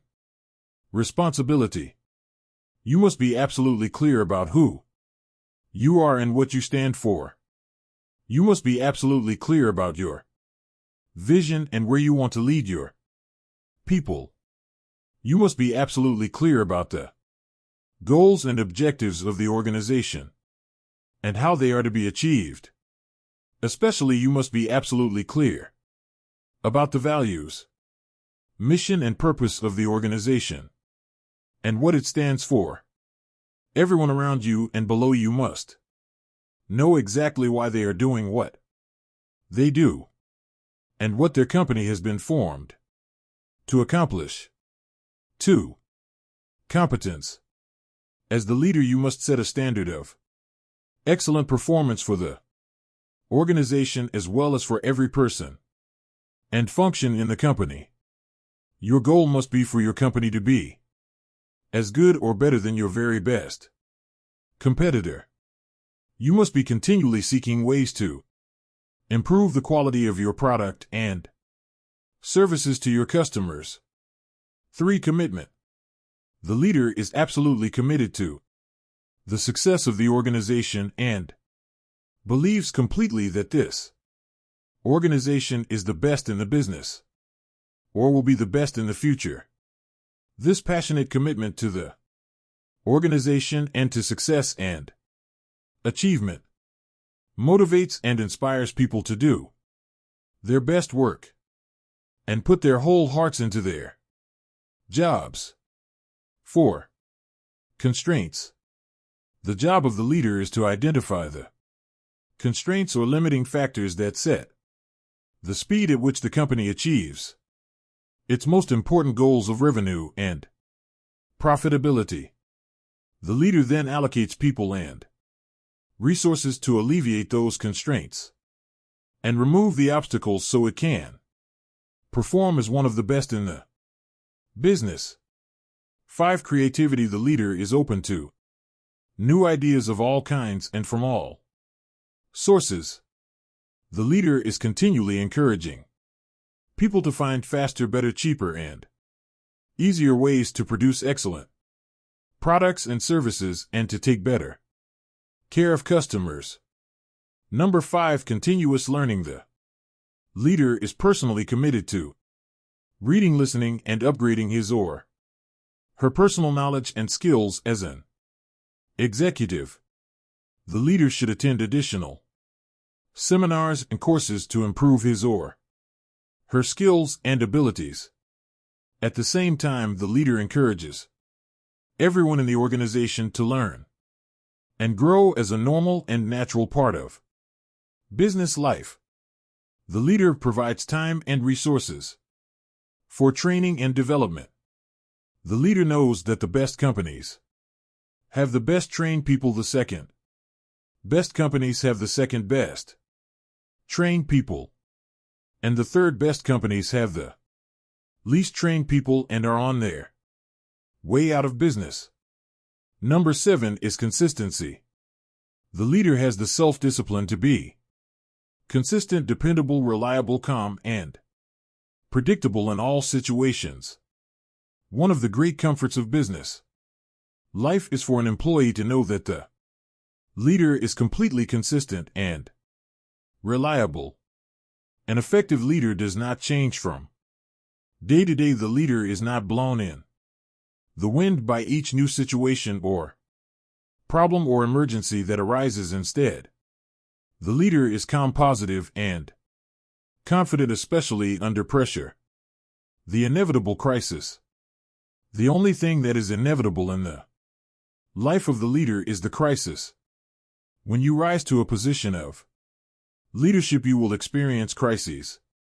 Repeatedly, crises that are unpredictable, unbidden, and often capable of seriously damaging the organization. It is in the crisis that the leader demonstrates his competence. In times of crisis, the leader becomes calm, cool, objective, and completely in control. The leader asks questions and gathers information.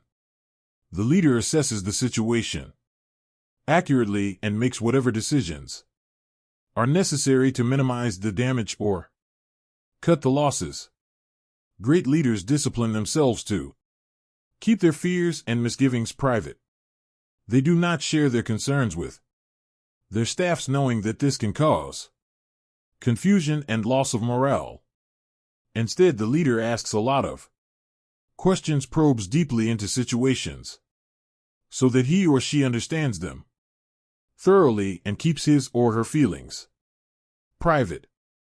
As far as the members of the organization are concerned, the leader is always calm, positive, relaxed, and in complete control, no matter what is happening. Self-control and leadership. There's a direct relationship between your ability to discipline yourself and your behaviors and your readiness to lead. It is only when you prove to others that you are in complete control of yourself that they develop the confidence to put you in a leadership position and keep you there. The leader realizes that everything he says to or about another person is magnified. The leader therefore praises and encourages people, both in their presence and when they are not around. He never says anything negative that could be misinterpreted or that could demotivate or offend another person. If he has problems with someone, he addresses them privately, out of sight and earshot of anyone else. Leadership qualities.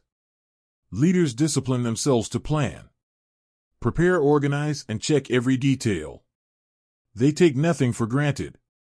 They ask questions to ensure that they have a complete understanding of a situation, problem, or difficulty. Great leaders act as if they own the entire company. They accept a high level of personal responsibility. The leader never complains, makes excuses, or blames others for problems. Leaders are intensely action-oriented. They gather information carefully and they make the decisions that are necessary.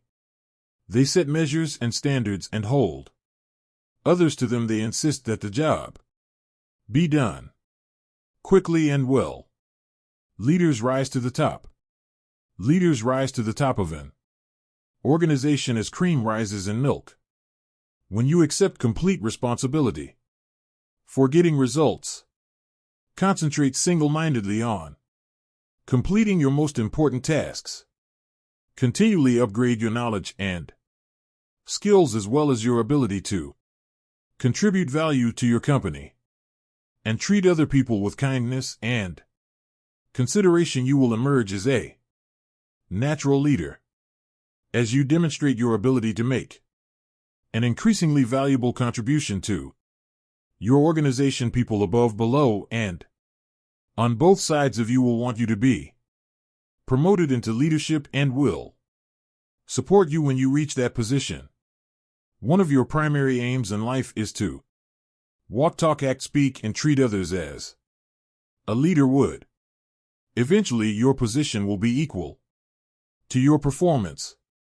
In the next chapter, you will learn how to develop and practice the disciplines necessary to be more successful in your business life and activities. Now, here are 7 action exercises that come from this chapter. 1. Ask yourself what results are expected of me, and then concentrate single-mindedly on getting those results every day. 2. See yourself as the leader of your organization and ask yourself, what kind of a company would this company be if everyone in it were just like me? Number 3. Create a clear, exciting vision for yourself and your organization based on success and excellent performance. Number 4. Identify the most important people in your business world and determine how. You will have to behave toward them too. Get them to perform at their best. Number 5. Resolve in advance that when the inevitable crisis occurs, you will respond in a calm, controlled, and intelligent manner. Number 6. Clarify the exact values and principles you believe in and stand for, and then share them with the people around you. And number 7. Treat each person around you as if they are competent, valuable, and important. This is the key to gaining the loyalty and commitment that you require as a leader. Chapter 10. Self-Discipline and Business. John Viney wrote, "The quality of self-denial in the pursuit of a longer-term goal, and indeed, the willpower to maintain that level of self-denial, is an excellent training for the boardroom. Most people will work in or for a business or own a business in the course of their lifetimes. The achievement of business success demands high levels of discipline from you in every area of business activity, both large or small. Without self-discipline and self-control in business, no success is possible. There's no area of activity that demands more self-discipline than starting and operating a successful business in our current economy. The first law of economics is scarcity. As a rule, there is never enough of anything for everyone who wants it. Specifically, there are never enough customers for you to sell everything you want to sell. There are never enough sales revenues to help you achieve all your financial goals. There are never sufficient profits to enable you to expand as much as you want. Especially, there are never enough good people to work with and for you to help you achieve your business goals. The law of competition. If the first law of economics is scarcity, then the first law of business is competition. It requires tremendous focus and discipline to do the things necessary to attract the scarce money of customers toward purchasing your product or service. To not only survive but also thrive, you must compete continually against all other uses of the same amount of money that you want to charge for what you sell. The first discipline of business success is that you offer a product or service that people want, need, and will pay for at a price they will accept, a price that is competitive with every other business that wants the same customer dollar. You must be completely honest with your product-service mix to ensure that is well suited to the current market. This is an area where false assumptions or incorrect conclusions can lead to business failure. This answer is continually changing as competition and customer tastes also change. The customer is always right. Every week I speak to business people who are unhappy with their levels of sales and profitability.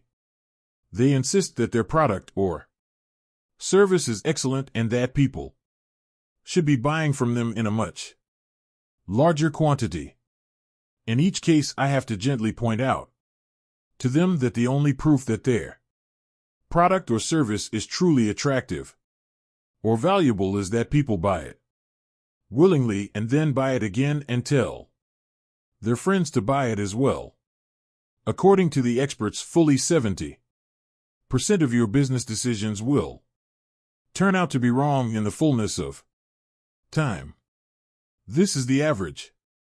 When you're a new business person or starting a new business, you'll be wrong even more often than this. It's not unusual for an entrepreneur to be wrong 90% of the time in the beginning of his or her career. It requires tremendous self-discipline and character to face the possibility that you could be wrong in your most cherished assumptions and beliefs. Nonetheless, this discipline is essential if you're going to minimize your Mistakes cut your losses and redirect your resources toward offering customers more of the things that they really need, and are willing to pay for. All business investment and business startups require a high level of optimism. You must believe in the future possibilities of your business, along with your new products and services. You must have so much confidence in their marketability that you're willing to undertake financial risk and invest many hours, weeks, and even years to achieve your business goals, and you must do all of this with no real guarantee of success. At the same time, you need discipline to curb your confidence to remain objective and realistic. Overconfidence in business can lead to business mistakes, financial losses, and even bankruptcy. You must be better because of the aggressive and determined nature of your competition. In order to simply survive, you must discipline yourself to be equal to or better than your competitors. After all, your competitors get out of bed every morning thinking about how they can put you out of business. They want to take away your customers and your sales. They want to get your profits. They want as much of your business as they can possibly get. To increase your probabilities of success against such competition, you must make every effort to outthink them. When you start a business or a new venture within a business, you require the discipline to do your homework thoroughly in advance. You create a complete business plan before you start operations, and you continue to update it and revise it every year thereafter. The discipline of advanced planning can spell the difference between success and failure. Challenge your assumptions. Most business ideas do not work, at least in their original form. As Peter Drucker said, errant assumptions lie at the root of every failure. A major reason for business failure is that the business owner or executive relies on assumptions that are not tested. They assume that the product or service is excellent in comparison with others. They assume they can sell a sufficient number of those products or services and do so at a profit. They further assume that those profits will be substantial enough to make this investment of time and money more attractive than any other use of the same amount of time or funds. All of these assumptions must be tested carefully before any irrevocable commitment is made. According to the Kauffman Foundation on Entrepreneurship, 95% of entrepreneurs and small business owners in America earn less than $50 per year. Why is this? It's not because they lack the energy, intelligence, or ability to earn more. The very fact that a person has the courage and resourcefulness to start a new business means that he or she has above average levels of natural talent. The reason why so many entrepreneurs underachieve and fail is because they lack discipline. They lack the discipline to carefully study every aspect of the business before committing to it. They lack the discipline to test their assumptions rather than jumping to conclusions and hoping for the best. Don't let this happen to you. Identify your ideal customer.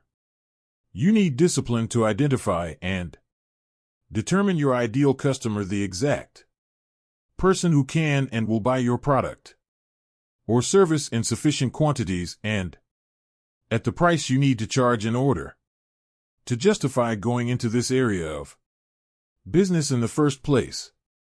You need the discipline, based on trial, error, and persistence, to develop a marketing plan that generates a steady and predictable stream of new leads for your business. To market effectively, you must be clear about your competitive advantage and Your unique selling proposition.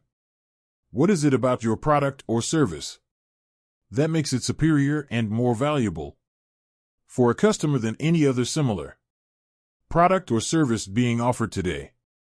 You need the discipline to develop a complete sales system from beginning to end that converts qualified leads into solid customers. It's amazing how many businesses just assume that the product or service will sell itself, whether they have a superior sales system or not. Know your true costs. You need the discipline to determine accurate costs and the proper pricing of your products and services. Walmart has become the biggest retailer in history largely because of its expertise in this area. It's amazing how many businesses are selling products and services at a loss because they've never accurately totaled all the costs of bringing that product or service to market in the first place. You've heard the old saying, we lose money on every item we sell, but we try to make it up on the volume. Obviously, that's not possible. You need a quality control system in order to ensure that every product or service that you sell is of such high quality that your customers are so satisfied that they happily buy from you again and tell their friends. You need the discipline to develop a customer service policy, one in which you treat your customers so well that they become loyal to you and choose you over any of your competitors. The purpose of a business is to please your customers. What is the purpose of a business? The purpose of a business is to create and keep a customer in a cost-effective manner. Profits are not the purpose of a business. Profits are the result of creating and keeping a sufficient number of customers who yield a sufficient number of profits after all costs. What is the key measure of business success? The answer is customer satisfaction. Every effort and activity of your business must be aimed at satisfying customers in a manner that is better than any other competitor. What is the measure of customer satisfaction? The answer is repeat business. It is only when customers buy from you again that you demonstrate that you have fulfilled the promise you made to them when you got them to purchase the first time. A resale to a satisfied customer requires 1/10 of the time and expense as a sale to a brand new customer. All successful businesses rely on repeat business, which is only possible with high levels of customer satisfaction. This is a real discipline.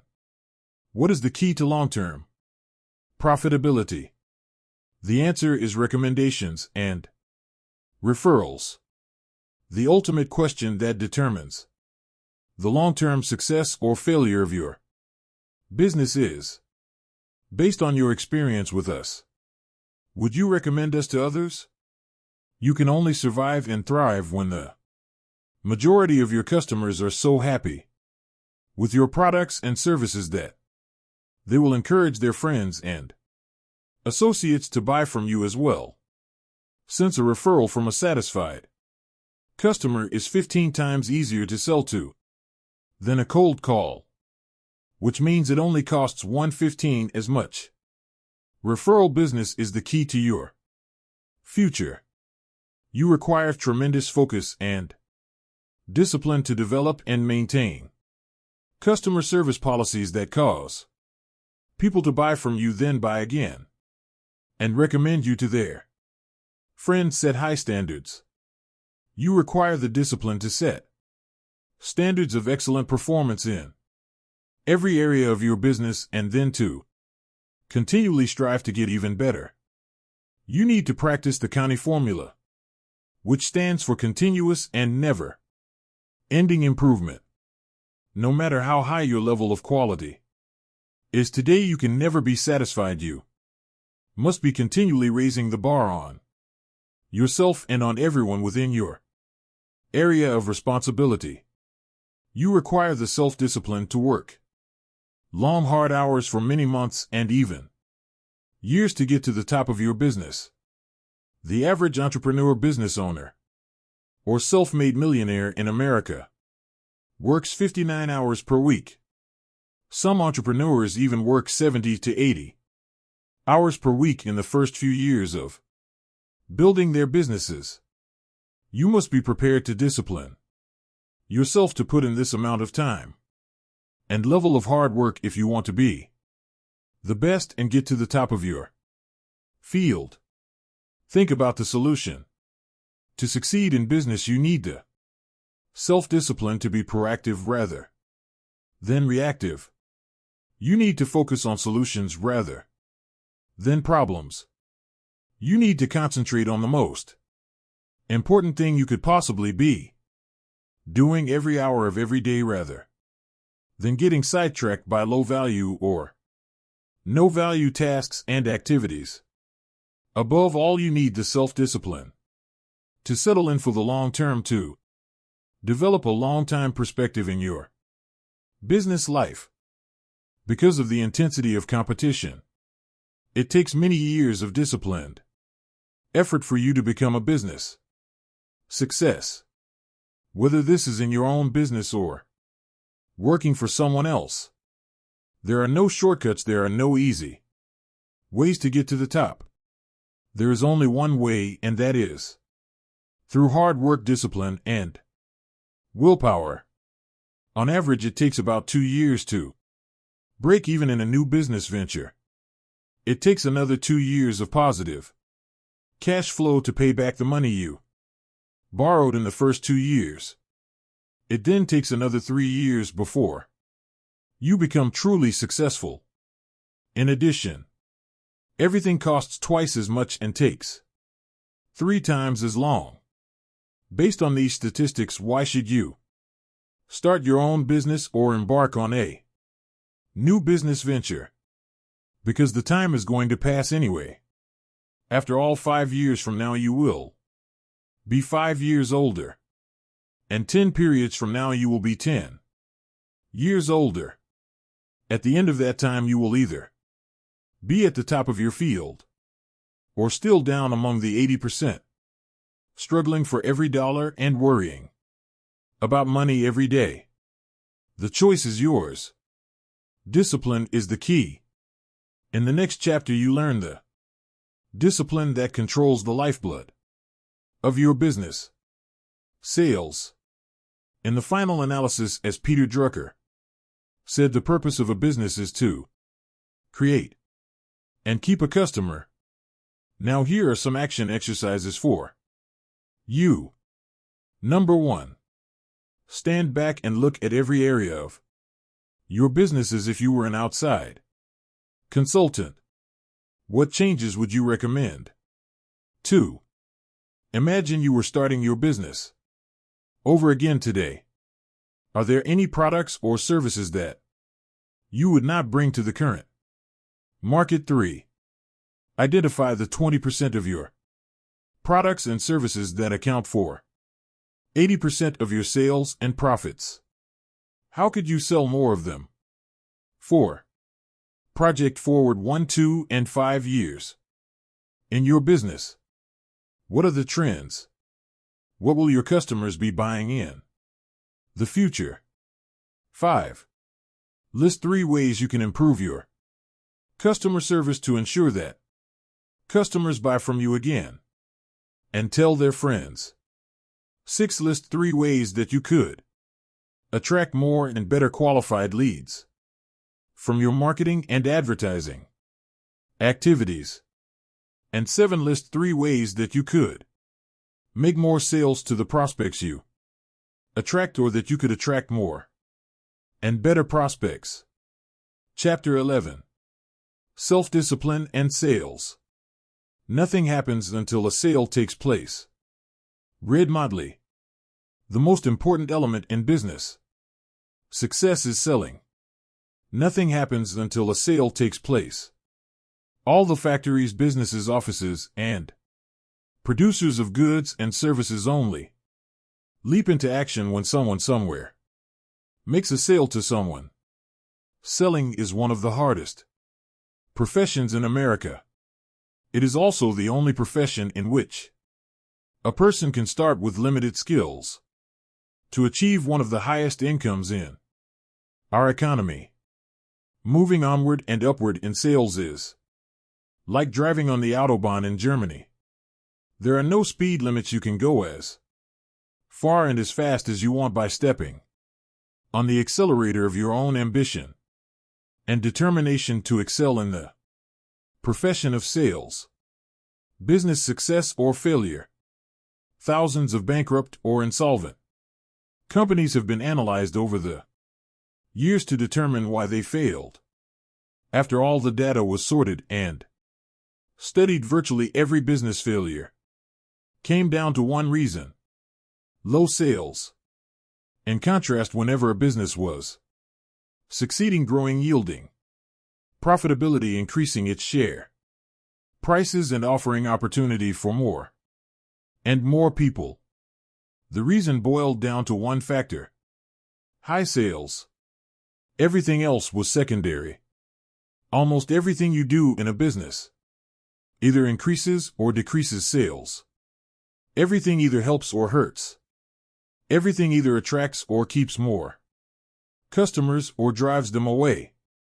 Everything counts when it comes to sales. The discipline of generating sales.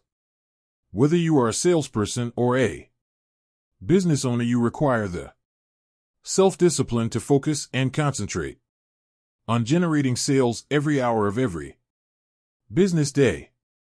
A group of researchers interviewed several hundred senior executives and business owners and asked them, how important is sales and marketing to your business? Without exception, they all replied sales and marketing is absolutely essential to our survival and growth. The researchers then conducted a time and motion study of these same business owners and executives, following them around and tracking their time usage over the course of a month.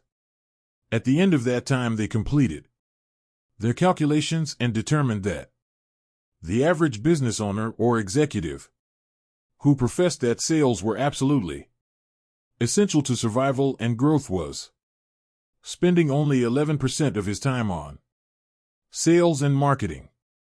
The remaining time was spent on meetings, discussions, paperwork, administrative work, luncheons, and a variety of other activities that contributed nothing to sales generation.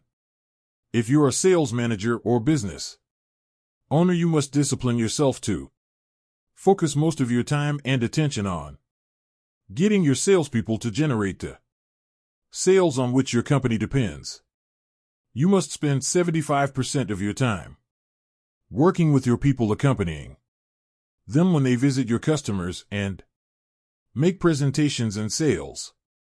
Do your paperwork before or after work, but during working hours when customers are available to be seen, you should dedicate yourself entirely to sales generation. How to go broke. Some years ago, I started a new business. I developed the product and then began advertising via direct mail, radio, television, and newspaper. I allowed myself to be completely overwhelmed with planning, paperwork, and advertising activities. By the end of the year, I was out of money and my business was almost broke. At that time, I realized that I had taken my eye off the ball of sales. I then sat down over Christmas and designed a complete sales process. On January 2nd, I picked up the telephone and began making appointments. Over the next 2 months of aggressive and focused sales activity, I did more business than I had done over the entire previous year. I saved my business and my home, and I never lost sight of that focus again. One of the most important questions you can ask as a salesperson, entrepreneur, or business owner is whether what I'm doing right now is leading to a sale? Ask this question of yourself repeatedly throughout the day. Every time the answer comes up no, you must immediately stop whatever you are doing of lower value and turn your attention to sales generation. In addition, make sure that all the people who are responsible for sales in your company ask and answer this question in the affirmative all day long. Overcome your fear of rejection. Assuming that you have an attractive product or service, one that is reasonably priced and suited to the current market. The biggest problem that telephone sales people and outside salespeople face is rejection. The fear of rejection does more to sabotage the sales career and undermine sales activities than any other single factor. It is the major obstacle to sales success.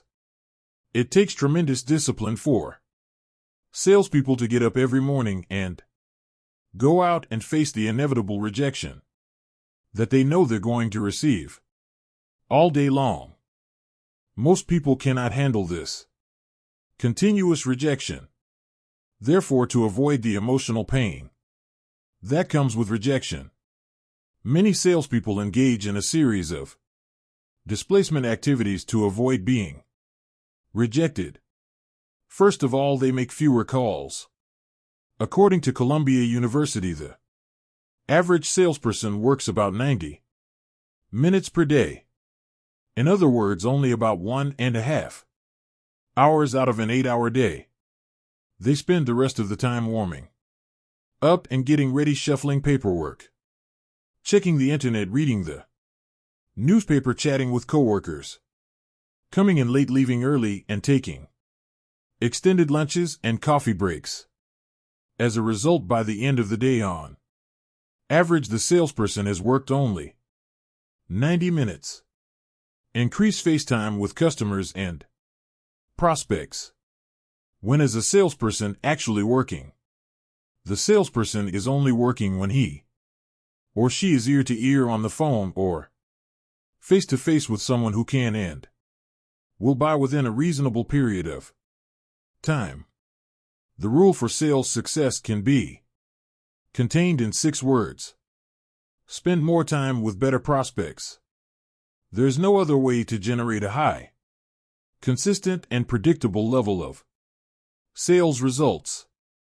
Because of the fear of rejection, however, salespeople procrastinate, delay throughout the sales day, doing everything possible to avoid getting face to face with people who can say no. The key to sales success, as I learned as a young salesman, is to realize that rejection is not personal. Prospective customers always say things like "No, I'm not interested," or variations of "I don't want it, I don't need it, I can't use it, I can't afford it, I'm not in the market right now," or "I'm happy with my existing supplier." The professional salesperson realized. Thank you for taking me on this journey with you. This is Dark Psychology World channel. Thanks for watching. Don't forget, subscribe, like, and share.